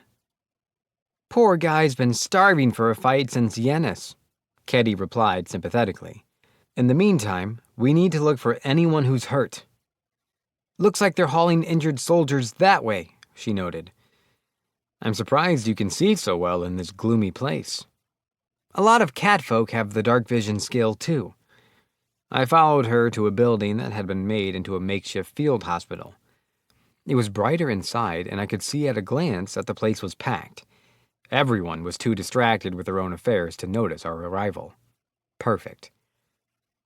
My name is Luciel, I announced, drawing the room's attention to me. S-rank healer of the Church of Saint Cherul, friend and employer of Doran. I'm here to assist with healing your wounded per his request. Direct me to your most critical patients so that I can see to them immediately. Several of the dwarves glowered with thinly veiled anger, but, understanding the severity of the situation, they chose to hold their tongues. This one's in the worst shape, someone called out. I approached at once and saw a dwarf on death's doorstep, bleeding profusely from several places. Dwarves are as durable as they say, I'll give them that. High heal! With a quick cast of the spell, his gored shoulder returned to form, and the lacerations closed without a trace. He's lost a lot of blood. Make sure he eats well, and he'll be up and around in no time, I said. I felt the air stiffen around the surrounding dwarves as their breath collectively caught in their throats. Before they could go berserk, I quickly stated, Seeing as there are a lot of you, I'm going to do this all at once. Get all of your worst patients within 3 meters of me. Anyone who can move on their own, make your way here.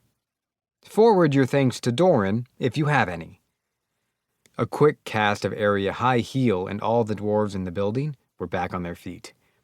They immediately took up their weapons, and I cast area barrier on them before sending them off. I need someone to take me where the other wounded are, I said.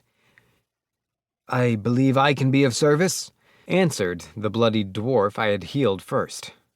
Good. If I can save someone, I need to be there to do it. It's my job. I'll stay on guard here, Keddy declared firmly. When we left the building, the dwarf asked, Is Doran well? He is, I answered. He makes good stuff for me. He whipped around and grasped my collar. Or tried to, rather. Keddy shoved a blade to his throat before he could get too close. Curse you, bastard, he spat. Doran has no arms. How dare you? Yeesh, okay, I said with a weary smile. Listen, I'm telling the truth. His arms have been healed, and he and Pola are back to crafting. Trust me, the girl constantly steals my magic stones for her inventions. The dwarf's expression relaxed but turned to confusion. He struck himself in the face and glared at me once more. "You mock not only Doran, but his family as well?" "I'm not mocking anyone. They're not slaves anymore." "What?" "He's not lying, pal," Ketty said. "Gran's with your king now. You can ask him all about it later." "Sir Grand?" the dwarf exclaimed. "Pardon my rudeness." "Let's save the apologies for later. There are people we could be saving now," I reminded him. "Follow me." With renewed resolve, he guided us onward. Ketty and I exchanged grins before following. We dipped in and out of several buildings, healing the injured soldiers inside. And when we cleared the last one, the dwarf spoke again. "I apologize for my earlier behavior. My name is Landal, and I'm the leader of this defense." "Good to meet you, Landal," I said. "Let's get to where the fighting is." "Is His Majesty not waiting your arrival?" "His Majesty can wait while we see to the safety of his people on the front line." Yes, sir." His moodiness aside, Landal seemed to have his heart in the right place. I trailed behind him as he led us around the battlefield, healing fallen soldiers along the way. Ketty eventually received word of a change in the tide of the battle. "The scales have tipped with all the dwarves rejoining the fight," she said. "And, well, Lionel." She didn't need to say any more than that. The man in question cackled in the distance. "Come to me. Entertain me. Your match awaits." "Yep, Lionel. I think we can leave that area alone for now," I said. "Can you escort us to your king when we finish?" "Of course," Landal replied. After returning their forces to fighting strength, plus a little more with area barrier, we rejoined Lionel. He looked greatly refreshed, finally having been given an outlet for his pent-up stress. I cast purification to rid him of the stench of burning ants and said nothing more. "Stay strong, and as I tell my companions, stay safe," I called to the dwarf warriors. "Landal, if you please." Yes, right, this way," Landal stammered, tearing his eyes away from the mountains of insectoid corpses and leading us straight to his master, the Dwarf King. 10. The reality of slavery. The king's home was less a residence and more a grand temple. Its construction evoked memories of European architecture from my past life. If only I'd had a camera. Landal led us inside rather easily, as in, there was literally no door. "Why is there nothing here?" I asked. "To offer shelter to the citizens who can't fight," he replied. "The palace is currently acting as their refuge." "What if all the dwarves out there were hurt and had to run here, but then monsters showed up?" "Then it would surely be their grave." They clearly knew the risks. "What about the king and his retainers? His guard?" "His Majesty's soldiers are currently battling the threat. I am one of them. His Majesty would not hesitate to fight to the bitter end." He had exceedingly few subjects, from what I understood, and even fewer of them were combat capable. "I suppose I'll judge him when we meet," I said.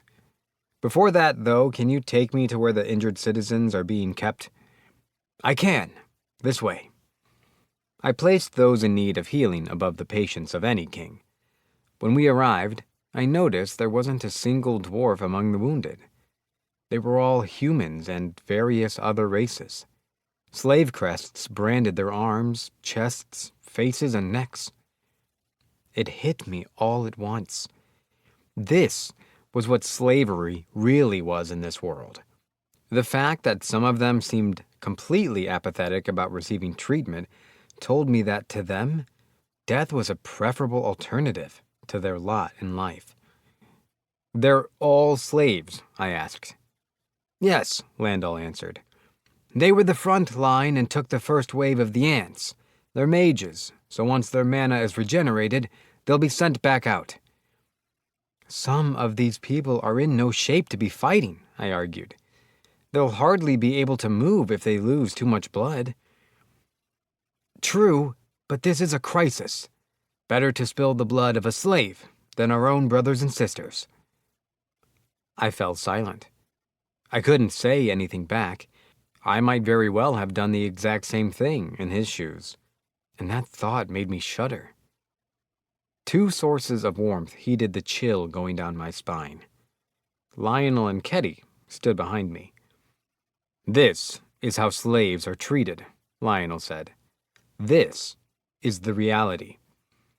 It's the reality just about everywhere, Ketty amended. They shared the same sad smile. Perhaps they had been in Landal's position before. Perhaps they knew how it felt. I'm going to heal them, I declared. But I don't want them going right back out into the battle. I'm going to talk to the king, and depending on how it goes, I may have a use for them. If you say so, Landal said. I will join you, of course. They're under contract and won't be escaping. Then let's get to healing. I approached the citizens, and they looked my way with faces full of fear and despair. Ignoring it as best I could, I went around and healed them. Many of their wounds were deep, and men and women alike were suffering. Each reacted with surprise when my magic did more than simply close their open flesh, poking and prodding at where their wounds had been moments before. Just when I thought I'd gotten to everyone, I caught sight of several other slaves lying in beds, seemingly unscathed and regarded with more respect than the others. What about them? I said. I believe they use healing magic, Landal replied. I was taken aback. That meant they could have been with the Healers Guild. When did you get them? Many different slavers from all around the world started to visit us after Doran was purchased. Perhaps word spread from the slaver who conducted the transaction. They began trying to sell slaves to His Majesty about a year ago, claiming that those with the ability to cast healing magic were more valuable. So he bought them? No, Landal said. His Majesty didn't want to potentially strain relations with the Republic of St. Cherul. Go on. The king's son purchased them personally. When he did, the slavers turned their attention to and ingratiated themselves with him instead. Well, it seems like His Majesty has a tacit understanding with his son. At any rate, they've been magically enervated. They need rest. Does anyone else need attention? Any non-mage beast folk? No, not anymore. I felt the weight behind his words. My body seethed and trembled, but there was no earthquake to cause it this time. I see, I muttered after a silence. I forced a smile with every ounce of effort I could muster, my knuckles turning white. Then I think it's time we met with the king. Yes, sir, Landal stuttered, trepidation in his voice. Before I followed him out of the room, the slaves uttered their quiet thanks. I didn't answer them. Shall I head the negotiations? Lionel offered, seeing me staring a hole through Landal's back. You're gonna make a mess if you try to talk while all you're seeing is red, Ketty remarked. I was mad? I suppose I was. Strange, my head was frighteningly clear. I'm fine, I insisted, just weighing the pros and cons of toppling an entire nation. Okay, well, don't do that, Ketty said.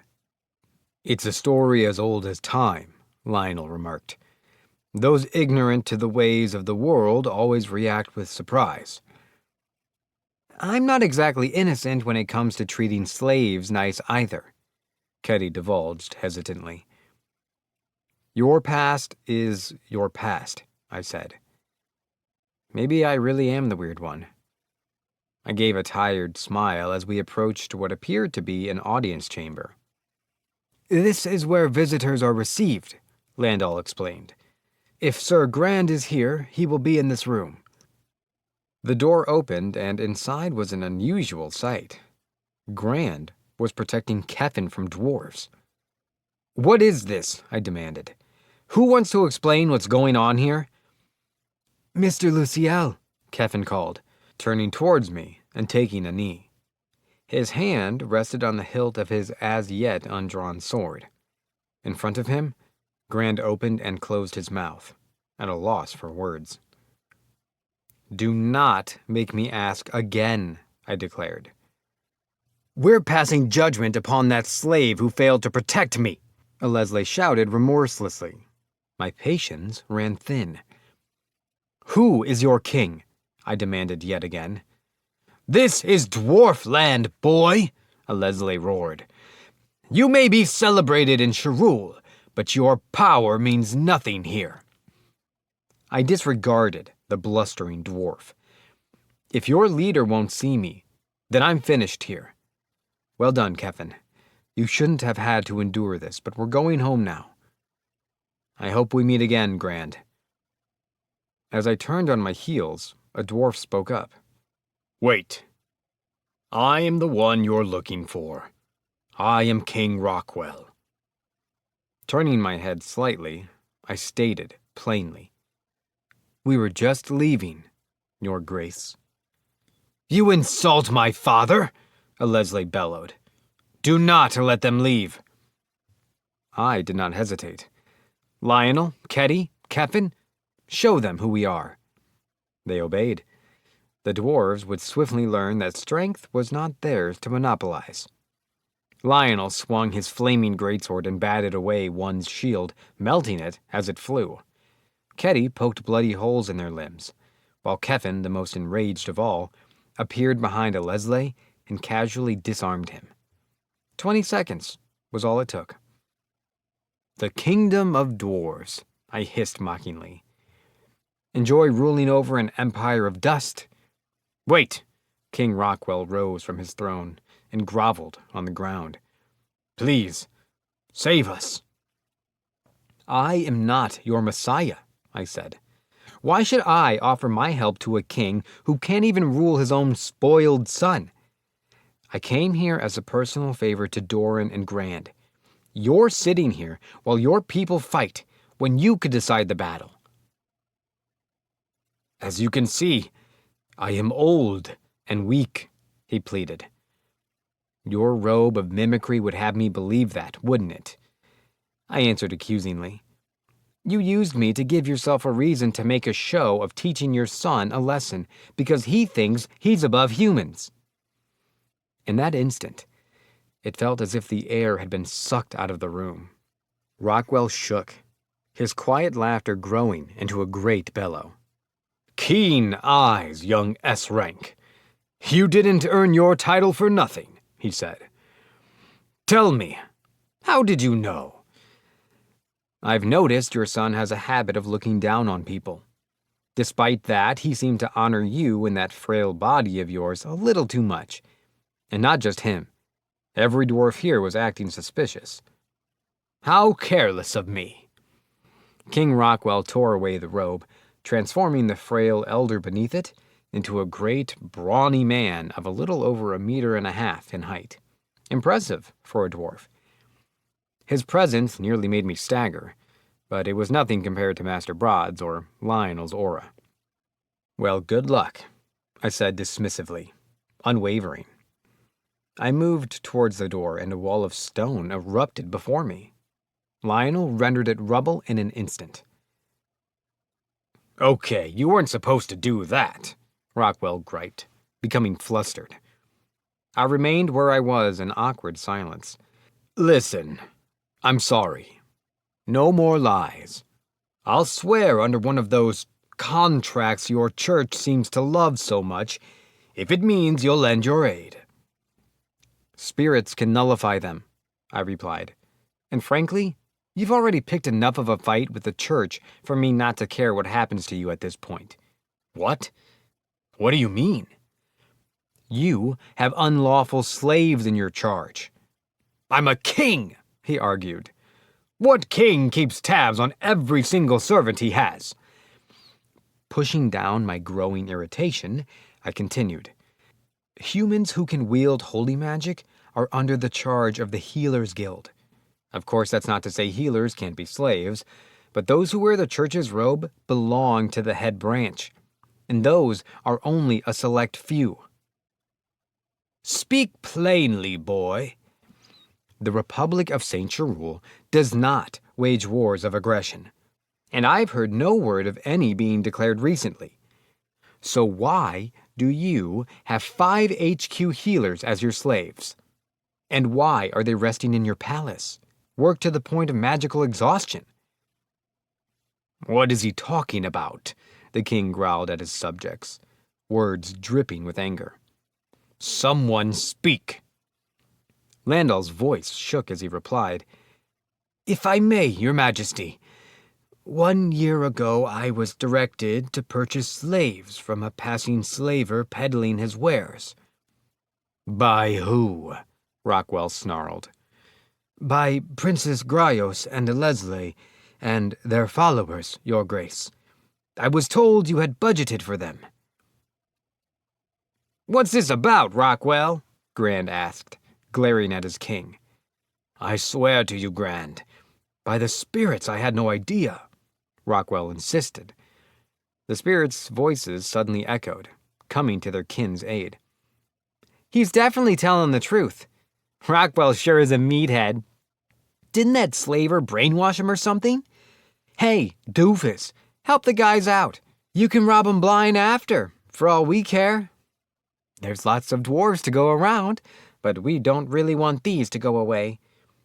And if something bad happens here, something bad will happen to Rockford next. I certainly hadn't expected to hear from the spirits here, of all places. It spoke to how much they cared about their kin, I guess. What if I don't? I asked. Rockwell might live, but probably not the rest. Heck, even Rockwell might bite it. Then the land will break apart. It's all up to you, doofus. We're not asking for free labor or anything. Rockwell will pay up for sure. Everyone but him's weaker than even you, Luciel. Please, help them. Can the other dwarves hear you right now? Yep. If you want me to save this country, I have 5 conditions, I said. I want possession of any slaves I choose. Any magic stones we obtain are to be my property. Rockwell, you are not to lie to me. Your sons are to be thoroughly punished, and you are to deliver an official apology to Doran. The spirits vanished. My team looked at me curiously as the dwarves of the court stared in shock. King Rockwell cackled. I like you, boy. You have a deal. But I want you to heal my men. Fair enough, I said. Consider this our tentative alliance. You have my word by the spirits of the land that I will do what I can to rid your kingdom of the monsters underground. As long as I sit on that throne, the kingdom of dwarves will fly your banner. What? No, this is a tentative alliance. I don't want you people. Call it what you want, the king chuckled. I swear by your terms. And so, our battle against the insect menace began. 11. Clearing for action. I healed the dwarves' wounds as promised, aside from the more severe deficiencies. Thank you, Rockwell said. I'll be charging you extra, for the record, I said. Let's get to the field. I expect your help as well, Your Highness. I wouldn't have it any other way, boy. That does not mean you're allowed to run off straight into enemy lines. After an unconvincing moment of hesitation, he replied, I know. His subtle pout reminded me all too much of another certain someone. They would certainly make a dangerous combo. We should hurry, I said, making for the door. We need to do something about those ants. With proper breaks, of course. You should lead the slaves. We can only command ourselves with any degree of efficiency. Got it. My team, Grand, Rockwell, and his court, headed for the slave quarters. The more fighters we had, the better our chances, although I'd need Keddy or Keffin to make sure they were safe to use. If some in their ranks had indeed been brainwashed, we couldn't risk it spreading or compromising the operation. "I'll take charge of the slaves I healed," I said. "I take it that's partly the reason for your late arrival?" the king asked. "I've healed your men around the battlefield as well. Maybe if I hadn't, Keffin wouldn't have been put in danger." "You trust your slaves?" "They're only my slaves because they refuse to be anything else. They could be their own people if they weren't so stubborn." "Why would you want to relinquish such valuable servants?" "Because no one really wants to be a slave," I stated. "Criminals are one thing, but I think treating people inhumanely because of a label is wrong. I don't want them to hate the very thought of another day of life. That's why I free those who work, who earnestly try. Call me egotistical, but that's just how I do things." "Do all humans think this way?" "No. I'm definitely the exception. But that doesn't mean I have to go out of my way to fit the mold." "I suppose not," Rockwell said. "Who is the slave's master?" "Hell if I know." "Who does? Speak," he called out. "I know," Grios answered. "A Leslie owns most of them. A few are under my charge." His perfect timing struck me as a little odd. I regarded him, considering the deeper meaning behind his words, and said, "I can do what I want with them, right, Your Highness?" "Whatever you see fit," Rockwell replied. "Okay. Everyone, wait outside for a bit. Team, with me. Make it quick." I entered the room where I'd healed the slaves sometime earlier. Their tension ebbed upon seeing me. It felt nice to have a warm welcome for once. "Listen up, everyone," I announced. "You're all about to be under my command, but I promise you 3 things.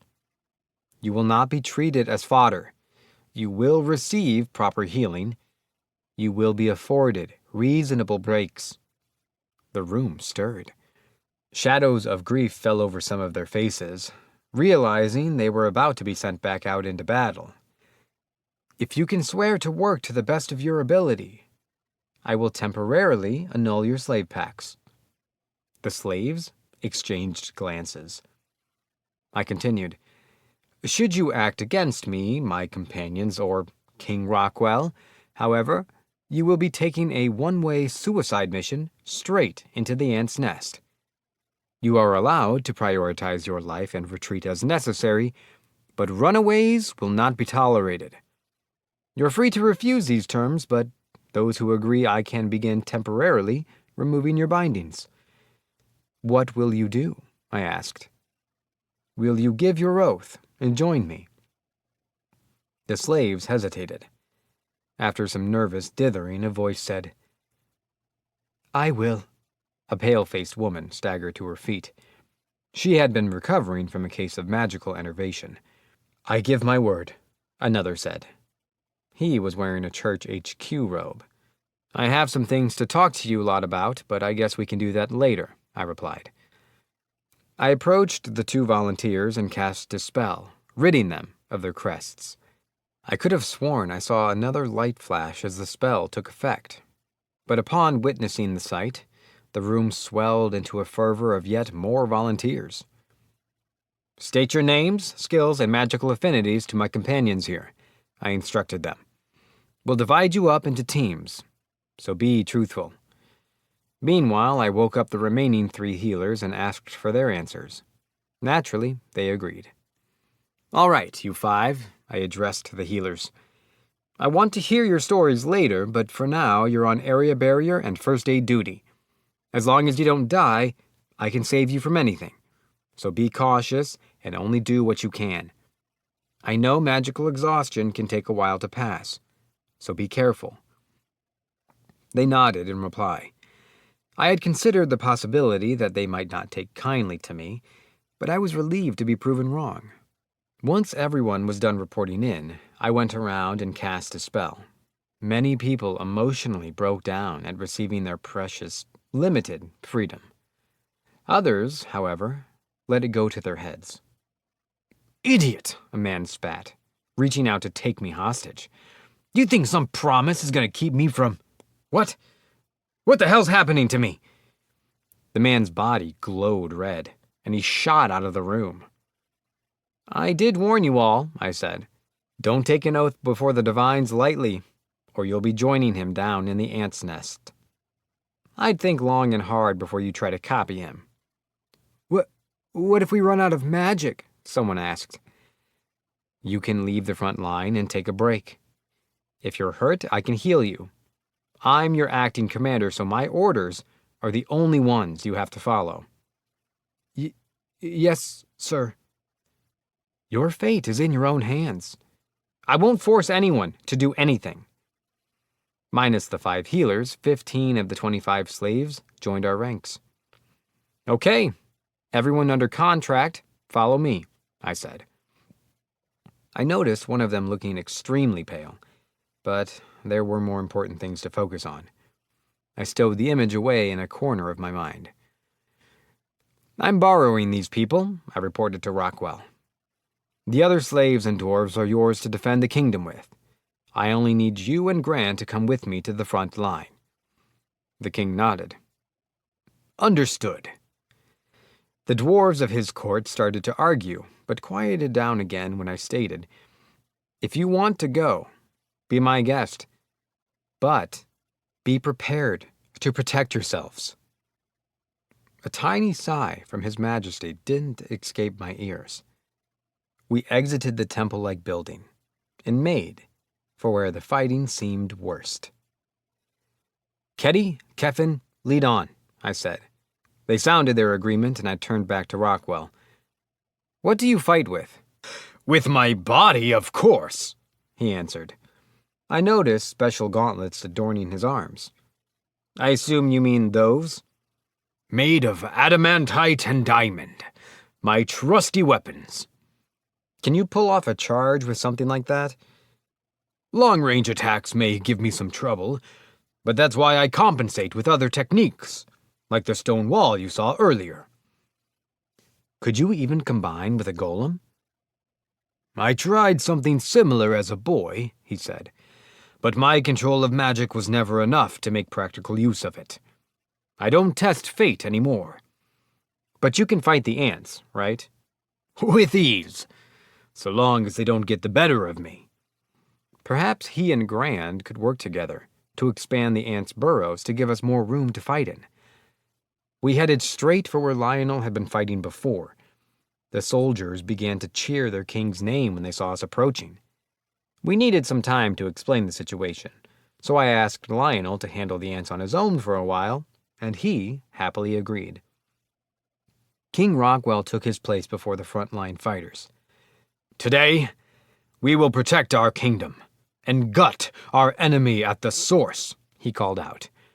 "We have been given a chance. Do not waste it. The S-rank healer Luciel has returned the slaves to citizens, so no one is to order them around. Assist them however you can. I will be facing the enemy on the front line, while Luciel takes command here. Obey him as you would me." Their king rushed to join Lionel on the field, as the soldier heaved his giant greatsword. The battle-crazed lunatic duo began to crush the ants with overwhelming force, and the soldiers looked on with wide eyes full of shock. I stepped out in front and clapped my hands once. All eyes turned to me. "Allow me to explain what we'll be doing," I said. "We will be divided into teams. One will lead the offensive, one will prioritize defense of the kingdom, one will focus on navigation, another will be first aid, and the last will handle food. Those two fighting over there will lead the defense. My subordinate, Keddy, will lead the offense and enter the tunnels directly, joined by Keffin, who will head navigation. Their goal is to ascertain more about the ants." An intense wave of confusion washed over the dwarves. I suppose I had kind of just waltzed up and started spouting orders in place of their king. I will lead first aid and food, I continued. I'd like anyone not skilled in combat to help me. The rest of you should continue defending against any ants that crawl out of their holes. It's possible this entire attack is just a diversion, so you need to protect your kingdom with your lives. Don't take that too literally, though. I'll heal any and all injuries.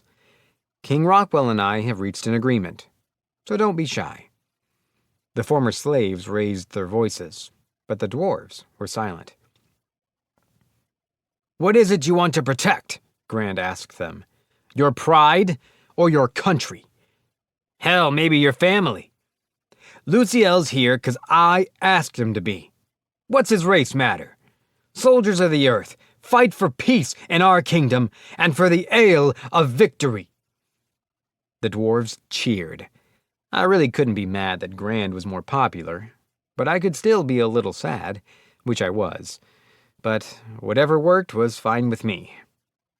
As the curtain rose on our battle, I felt a shudder. Of fear or of excitement I couldn't say. The one thing I was certain of was that I would not let anyone die here. The dwarves scattered to wherever there was a fight to be had. Evidently, that place wasn't here, as only Rockwell's court remained. Ketty, Keffin, pull back as soon as it gets dangerous, I said. We'll rework our strategy if need be. Yes, sir, they replied.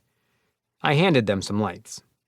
Slaves, obey their instructions if you don't want to be fodder for the ants. Hey, when do we get weapons? One of them asked. You're not sending us out there empty-handed, are you? Another added. What are your names? I responded. Mapulo, Jabron.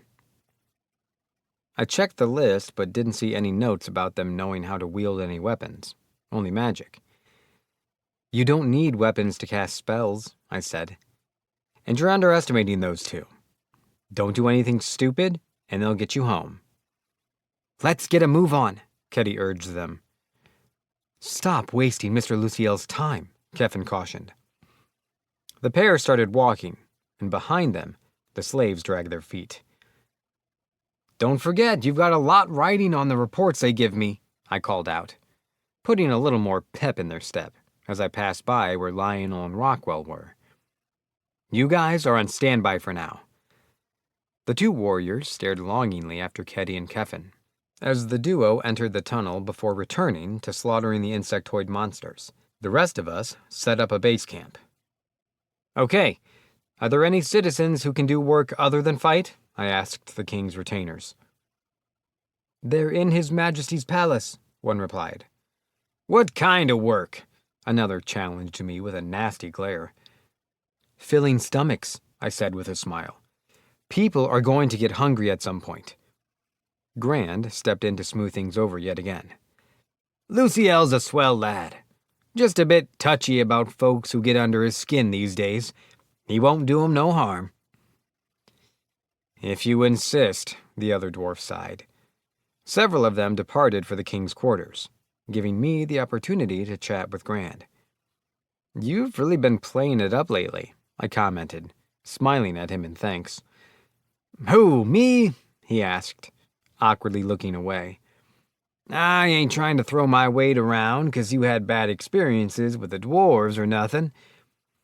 I always knew you had authority, but I never learned what you wrote in that letter.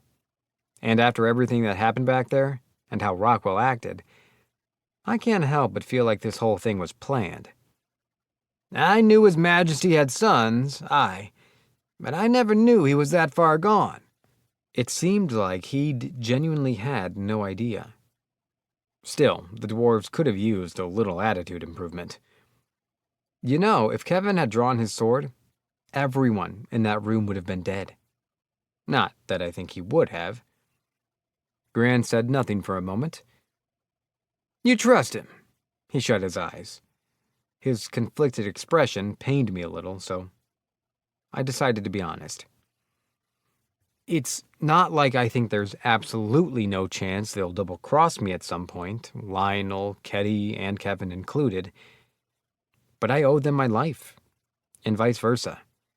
We've all done a little give and a little take. That's so. He opened his eyes. But any slave I've met, it'd give anything to be free. Why don't they want it? I think I can make a guess, but I won't ask them. I doubt I ever will. Don't want to know? Not particularly. I'll ask the important questions, worry about the important things, but nothing more. Why's that? Because questions they can't give answers to are questions they probably can't answer themselves yet. When they want to talk, I'm here. When they want to be freed, I'll oblige, I grinned. As long as it doesn't kill me somehow. Sure you won't regret anything? He asked with an expression that was difficult to read. Sure I will. But struggle's part and parcel of life. Nothing comes easy, and I'm only human. Even Lord Rainstar left a few regrets behind. Grand narrowed his eyes and gave a firm nod. You went and got awful strong in the last few years. Hearing that made me happy. No matter what sort of cheat-level, overpowered abilities one was born with, people made mistakes. But when it came to overcoming obstacles, were climbing over it or giving up really the only two options? I didn't think so. Who said you couldn't destroy walls entirely? Or step to the side? Adaptability. When going up against big conglomerates, if you were losing in startup or operating costs, it never did any good to simply try to outprice your competitor. It was always better to investigate demands for other products. Research, understanding the consumer, and adaptability. That was how you came out ahead in the business world. Of course, things didn't always go perfectly, but they'd never had the chance to if you simply gave up.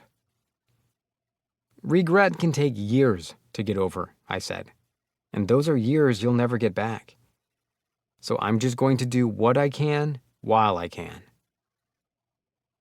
Maybe it's time we dwarves do a little moving on ourselves, Gran murmured. I saw the 5 healers standing on their own, trembling. The gloom of the cavernous kingdom certainly played a role in their trepidation, and I sympathized with them. This place, with monsters crawling everywhere, was no place for a healer. Of that I was painfully aware. Their shaking bodies reminded me of myself back during my training with Broad, and it made me want to pat myself on the back for my bravery. Still, I'd do it all again, if I ever had the chance to redo this life. Maybe introductions are in order, I said to them, recovering from my trip down memory lane. Starting with me, I suppose. I'm Luciel, formerly with the Yenis branch, now returned to my duties with HQ. No one even blinked. Doubtless my preamble hadn't been necessary. Merido, healer. I once served the Prosta branch in Luberg, one said. I'm Hans, sir, also from Prosta. Narat. I'm from Dela Sud, Illumacian. My name is Norman, and I hail from Illumacia as well.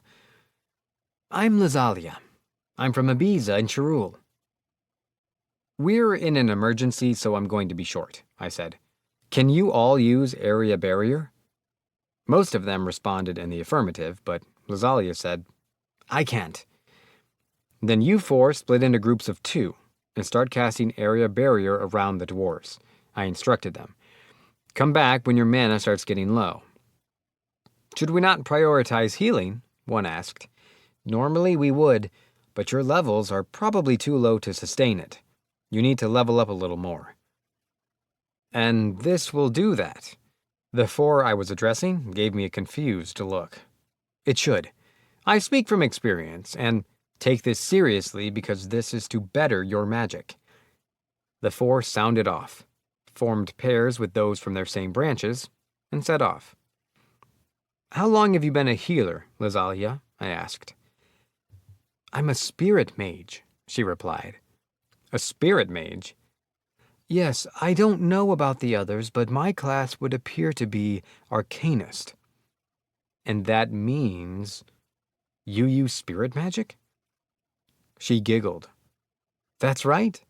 There are 8 affinities arcanists can use: light, fire, water, earth, wind, darkness, thunder, and poison.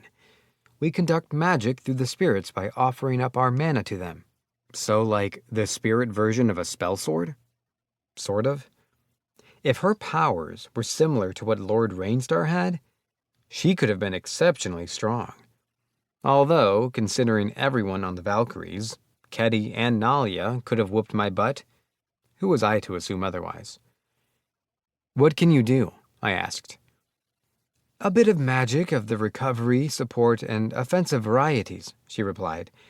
And I know my way around a greatsword or two. Or just a regular sword if you don't have one. Now here was the perfect example of how appearances could be deceiving when it came to the existence of numbered attributes and levels.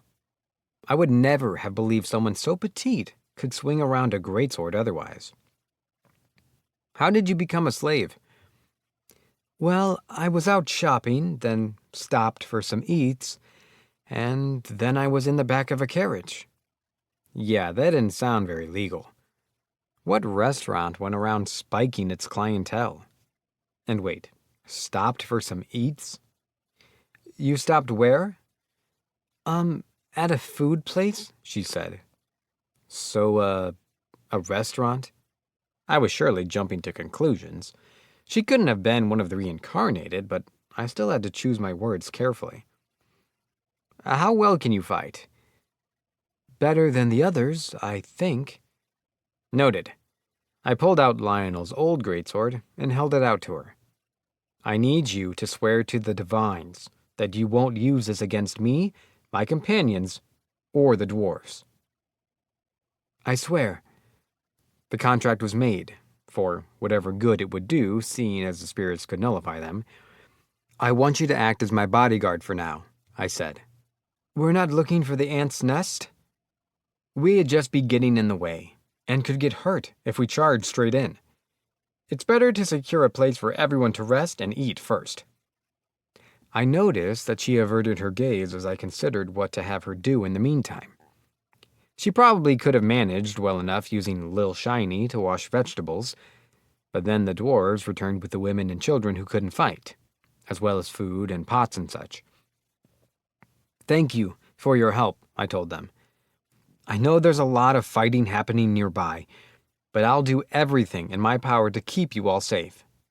For starters, I'll set up my barrier magic just in case. I cast Area Barrier to ease their concerns. They seemed confused for a moment, but then broke into excited chatter when they realized they could knock each other around without a twinge of pain. I'm glad to see you all in good spirits, but you've dishes to prepare, King Rockwell scolded them, sending them off to do their work.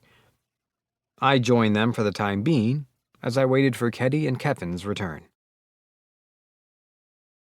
12. Disappearing corpses. Keddy, Kevin, and the slaves returned just as we were wrapping up the cooking.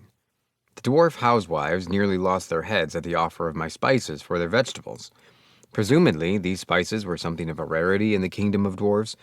I gave a rather rousing cooking sermon afterwards, which Lazalia sat out, since she didn't have the foggiest idea how to work a kitchen.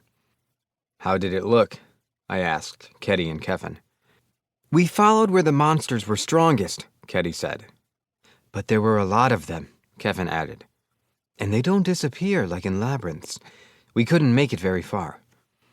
It sounded like our only option was to collect the bodies as we proceeded, which would have been easily solved by giving someone a magic bag if slaves were allowed to use them, which meant the job came down to only one person, me. We couldn't sit around here forever, or something might happen in Rockford without us. But wait, was that really all we could do? Were the former slaves any help? Probably would have been above ground, Keddy reported. But down there, they're a mess. The tunnels are narrow. It makes it hard to coordinate, Kevin explained. And movement is difficult. It is what it is, I guess. The former slaves can rest here. Keep this area safe, I ordered. By the pitying looks on my companions' faces, it was obvious that I was not going to get my wish. I should have known better than to assume I'd ever get it my way. "Hey," one of the slaves said timidly, "are we gonna be enslaved again?" "Or are we ant food?" another asked. "As long as you protect this place, I'll treat you fairly," I promised. "Oh, thank the divines. We'll win back our freedom today." A cheer rose from the other ex-slaves, though I had no real intention of letting loose anyone who still had outstanding crimes to do time for. After our meal, the team and King Rockwell rested up with a quick nap. The other dwarves were left with orders to take the defense in shifts and get plenty of food themselves. Several hours later, we awoke, and our excursion into the tunnels began. "Before we go, anyone need nose plugs?" I asked. My team raised their hands at once, while Rockwell and Luciel tilted their heads. They had clearly never encountered Substance X before. "Well, take them anyway. They'll purify the air for you." I passed out the plugs. "You're sure I don't need to go?" Grand asked. "I need you here, so I know the defense is safe," I said. "The people trust you." "Ex-slaves," I called out. "You're to obey his orders." "Fair warning, Grand. It might start to stink a little." "Got it." And so we descended into that godforsaken tunnel that I'd hoped I would never have to see again. "I'm supposed to just hold the light?" asked Luciel. "Just like that," I replied. "Let us know if you notice anything." "Can do." Luciel stood in the second row of our formation. King Rockwell was at the front with plenty of room to maneuver, while Keddy and Keffin sandwiched Luciel behind him. Lionel and I took the rear. "Many monster corpses, but they're rather small," Lionel noted. "They get bigger the deeper we go," Keffin replied. "Then we'll start running into more of them," Keddy added. "Not to worry," I said. "I'll leave Substance X at the forks." My two beast folk companions' anxiety at the utterance of that word was almost palpable. "This Substance X," Rockwell said. "It's potent?" "Does it make monsters weaker or something?" Luciel asked. "All it does is stink," I stated flatly. "Enough to keep the monsters away. You can have a sip later if you want. It's good for you, I think. Just don't waste it, or they say you'll incur the sage's wrath." "That certainly sounds powerful." "Then why isn't it more popular?" Luciel wondered. "Probably because you've got to either chug it all or not at all," I remarked. "And you choose to," Rockwell trailed off. "I can down it no problem," I said with a smile. The other two responded with horrified looks. Leave it to Substance X to forge friendships like nothing else. They were already pale, but hopefully they'd manage when the place actually started stinking. The farther we pressed, the more corpses we found. I collected them all, summoning them into my bag, while Keddy and Keffin glanced around suspiciously. "We definitely took out more than this," Keddy noted. "Yeah," agreed Keffin. "There should be more bodies." They weren't the type to engage in idle conversation, so this was serious. There were two possibilities. The bodies had disappeared over time, like in a labyrinth, or the ants were carrying their dead away. "If they're making off with the corpses," I mused aloud, "that means we might come across even stronger monsters soon. I should have joined the first trip here." "No one could have anticipated this," Lionel answered comfortingly. "You're here now, and there's no shame in that." The others agreed, and I started feeling a little better. Thanks, but still, I knew the risk was there from the beginning. All I can do is my best with what we have. Let's keep going. I left the combat to our three front runners and focused on gathering bodies.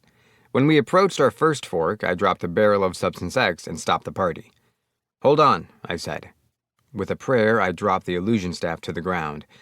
It pointed in the opposite direction from where everyone was about to go. This is going to sound crazy, but we should go this way. Keddy and Keffin exchanged crooked smiles. Whatever you say, Ketty agreed. You give the orders, Kevin added.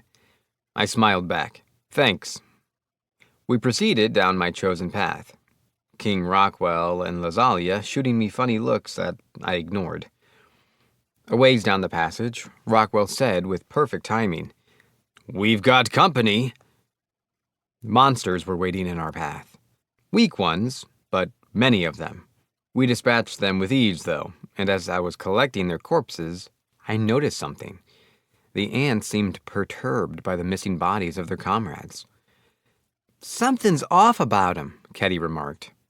You're right, Kevin agreed. If those two had noticed it, there could be no doubt. There are way too many of these things for them to have enough food to sustain themselves, I said, meaning some of them may be cannibalizing each other and getting stronger in the process. The remains certainly have nowhere else to go, Lionel concurred. They don't disappear as in a labyrinth. We could be in store for some surprises. Stay alert, everyone. Farther in, we came across another fork, and I followed the same course of action, placing a barrel of Substance X on the ground and letting the illusion staff determine which path to follow. The tunnels are getting wider, Lazalia noted. She was right, I noticed. They were. And there are more enemies, Rockwell pointed out, as the front guard struck out at more monsters.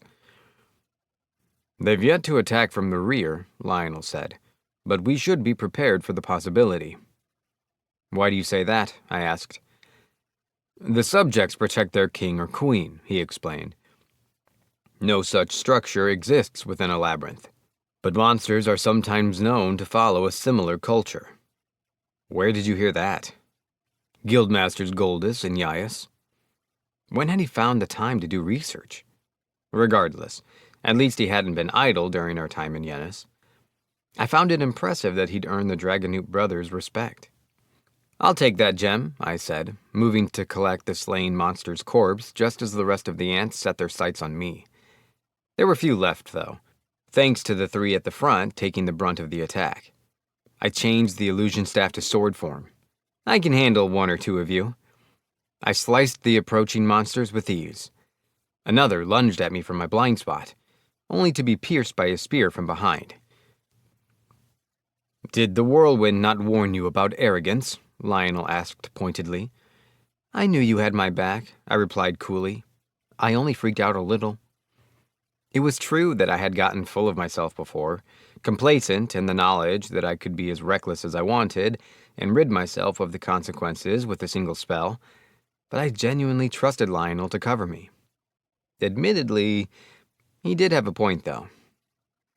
I thought your goal was to die from naught but old age, Lionel said. It is. You're doing great helping me with that, by the way. Much obliged. We shared a friendly chuckle. Lazalia was quivering in front of us. Hey, I said to her, if you're scared, you can come back. She interrupted, mumbling. I love this vibe you've got going. The bonds between men, master and servant. Oh my gosh, it's so cute, she babbled, her voice very much not shaking with fear but with passion. You two tell me if you need anything. I'll be your sword any day of the week. She continued her simple, light-shining job with more enthusiasm than I thought possible. She did swing that greatsword and cut down ants with more skill than I'd given her credit for, but after that, I chose to press on with the excursion, pretending like she didn't exist. 2 more forks later, we came to a clearing. There, we found even more ants, only larger and bipedal. They were eating the corpse of one of their fallen kin. An evolved form? I wondered. There's a lot of them, Ketty noted. I can't tell how strong these are, Kevin said. Could be trouble. The bipedal ants had grown to about the size of goblins, but I couldn't sense any other danger from them. Lionel, I called, handing over his flame greatsword. Take care of them. Ketty, watch his back. Kevin, stay with me while I gather corpses. I want King Rockwell with Lazalia. You do know I can fight, Rockwell argued. I know, but I don't think this will take long. Let us handle it." The king reluctantly agreed. 13. Myrmecology. The ants we'd faced up until then had all gone down in a single hit, but the bipedal variety was an unknown. I had asked Lionel to handle this fight as a means to test what we were up against. It did not work. One hit, I huffed. A single swing from his flaming greatsword had blown one of the evolved variants away. It did not get back up. Keddy annihilated any other ants trying to stand in his path. "This isn't really helping us learn anything," I said. "I can give it a try," Keffin offered. "Good idea." We jogged over to the growing pile of ant bodies and started collecting them, dealing with the fodder easily enough on my own. Things weren't so easy for Keffin, who struggled to deal with the bipedal variants as swiftly. "You okay?" I asked. "They've got high defense. Their joints are protected now, but I have an idea. I'll make an opening, then you strike them down with your sword." I hesitated for a moment, then said, "Just tell me when." "Go in when the monster takes a swing." "Got it." As instructed, I waited for the ant to strike Keffin, then thrust my blade in. I felt it pierce the ant's fleshy interior. "Your weapon is a little intimidating, sir, if I'm being perfectly honest," Keffin remarked. "Yeah, I've been thinking that for a while now. Let's grab some more bodies before more come." Slowly but steadily, we made our way around the piles of fallen insectoids. Rockwell watched from behind. "Remind me why we're here again." "They're doing a good job," Lazalia observed. "Not a single monster's made it over here." "But this is simply ridiculous." Lionel drowned the ants in slashes of fire, normal and variants alike. Keddy danced among the chaos, swiftly dealing damage before leaping out of harm's way and skillfully leading them into reach of her companion's blade. The fight did not last long. As I continued to gather corpses, I began to wonder just what this clearing was for. We had come to a dead end. Did we take a wrong turn? I wondered aloud. "It would appear to be a storage area for food," Lionel said, returning to my side. "Well, this is anticlimactic," Keddy added, following him. "This should have worked," I said. "The staff should have shown us the way." I held the illusion staff upright against the ground, then let go. One last shot in the dark. "Excuse me?" The staff didn't fall. "Huh," Keddy said. "Maybe we're right on top of whatever's causing this mess." "Bold of you to stake this venture on destiny." Stars sparkled in Lionel's eyes. "I like it." "King Rockwell, can you open up a hole here?" I asked. "I can," he answered skeptically. "Everyone, step aside." He placed his hand on the ground, and soon the earth spread apart in the middle of the room. Lazalia approached and shone the light down, spotting ants crawling not 3 meters below. "This skirmish is mine," the king declared before jumping straight down. So much for strategy, I thought. What in the world is he doing? We peered down to see where the madman had run off to, but we didn't have to look far. He stood mere centimeters from the wriggling ants, separated by what looked to be a membrane. Rockwell looked up at us and yelled, "This place seems to have been dug out by the monsters." Boy, did I want to go home. Was it too late to go home? The answer was yes. "Everyone, we're handling this with the same level of caution as the main chamber of a labyrinth," I ordered. "We can only assume this thing is the Queen's belly. I'm going to cast Aura Coat and Area Barrier on everyone just in case." "Sir," they cried in reply. When I finished casting the spells, Keffin said, "I'll go first and scout it out. If it looks bad, I'll retreat with the dwarf."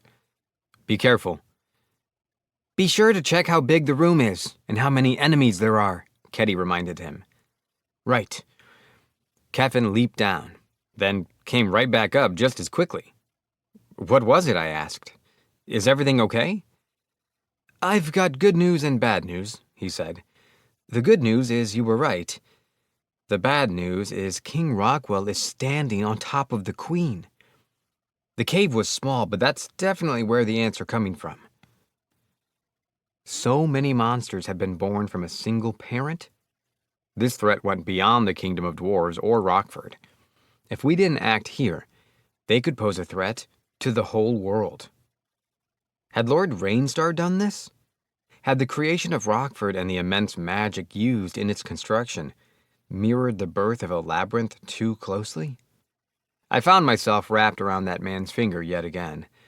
But at the same time, I couldn't fault him for not foreseeing a danger 3 centuries in the future. Then we know what we have to do, I said resolutely. We need to take out that queen before the entire world becomes their nest. Shall we slice its gut? Lionel asked. Or lop off its head? Or aim for its magic gem core? Guess we should split up, I replied. The monsters will probably be all over whoever goes for the head. Let's leave King Rockwell to handle things where he is.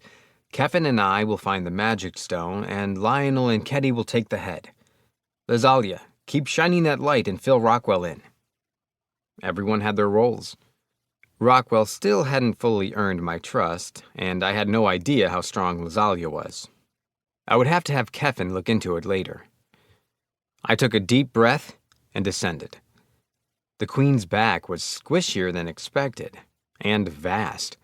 At a glance, it seemed to extend over 25 meters across. It was certainly larger than a competition swimming pool, that was for sure. Can we actually beat this? I asked. Certainly, Lionel responded. But we will have to fend off droves of its soldiers. We've seen worse, Ketty said. Let's do it, said Keffin. Everyone, move out, I ordered. We all ran. I poured magic into the illusion sword as Keffin led me to where the ant's prominent jewel was. I thrust the holy dragon spear straight in.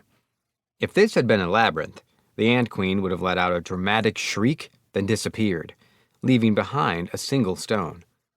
But we didn't have that luxury.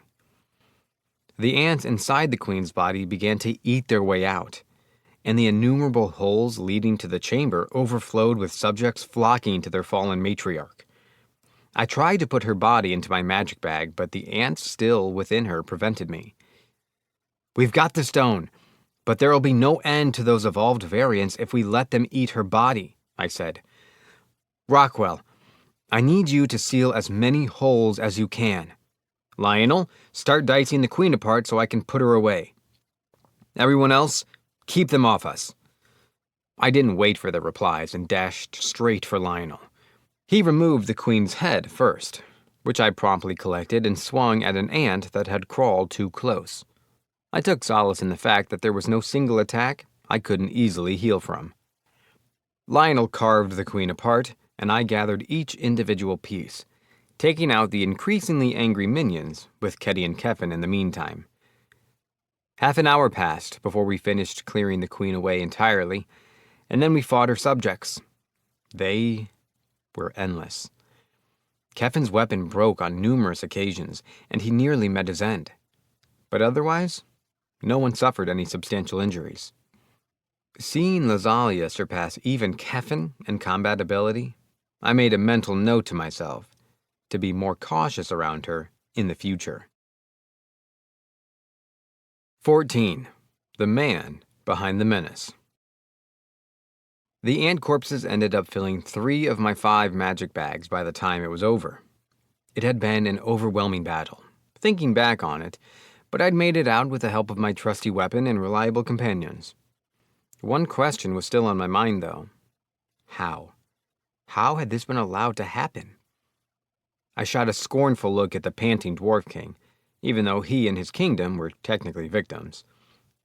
Your people can deal with whatever monsters are left, I stated. We plan to, he replied. His expression softened, filled with remorse. I'll tell the people when we return. He must have been frustrated that he was the only one to have collapsed. I could hear it in his voice. He was the only one I hadn't cast Aura Code on, and the miasma had poisoned him to the point where he could no longer stand. You've got work to do in your kingdom, Lionel said sternly. weeds to pull, or they will continue to grow. Your boys are going to run your nation right into the ground, Ketty added. I nodded. We'll have no part of it anymore. Understand? Rockwell bit his lip. He did not reply. I turned to Lazalia. You're stronger than you look.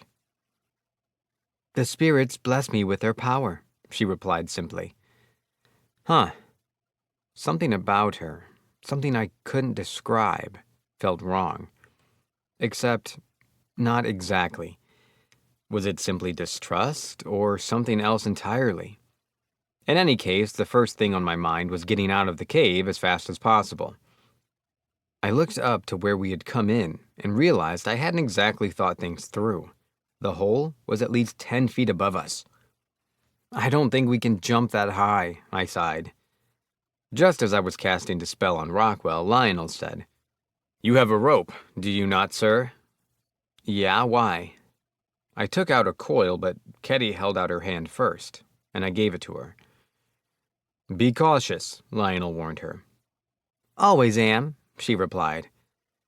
She hopped onto the flat of Lionel's blade, and he flicked it up as she kicked off, flying straight through the opening in the ceiling. I'll go next, Keffin volunteered. Lionel nodded, and they repeated the same maneuver. The moment Keffin disappeared through the hole, a rope tumbled down. She works fast, I said. King Rockwell, can you move? You trust me to go first, he asked. You should be aware that your head will leave your shoulders before you can try anything. Rockwell snorted. You're not as naive as they say. I've got a good support network. Rockwell turned from my smile and climbed up. Lazalia, you go next, I told her. Then Lionel, and I'll follow behind. I can't allow you to remain here last, Lionel argued. I've got a hunch, I said. I offered a playful grin. And I know you'll all rush to my rescue if something happens. Begrudgingly, he surrendered and trailed behind Lazalia up the rope. The moment I grabbed on to start climbing myself, the entire length was hoisted up with great force. I groaned as my grip nearly faltered and my shoulders ached with a sudden jerk. I flew up and over the hole, where I saw exactly what my hunch had warned me of. Rockwell's court and the slaves who had turned down my offer were waiting for us, and the others from my team were already hurt. Rockwell had been the one to pull up the rope. I'd sent Lionel first as a precaution, but I was still too late. As I landed, I cast Area High Heel, and the dwarves and their slaves stared with wide eyes. Anyone care to explain? I asked them.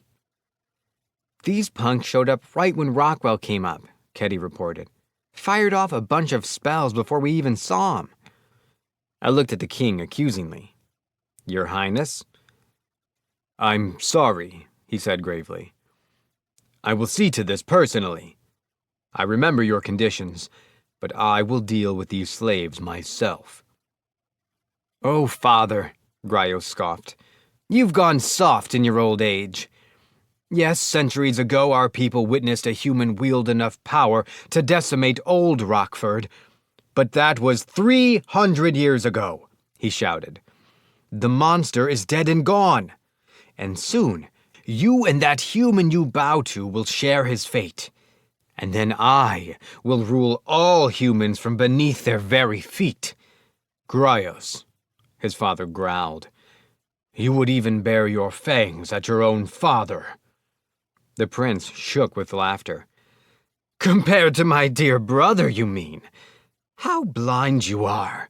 I've been twisting his mind and you were none the wiser. When did this happen? Rockwell shouted, stepping forward. When did your mind become so poisoned?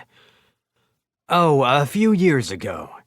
I was hoping to give the ants a little more time to complete the tunnels. This was your doing? Correct, Gryo sneered. I brought those ants up myself. Their number simply got away from me a little. But why would you want to destroy your own country? I interjected. And what would a dead man walking want with that information? The dwarf spat back. Kill them, he ordered. But leave my father. I have plans for him." The other dwarves charged as the slaves began to chant spells. "Ketty, Keffin, Lazalia, deal with the slaves," I commanded. "Lionel, stay back." The trio flew towards their targets, but something wasn't adding up to me. They had seen firsthand how strong we were, so why were they so confident? My companions sliced the tendons in the slaves' legs and stabbed at their arms, but they never stopped casting. "What order could he have given them?" I muttered. I started to cast Dispel with a long-range magic circle when the dwarves set upon me. "Lionel, non-lethal." "Understood," he replied, swatting our assailants away like he had in the audience chamber. "Gryos, what did you do to them?" I shouted. He huffed. "Turned useless pawns into valuable tools." My spells had no effect on the dwarves. Not dispel, not recover. I sensed miasma emanating from them. They weren't right. They didn't feel alive. "It's futile," Gryos cackled. "You and the old man are done." He turned to his minions. "Focus on the one in the robe." The others dragged themselves off the floor like ghouls and darted straight for me before Lionel intercepted them with a swing of his sword. I tried purification on a hunch, and they finally fell. "What have you done?" Gryos blustered. "I'd like to ask you the same thing," I countered. "You turned your own people into undead monsters." "Undead?" Rockwell shouted, his face reddening with rage. "What?" the prince demanded. "Am I not free to do with my servants as I please, father?" "You will." Rockwell threw his fist to the ground, scowling. "Learn your place, boy." The earth surged and plowed into Gryos' gut, but the prince merely cracked a smirk. "What? Impossible." "You've grown weak, father." His son gripped the stone blade, and it crumbled to dust. "How?" Rockwell stammered. "Is that really your full power? You'll never best me with—" Light engulfed him. "Sorry, we don't do business with the undead," I said. The slaves had been purified and dispelled, and the ramparts of Sanctuary Circle burned bright. When the light died down, Gryos lay defeated. I made sure that the slaves were still alive, and freed the ones who hadn't turned out to be Illumasian spies. "Why?" Rockwell pleaded, reaching out to hold his son. "Why did you never come to me?" "Don't touch me," Gryos hissed. "Come to you. I've always hated you, father. Always." His body began to disintegrate. "To think," he scoffed, "there was a man capable of stopping me. Me, a devil spawn, infused with the powers of a magic stone. It seems fortune was not in my favor." The prince crumbled away, leaving nothing but a magic stone. When he did, the Illumasian spies immediately seized up, then perished themselves. "Gryos!" King Rockwell cried. Tears streamed down his face. "Gryos!" The king continued to call for his son in vain. We had saved the kingdom of dwarves. We had saved Rockford. But our victory was bittersweet. I purified what was left of the king's son, the magic stone, and handed it to him. "I'm worried about how they managed to get this far," I said to no one in particular. "Grand and the others could be in danger." "What of the slaves?" Lionel asked. "Former slaves, that is." I gave them a glance and they shivered in fear. "Let's get back first. They're free to leave if they want, but we can't guarantee their safety if they do." "Please," one of them begged. "Don't abandon us." They'd had their chance to volunteer when I'd asked. How much easier things would have been if I was cold-hearted enough to leave it at that. I thought about what to do with them, but Grand was waiting, and I prioritized him. "Your Majesty," I said, "if I might suggest saving your tears until after you've made sure your other son is still well. The king wiped his eyes and stood, stowing away the gem that had been his son. "You're right." I cast Area High Heal, restoring the former slaves and dwarf retainers. "Kill anything that moves from here on out," I told Kedi and Kefin. "Lead the way." We swiftly departed the way we had come. "Still monsters around," Kefin remarked. "Not too many, though," Kedi said. The two cleared our path, and we efficiently forged ahead, not forgetting to collect the Substance X I had placed around earlier. Rockwell and the dwarves followed from the rear. "I think your people should manage fine on their own," I said. "True," Rockwell murmured, scowling. It was only one of a handful of words he spoke on our way back. "It's going to take a long time to get rid of all these corpses," I commented. "Pola and Lycean will make good use of the stones," Lionel replied. "And Rockford would be happy to have the monster's remains, I should think. Not a bad idea. Not like we can do anything with them. They will put the materials to far better use than we could, and it will earn more of their favor. Hopefully these magic stones can help us fund the process of getting the former slaves on their feet," I muttered. "Let us first hope that Grant is in one piece." We emerged to much the same sight as when we had left. Things were calm, and when some dwarves noticed our arrival, they started announcing it to others. It was nice that my worries had been nothing for a change. I picked out Grand and approached him. "Glad you're all okay." "Nothing out of the ordinary here," he reported, "other than the monsters crawling back into their holes all of a sudden." "Good to hear. Did Gryos or any other dwarves pass through?" "Not that I ever saw." He didn't seem to be hiding anything. I looked at Lionel and Kedi, who shook their heads. "Fair enough," I said. "We took out their queen and a whole army of her ants while we were at it. Once the kingdom's forces clear out the stragglers, the threat should be gone." "No tellin'," Grant exclaimed. "Heading back to Rockford, then?" "Believe me, I want to. But we need to heal the wounded and work out our pay." "Yeah, you and your healing," he flashed a knowing smile. "Get on with it." I grinned. "Will do." We were met with many cheers of thanks on our way to the king's estate. No other ants loitered around the other few holes that remained. We'd avoided the worst-case scenario. Rockwell took the lead as we entered his home, pacing to the middle of the audience chamber, before turning and groveling on the ground. "Luciel, please, heal Lesle's arms," he pleaded. "I'm begging you." I had kept his son from succumbing to his wounds, but done nothing to return what he had lost. I questioned his judgment. A dwarf like Leslie couldn't lead their nation to a brighter future. "Why?" I asked plainly. "Forgive my bluntness, but I think your kingdom needs to be in far more qualified and honest hands than his." "This isn't about succession. It's about my boy, the last son I have." "Then what will happen to the throne?" "I will live and breathe for him," the king said. "Hammer every ounce of wisdom into my son until he's fit, and if he never is and I die heirless, then my line ends with me. I swear it by the spirits." "You're serious?"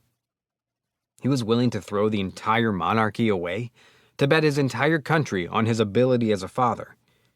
Just how did he expect to pull that off?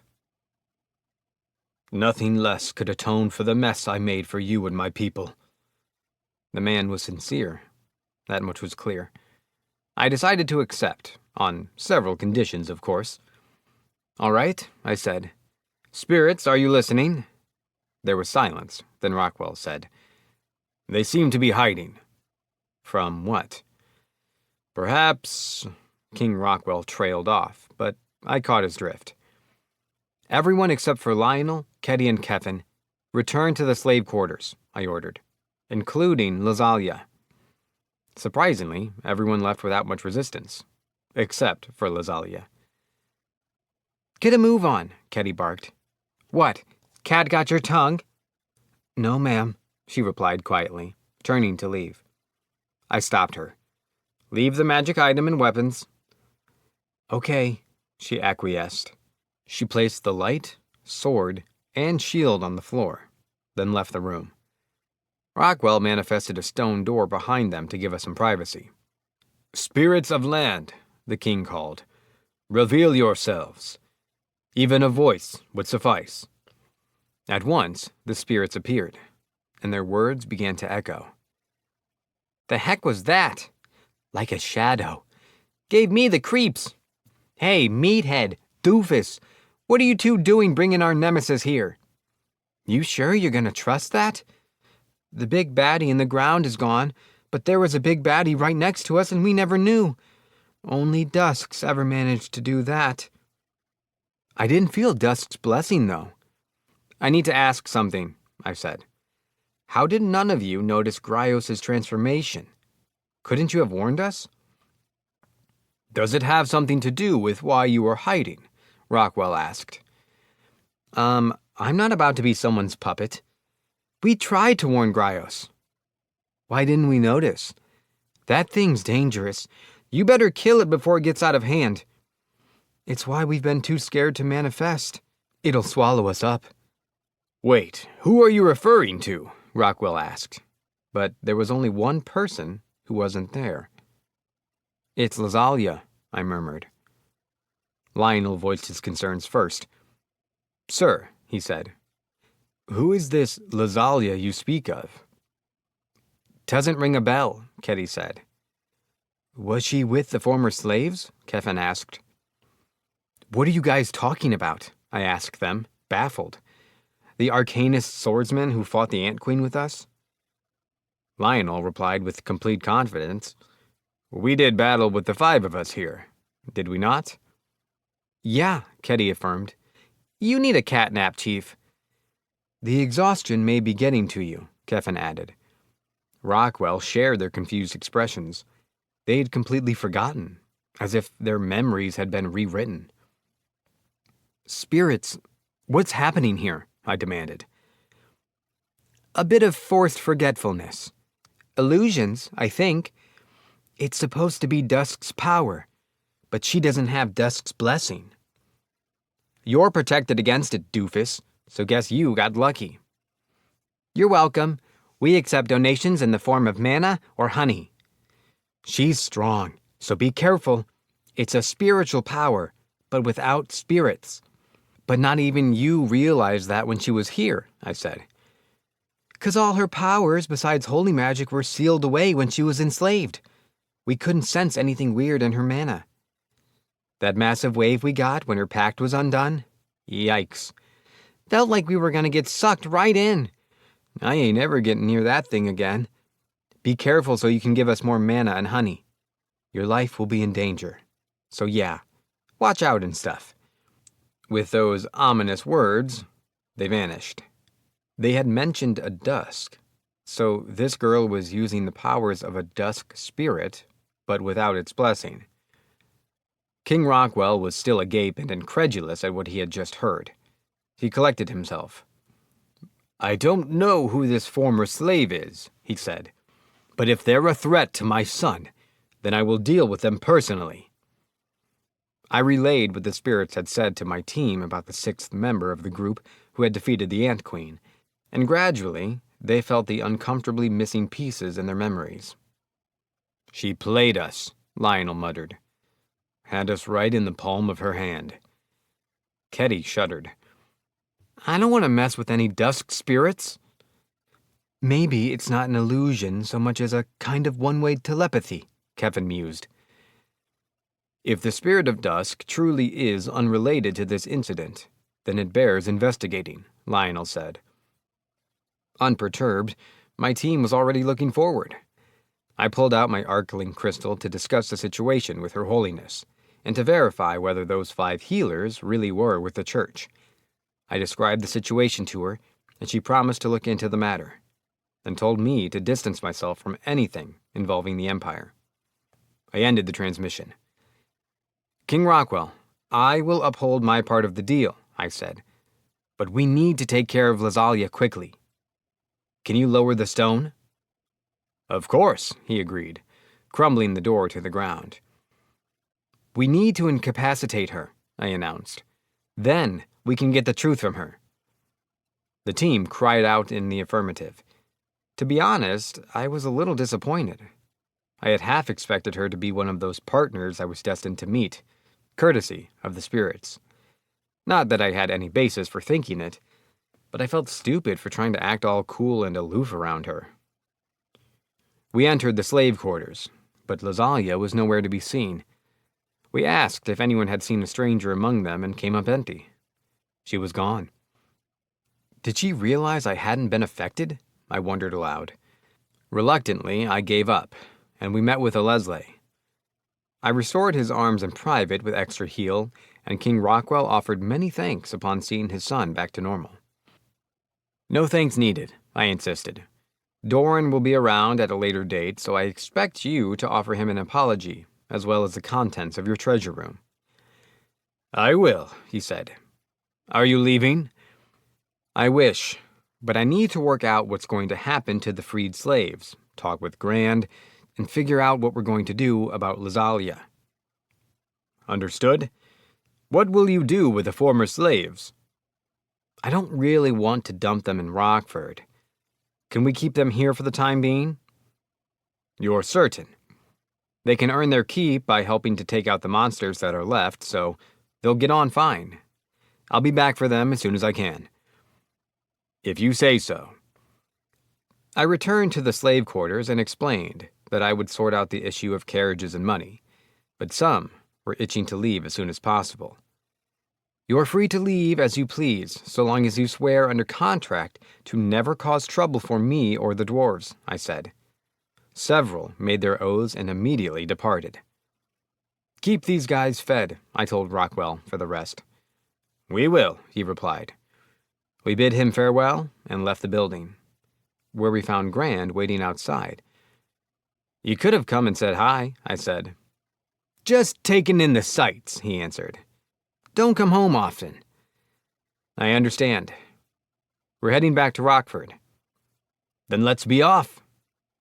We set out on the path leading out of the cavernous kingdom, but a subtle fear wouldn't leave the pits of our stomachs.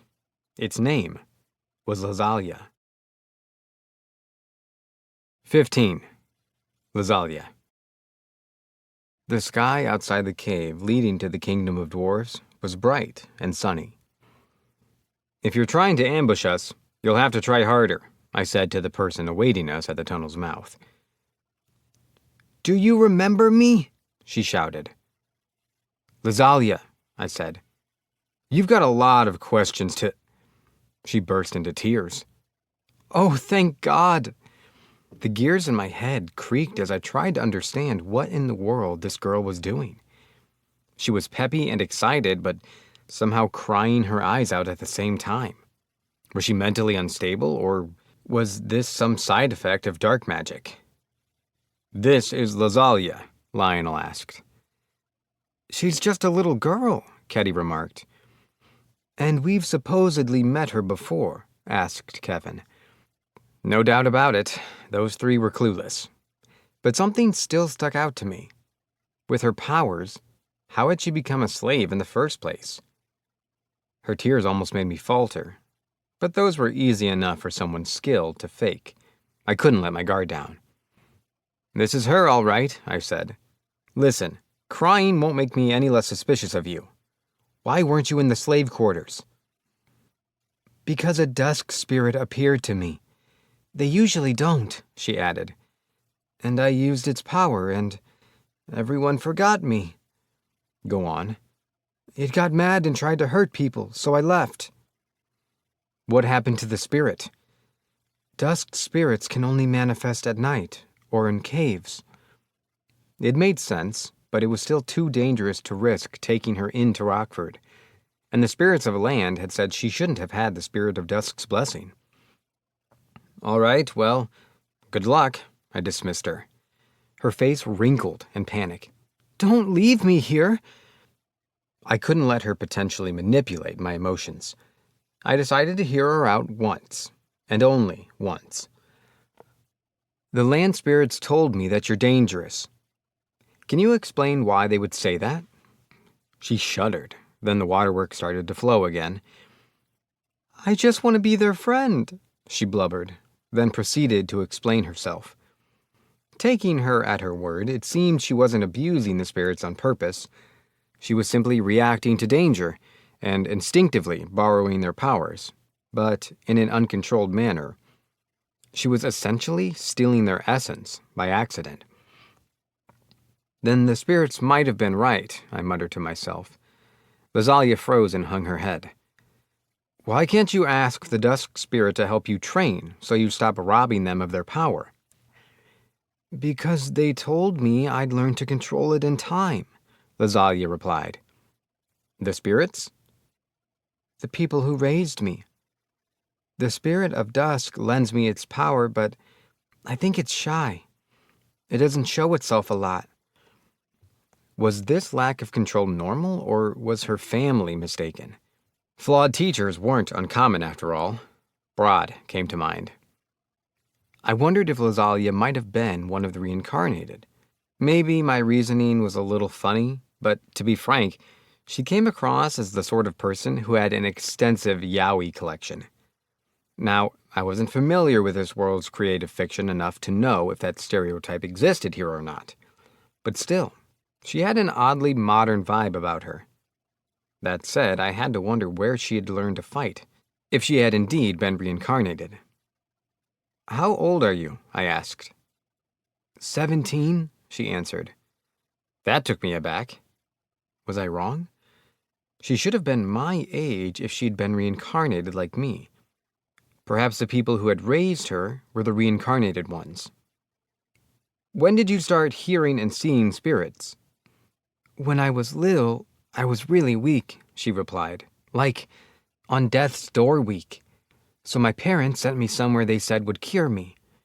My memory is a little hazy, but I still remember what happened after they sold me." So she had been a slave. "They made me do a lot of experiments," she continued. "Take medicine, sword fight even while I was sick. I always had cuts and bruises, and I was always lonely. After a few years of that, I started to see the dusk spirits, and I stopped being so sick all the time." Had she called them herself, or had they been drawn to her? Could it have been an effect of some drug? Something else nagged at me too. "How did you get enslaved if you were already a slave?" I asked. "I was freed once." "Nice owners?" "I asked them to let me go one time, and they just did. I was really surprised, but it was only because the dusk spirit had lent me its power."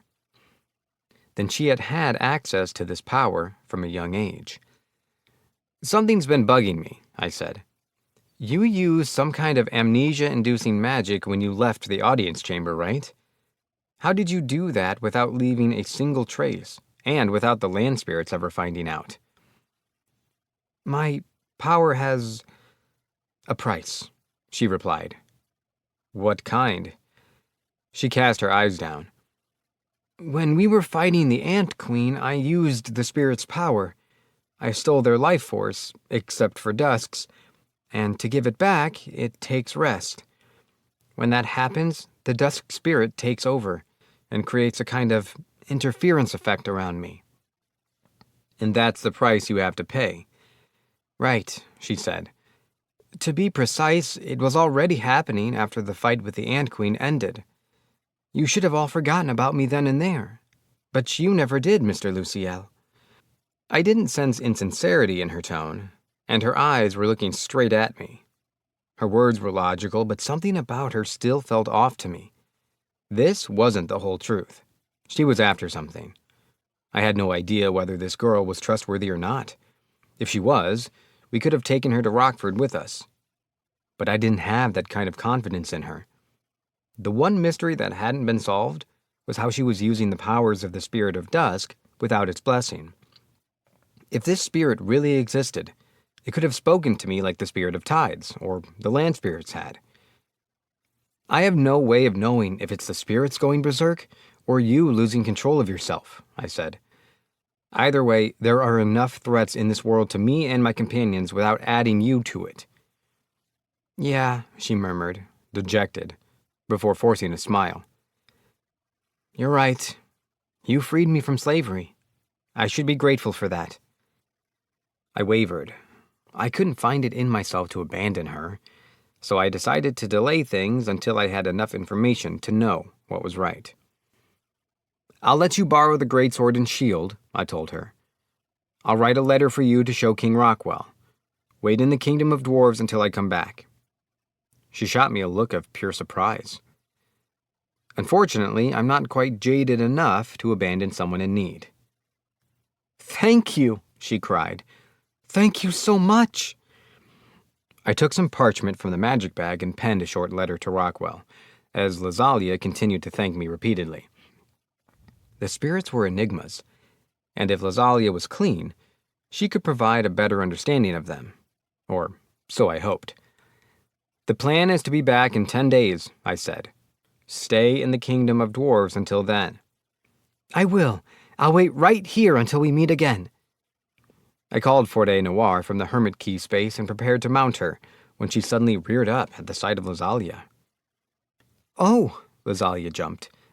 Did I do something?" "Whoa!" I did my best to soothe my horse. "What's the matter, girl?" Forte continued to stamp her feet and puff at Lazalia. Horses were smart beasts, and well attuned to people's natures. Forte more than others. If even she sensed something wrong with the girl, there could be no mistake. "Sorry, she's a bit moody," I apologized. "I don't think she likes me," Lazalia replied dryly. "Anyway, until next time." "Until then." We watched Lazalia disappear into the tunnel, then departed for Rockford. A little down the road, Lionel said, "The place she was sold to. I believe it may have been Illumacia." "Why do you say that?" I asked. "Poor health in children is sometimes indicative of dissonant classes," he said. "The latent presence of ill-suited jobs deep within one's body. But that's theoretical, I assume. Regardless, the Empire has been gathering such children and enlisting them as soldiers. Why?" "Ostensibly, to heal them," Lionel explained. "In truth, it's to turn them against their mother nations." "To brainwash them," I said. "Yes, they strike while they're young, too naive to even know they're being poisoned." "This sounds similar to something I heard back in Meritoni," I murmured. I remembered what Batakuli had done with his daughter. If all this were true, what would have become of her? "What does the Empire do with the adult slaves it receives?" "I imagine that largely depends on the individual, but they could be sold off to another country, kept as pets, or used to train the children. Not to mention the rumors surrounding human experimentation." "But you stopped that, didn't you?" "Tried to," he corrected.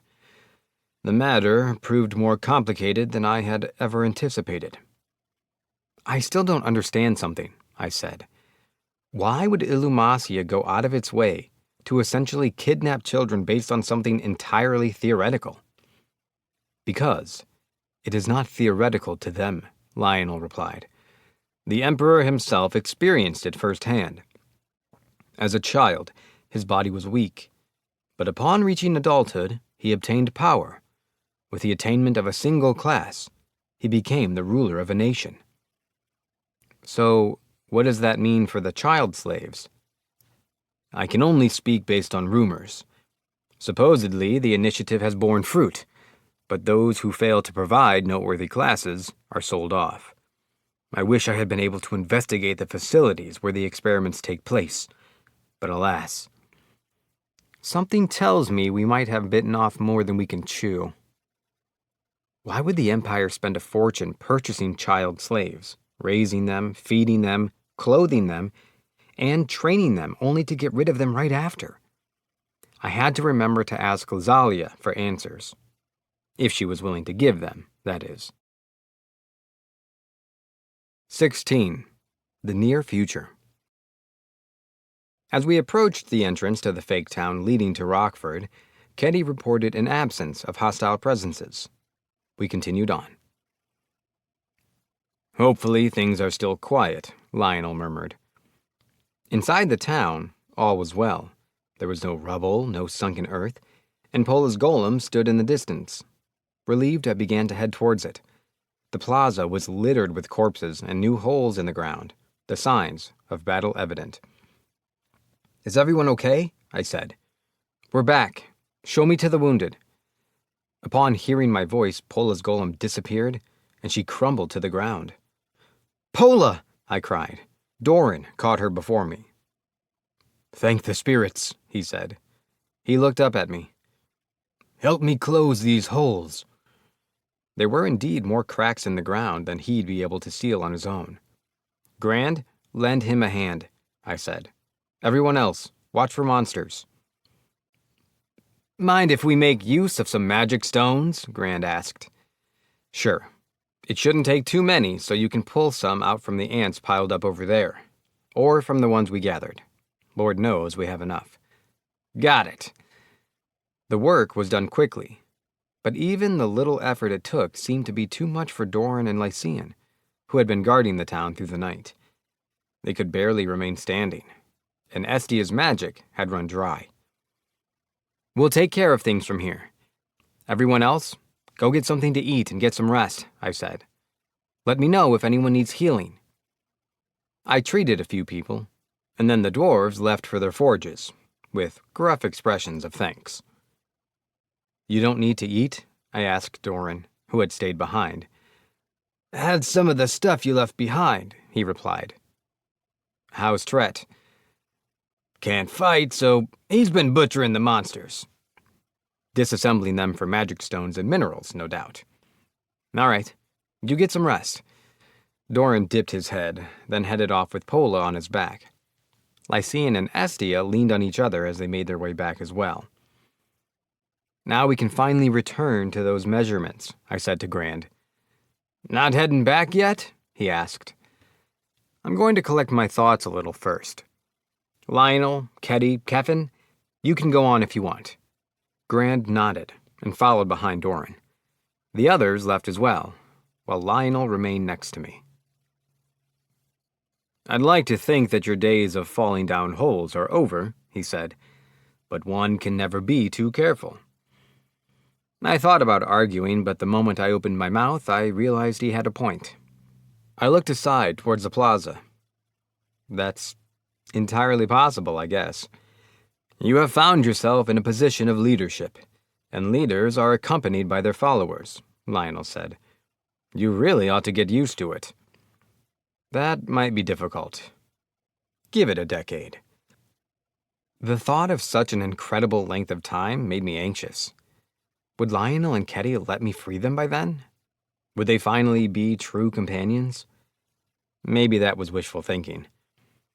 I continued to stare at the plaza and said, "You know, we might have to go to the Empire at some point.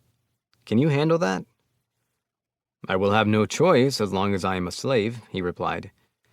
"If I am not, then I fear what I might do." He wouldn't betray me. He likely meant that he might run off and let his personal grudges send him into a fury. "Thanks for the honesty," I said. "The plan right now is to visit Meritoni after dropping Doran off in the kingdom. We may have to stop at the Holy City too, but we'll cross that bridge when we come to it. Can you decide our destination without convening with your superior? As long as nothing's obligating me to be elsewhere. I'd also like to visit Neldal. I may be able to learn how to use some new magic, even without the right affinity. Also, you can't go wrong with a flying city, am I right?" "Very well," he said. "But you should know there are only 3 ways to enter the city. By way of dragon from the Empire, ascending through a particular labyrinth in Grandal, or having each country sponsor you and request the city to land." "Those are the only 3 options?" "As far as I'm aware." "In any case, the plan is to spend a few months in Meritoni while your gear is being worked on," I said. "I think I could use a refresher of the basics. And I'd love to see you and Master Broad go at it." "With your spells, you are sure to have many chances to witness that," Lionel said with excitement in his eyes. "About Lazalia," I said, changing the subject. "You really don't remember a thing?" My memory is not entirely gone. It's almost in a fog, so to speak. Got anything? Only vaguely. I spoke of Illumacia conducting human experimentation, if you recall, and those memories are somehow hazy to me. Did meeting her make anything click? I asked. No, but the particulars of what specifically has left my mind are suspicious. And I assume this isn't a simple case of forgetfulness.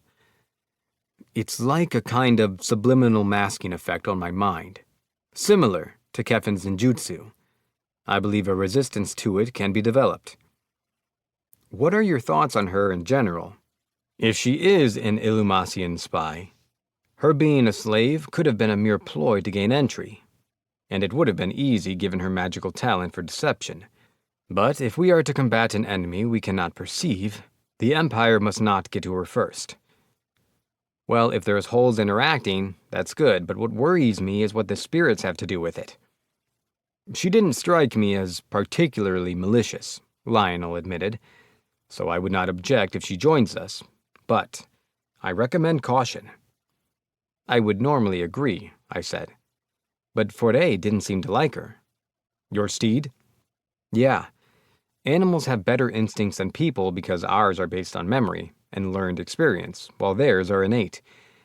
And Foray seemed cautious of her, so I think we should be the same. If only there were some tool that would allow beasts to speak. Tell me about it. We passed the time with more idle conversation, short bouts, and a little magic training. Sometime later, I was speaking with Doran. We've got a lot of magic stones from all this, I told him. I want to use them for the project. Of course, the gear comes first, but the rest is up to you. Pola, get to work on those, he said to his granddaughter.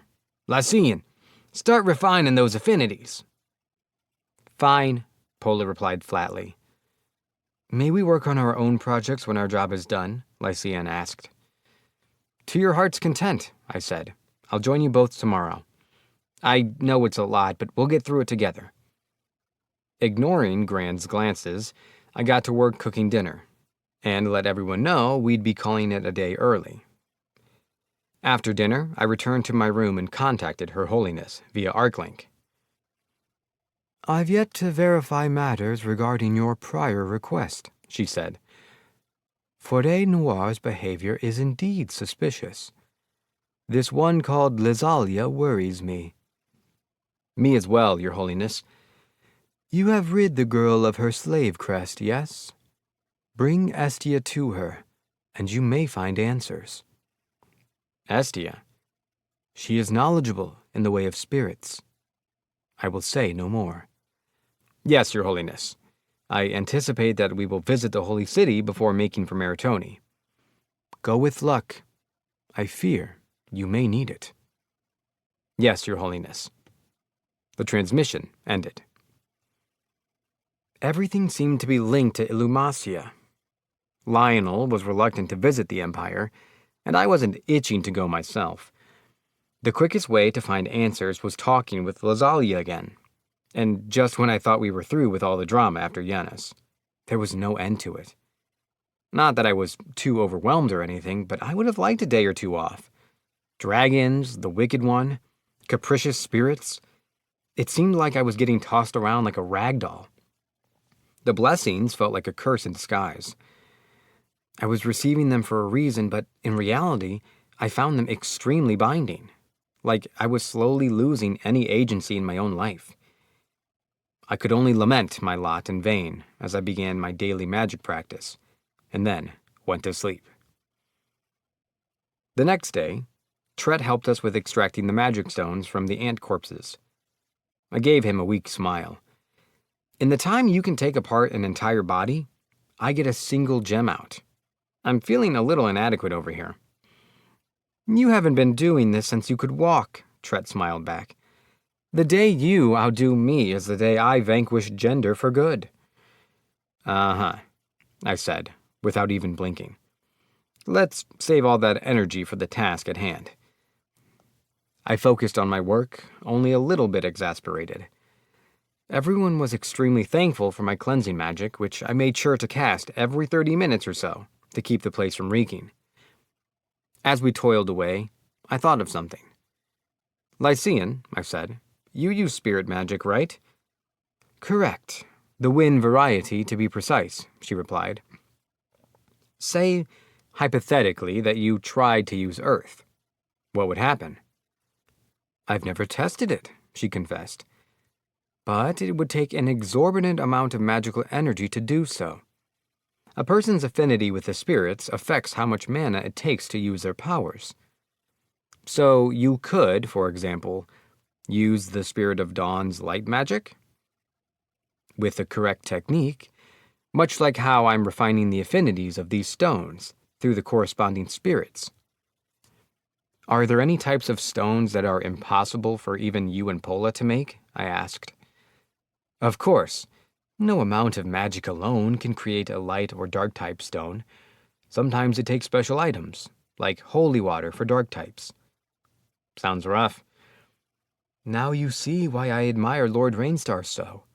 He could command every magical affinity, and it makes me green with envy to think of how many things one could create with that kind of power. Huh.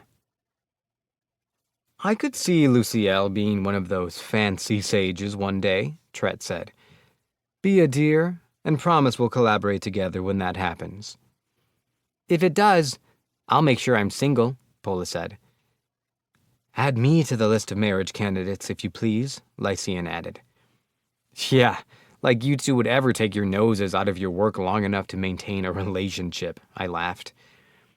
The work continued on, punctuated by many snack breaks. A whole day of nothing but this, I moaned. This is rough. Any work worth doing is not easy work, Lycian stated. Blood, sweat, and tears is the only way to improve, Pola agreed. Disliking something doesn't mean it's impossible to do, Lycian continued. What's important isn't skill or talent. It's a passion and pride for creating something new. Without those, whatever you do will never last long. I suppose that, for me, it had been my magic training. When I tried to think of what else I'd poured my heart and soul into for an extended period of time, Meritoni came to mind, my 2 years of training. I had been in so deep that I hadn't even had time to spare for a single moment of thought. But I had to wonder, where would I have been if I hadn't been sent to headquarters several years ago?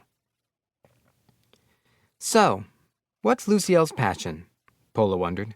Helping people? I couldn't say anything for a while. I didn't know how to correct her. If helping people wasn't my purpose, then what was? I studied and trained because I wanted to survive, I said finally. It was only recently that I decided I wanted to help whoever I could, but that's where it ends. I'm not an altruist. All I wanted to do was help those I came across in my own life, nothing more. You're young, Tret said. You have all the time in the world to figure that out. People have always praised me for my pedigree, but I never knew whether I wanted to use my talents for what they were meant for or forge my way into something new. Decades later, I still don't know. I never would have expected Tret to be carrying his own inner turmoil. Speaking of inner turmoil, decades? Just how old was he?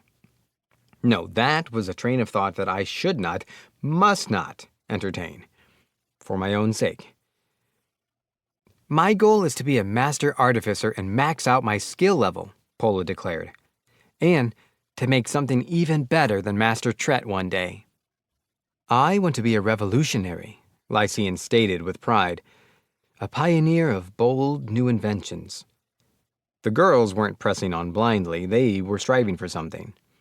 And for some reason, I felt the slightest twinge of what I would almost describe as jealousy. But over what? Their goals? Their confidence? Wonder where I'm going in life, I mumbled. Well, what's your goal? Tret asked. To found a country of peace? To rid the world of suffering? Make the ultimate team? Pola asked. I assumed it was social reform, Lycian said. Those would all be nice, but I'm not after anything that lofty, I said. Just something stable, safe. Like medicine, or maybe making magic items. You have plenty of time to figure that out, Tret said comfortingly. Just remember that no matter what world you find yourself in, it may seem unassuming at first, but reality is always harsh. You need to follow through. What it came down to was how I planned on making good on what I set out to do, regardless of the obstacles before me. The question was, what had I set out to do? Heh, Pola chuckled. Luciel, my apprentice. An assistant like him would be invaluable, Lycian mused. Just think of all the magic stones he could make. You guys might be right, I said. Dying from old age is a pretty morbid, singular goal to have. I glanced at Tret, but he was gone. I panicked for an instant before his arms wrapped around me. You're so cute when you're conflicted, he crooned. I could teach you all sorts of things, you know. I felt goosebumps ripple across my skin and a chill run down my spine. Finders keepers, Pola argued. Do not seduce my patron, Lycian said sharply. Doubtless you intend to turn him into your crony.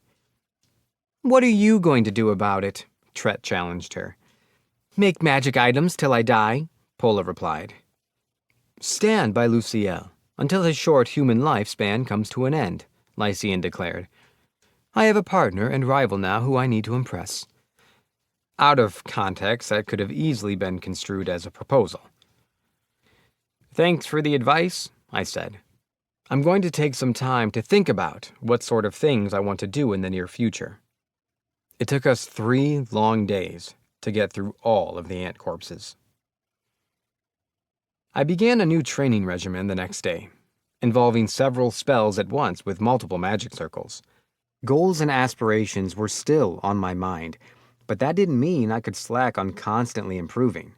The things one lacked had a tendency to be exactly what one needed at the least expected times. Lionel, Ketty, and Keffin's measurements were completed quickly with Tret's help, despite his love of teasing Keffin. 10 days passed in a flash. We all ready to go? I asked. Aye, Doran replied, though his tone was uncertain. Meeting Rockwell must have been weighing heavily on him. I can't convince either of you to stay here. Nuh-uh, Pola declared.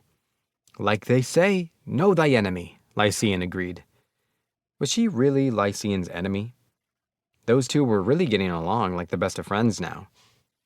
Even Doran had gotten over his prejudice towards the elf now that Lycian was friends with his granddaughter. I'll keep your forge warm, Tret said. I'm feeling inspired lately. He winked at Lionel. Ketty all but hissed at him in response. Should take about 3 months to get 4 sets of gear hammered out, Gran said. You'll get back any ore we don't end up using. I thought you said not to expect there to be leftovers. Remembered something I never should have let go, he replied. When your job's done, I'm heading to the mines. You're serious, brother? Doran asked. Can't go expecting Luciel to hire me with all this baggage, Gran said. What do you say? Think you'll have any openings when I'm done? With you on the team? I almost want to buy some land in Yenis and build a nice little town, I mused. I don't suppose you mean to leave little old me out, do you? Tret cut in. Oh, now that sounds like a project. It might be another 10 years down the line, I said. But that's a nice goal to have. A little place of respite, like Rockford. Everyone smiled in agreement. As we left for the kingdom of dwarves, my steps felt lighter than ever. There wasn't a single monster on the road. We arrived at the cave's mouth, having only seen the occasional flyer soaring far overhead. Easy trip, I remarked. We can safely assume that the ant queen we slew was the cause of our troubles, Lionel replied. I nodded, turned on the light, and proceeded towards the cavern. But Doran stopped me and said, A minute, lad. Not feeling well? I asked him. Just a little uneasy is all. Last time I came here with Pola, I don't like to remember it." Pola looked up at her grandfather, and he patted her head. He took a deep breath, then said, "Sorry about that. Let's get going." When we emerged from the tunnel and into the kingdom of dwarves, cheers rose up. But not for me, for a change. For Doran and Pola. "You guys are popular," I said. A shy smile appeared beneath Doran's beard. "Small neighborhood." We continued toward the king's palace. "So, is there no reception or anything around here?" I asked. "We don't do stuffy formalities like that," the dwarf replied. "King Rockwell calls all dwarves brothers and sisters." I gave him a sarcastic look. "The matter of the sword I forged was complicated," he clarified. "His Majesty's hands were tied, and rules had to be followed. He didn't enslave me because he wanted to, lad. Who knows what else he had to do to clean up the mess." "And a king simply doesn't have the power to pardon people," I said sarcastically. "Not for family he can't. Not without it looking bad." "Excuse me? Repeat that first part?" "Rockwell's father, the last king, was my younger brother," Doran said. "I left home when I was a boy to follow the way of the hammer. Wandered around a bit before apprenticing with a master with Brother Grand. When our old man died, my brother took the throne in my place." "You're telling me you and Pola are royalty?" Doran grinned and nodded. "In so many words, that may or may not be what I'm implying." As we walked through the building, angry shouts echoed through the corridor. They were coming from the audience chamber. "Is that King Rockwell?" I asked. "Plus one more," Doran said as he opened the door. "Did I not say I would not be taking—" Rockwell began to shout. "Uncle?" "And his little twig," Leslie added. Their faces were red, like they'd been screaming at each other until just a moment ago. They stared at us. "I purchased these two some time ago," I said. "After much service, I decided to free them. They're now officially under my employ and manage my crafting. King Rockwell, if you have anything to say it now. The same goes for you, Doran." "You think you can just waltz in here and throw your weight around, S-rank?" Leslie hissed. A figure emerged from the prince's shadow and promptly covered his mouth. He was Pola's golem. "You're even more annoying than usual," she said. "Let Grandpa talk."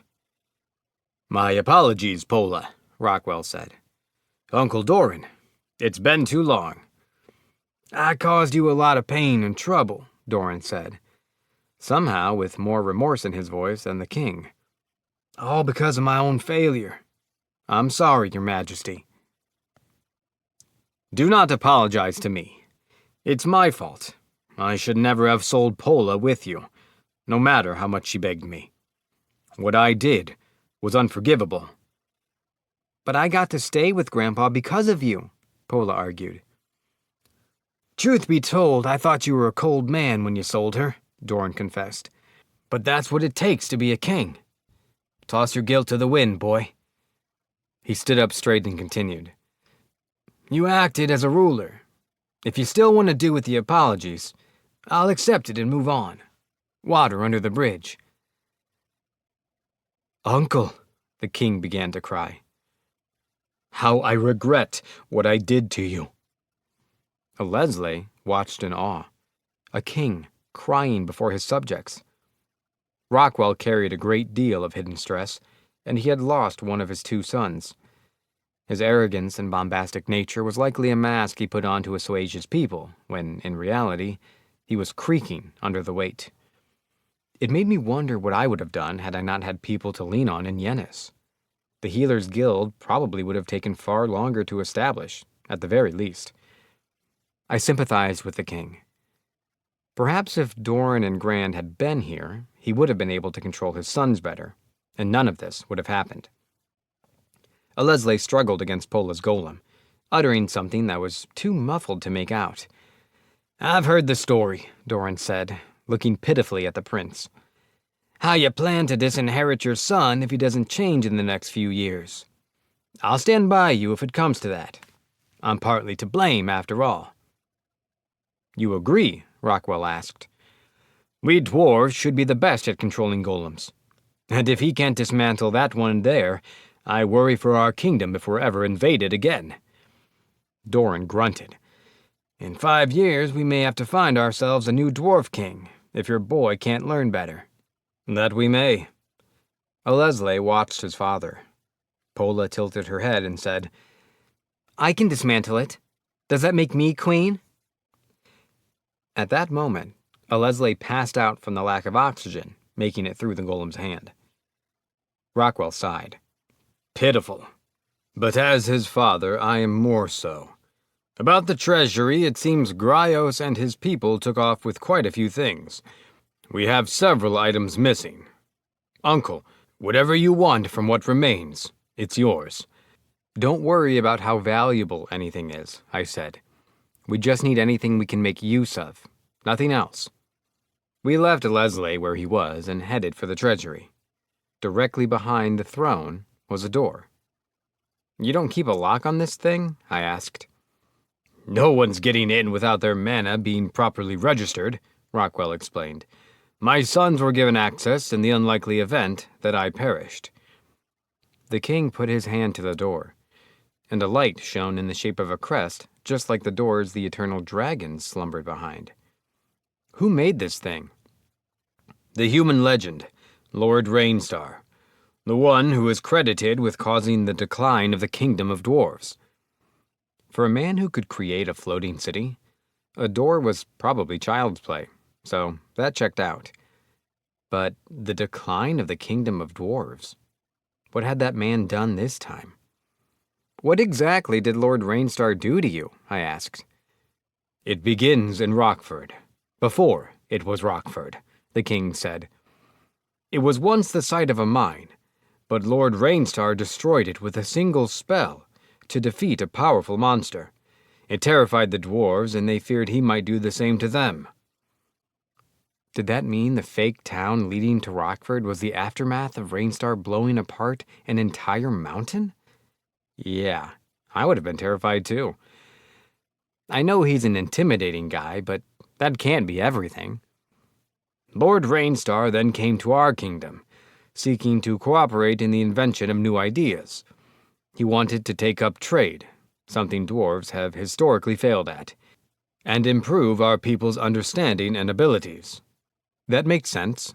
You're great crafters, but I can't exactly compliment you on your bedside manner. The kingdom prospered in the time leading up to the creation of Rockford, but that's when it ended. Scientists and crafters flocked to the new city, including dwarves, of course. And you declined because there was a golden age of innovation? The king was silent for a moment. The records state that the kingdom itself was left with only isolationists after the migration, and that's why our nation is the way it is today. Anyway, the treasury is yours to choose from. Take whatever you like, I said to Doran. The dwarf suddenly froze and turned to Rockwell. Why do you still have it? He rumbled with a hint of anger. Because I sensed possibility in it, Rockwell replied simply.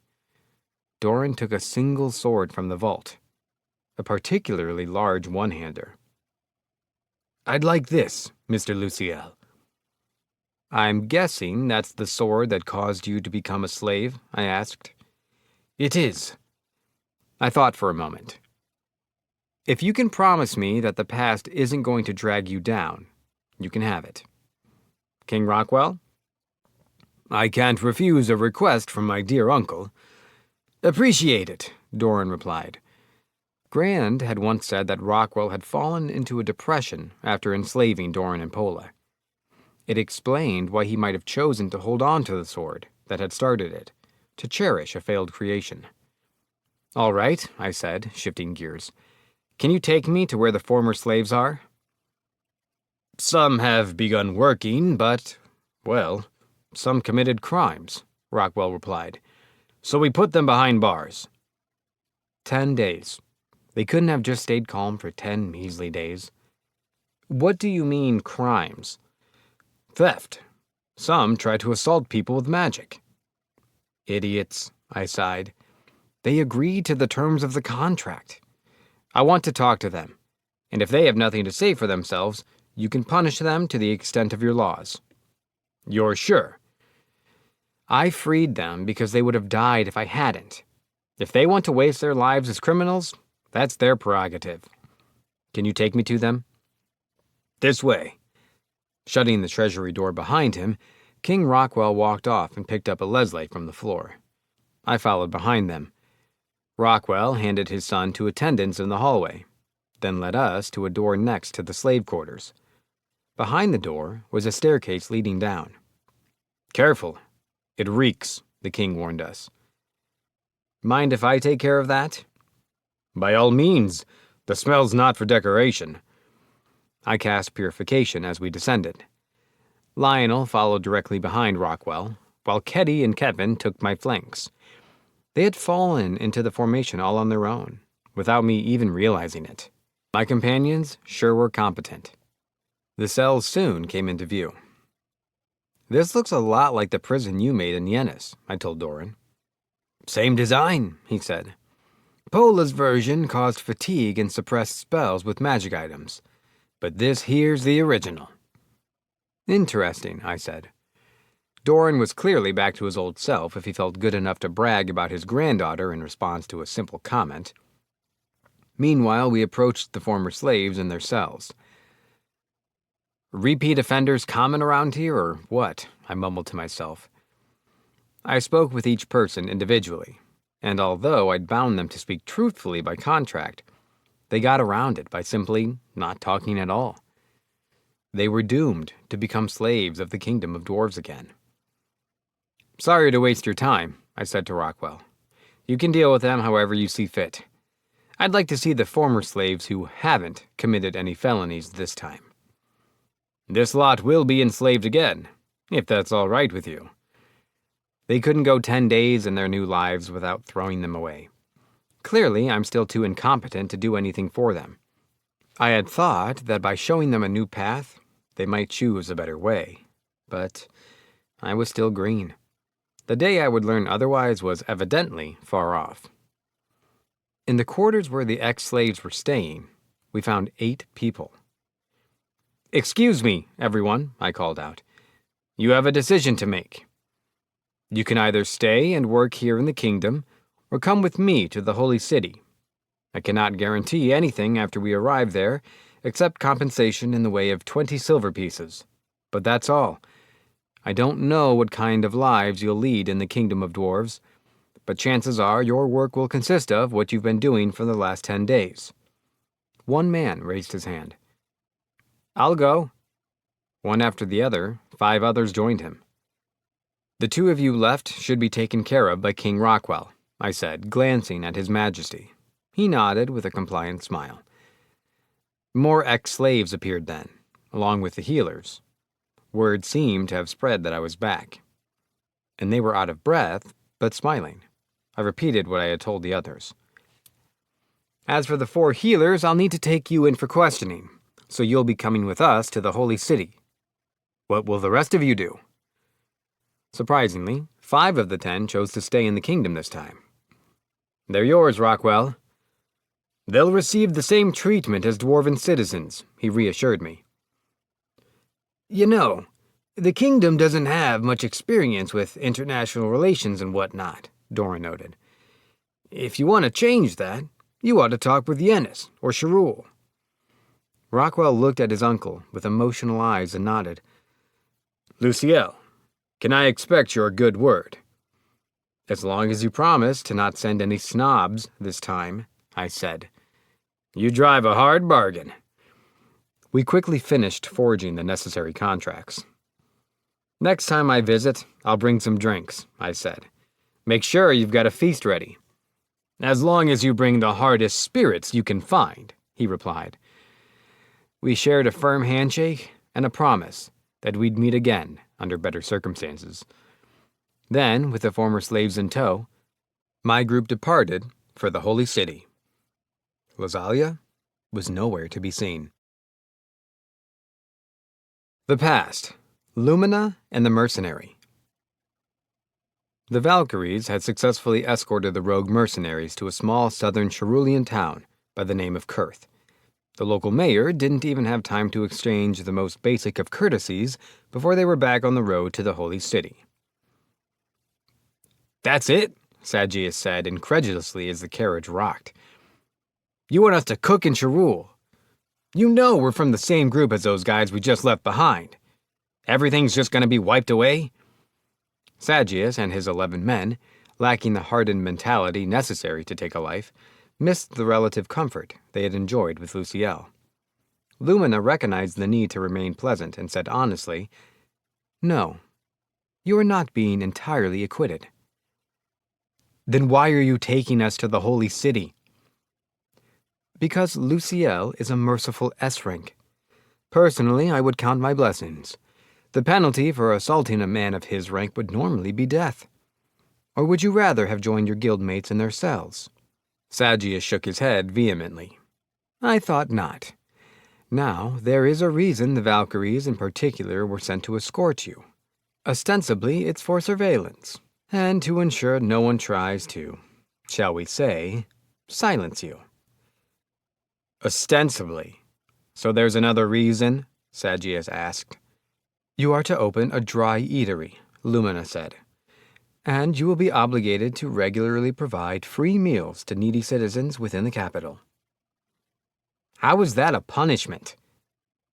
"This is a life sentence. I find that sufficiently punishing. Don't you?"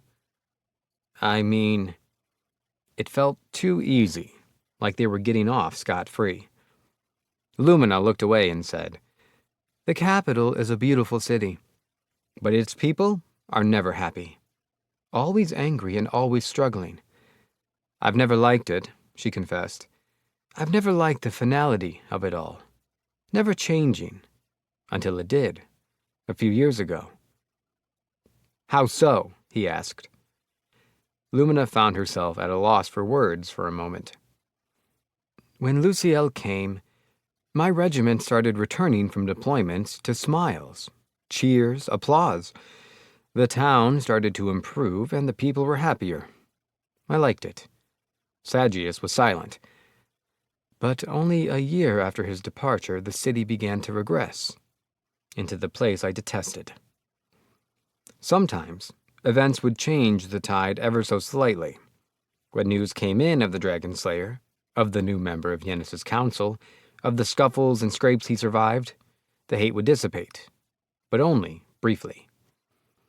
"You want us to cook for Cherul," Sagius repeated.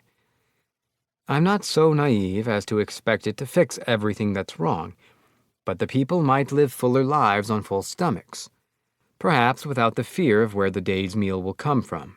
Some will be able to smile." Sagius shut his eyes and said quietly, "Your wish is my command." After dinner that evening, Sagius asked Lumina to join him away from the others, to discuss something in private. It took some convincing, but the two soon moved to a rocky outcrop, where Sagius took a knee, once he was certain they were alone. "Luminalia arx Francisque," he said. "I am overjoyed to see you again, my lady." "It's been a long time, Sagius," she sighed. "Stand. I assume you brought me here to speak, not to kneel." "Yes, my lady." "I have a mountain of questions, but why don't you begin with explaining to me what you're doing as a mercenary?" Lumina had been away from home and Blanche for well over a decade, and when she'd become a knight of the church, she had taken an oath to avoid all contact with her family. There really was no end to the things and people she wanted to hear about. "Soon after you left, the Marquis demanded compensation for the annulled betrothal." "What sort of compensation?" "A third of the Francisque's holdings," he said. "A third? That's ridiculous." "Even so, the family could not disobey the faction." "How are they—" Lumina cut herself off. "Never mind. Inappropriate question." "Otherwise, the family is well, my lady," he answered anyway. Lady Emilia is engaged to a man of the Meinrich earldom, a powerful family within the faction, if you recall. Sister? Lumina repeated quietly. Rest assured it is out of mutual love. No one has been made a victim of political convenience. Good, Lumina said. She had never taken the time to consider just how much strife she had unconsciously caused her own blood. If I may return to your initial question, my home was included in the territory ceded to the Marquis. However, what the Francisques ceded was land, and only land. They did not relinquish their people. Oh, Father, Lumina sighed. There was overpopulation and not enough farms to feed so many mouths. Those who were able had to leave in search of work, either as an adventurer or as a mercenary. Lumina was speechless. She had often deplored the class she'd been born with, but never before had she despised being a paladin to this degree. I may have chosen my company poorly, Sagius continued, but I do not begrudge the Francisques, nor you, my lady. Lumina exhaled. And I am proud to see that your kindness and generosity is unchanged. Finally, the Valkyrie felt the coldness in her heart thaw somewhat. But I will say, an S-rank healer is quite the man to fall for, my lady. Lumina jumped and shouted. Pardon? Luckily, I believe I have a firm grasp of his tastes. The quickest way to a man's heart is through his stomach, you know. There are quicker ways than that, Sagius, Lumina said, mimicking a chest blow with her fist. Sagius looked at her. I'm talking about cooking, my lady. She thought for a while. Wait. Sagius was grinning from ear to ear. I have experience as a teacher, and Lady Emilia has had much success. I will consider it.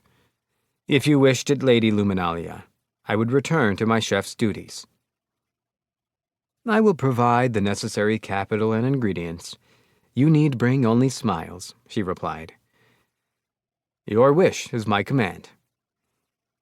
The Valkyries arrived safely in the Holy City several days later.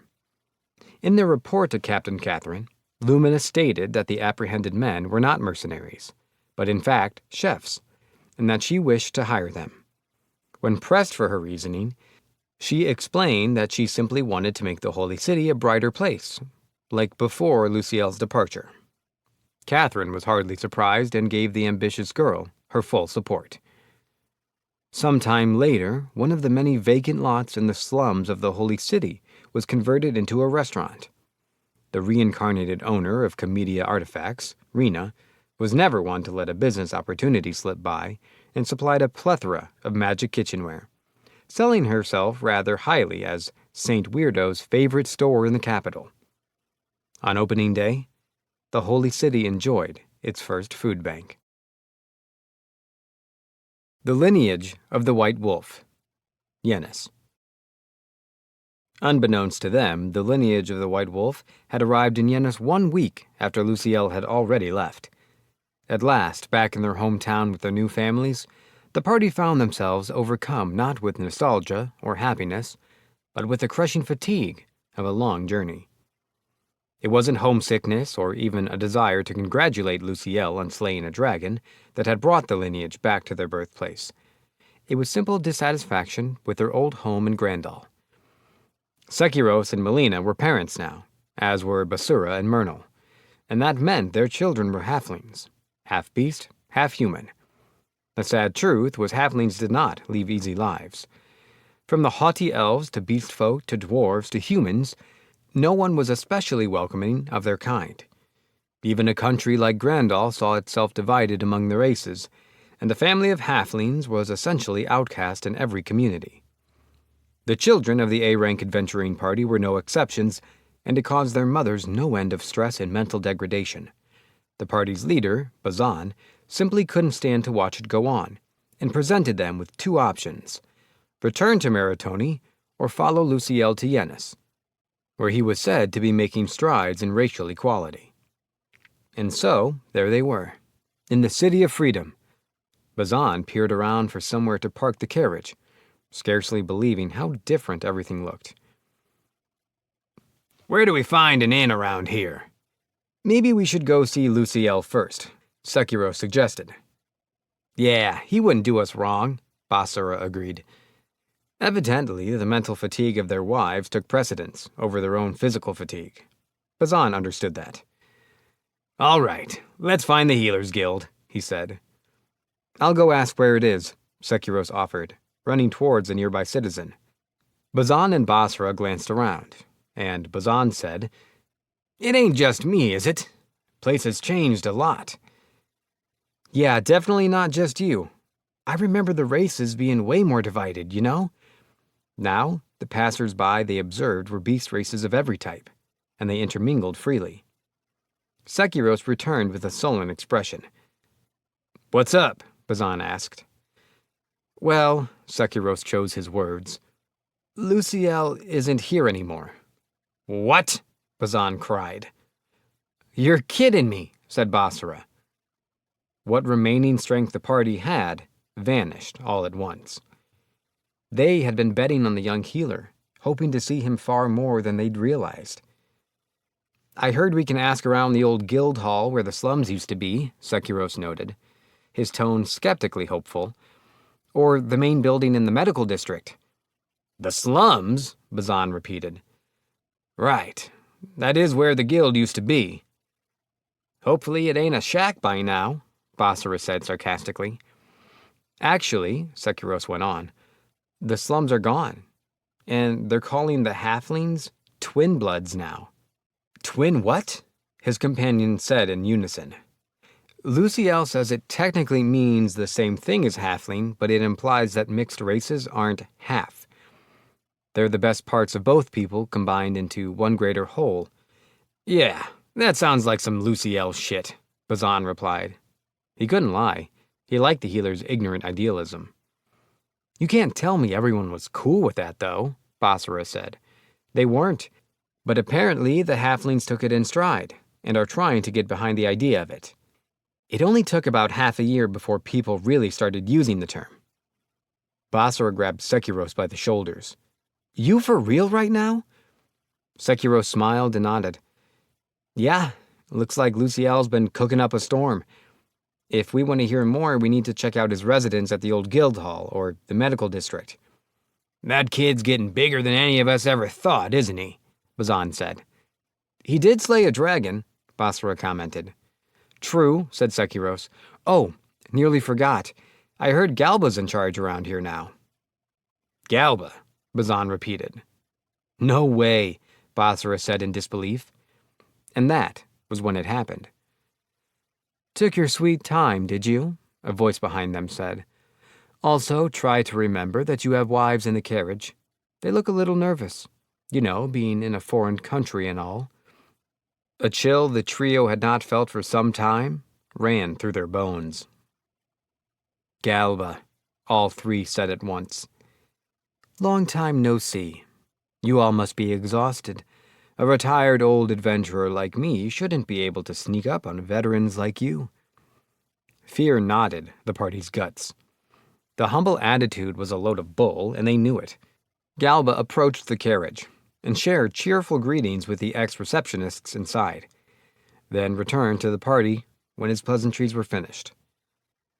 "All right, let's get you booked at an inn, and we can talk business tomorrow," he said.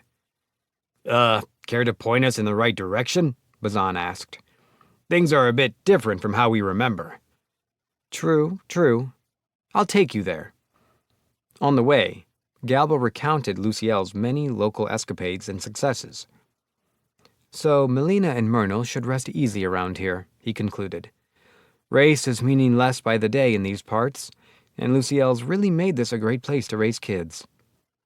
"Can't believe a guy like him went and got this famous," Sekiro said.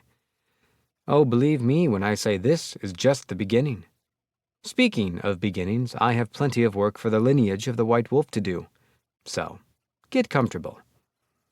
Galba dropped enough coin for the party and their families at the innkeeper's desk, and left a very confused group of beastmen with a grin on his face.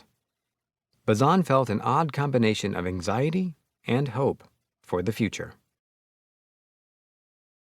This audio edition of The Great Cleric Volume 6 was presented by Dreamscape Lore. Read for you by Dylan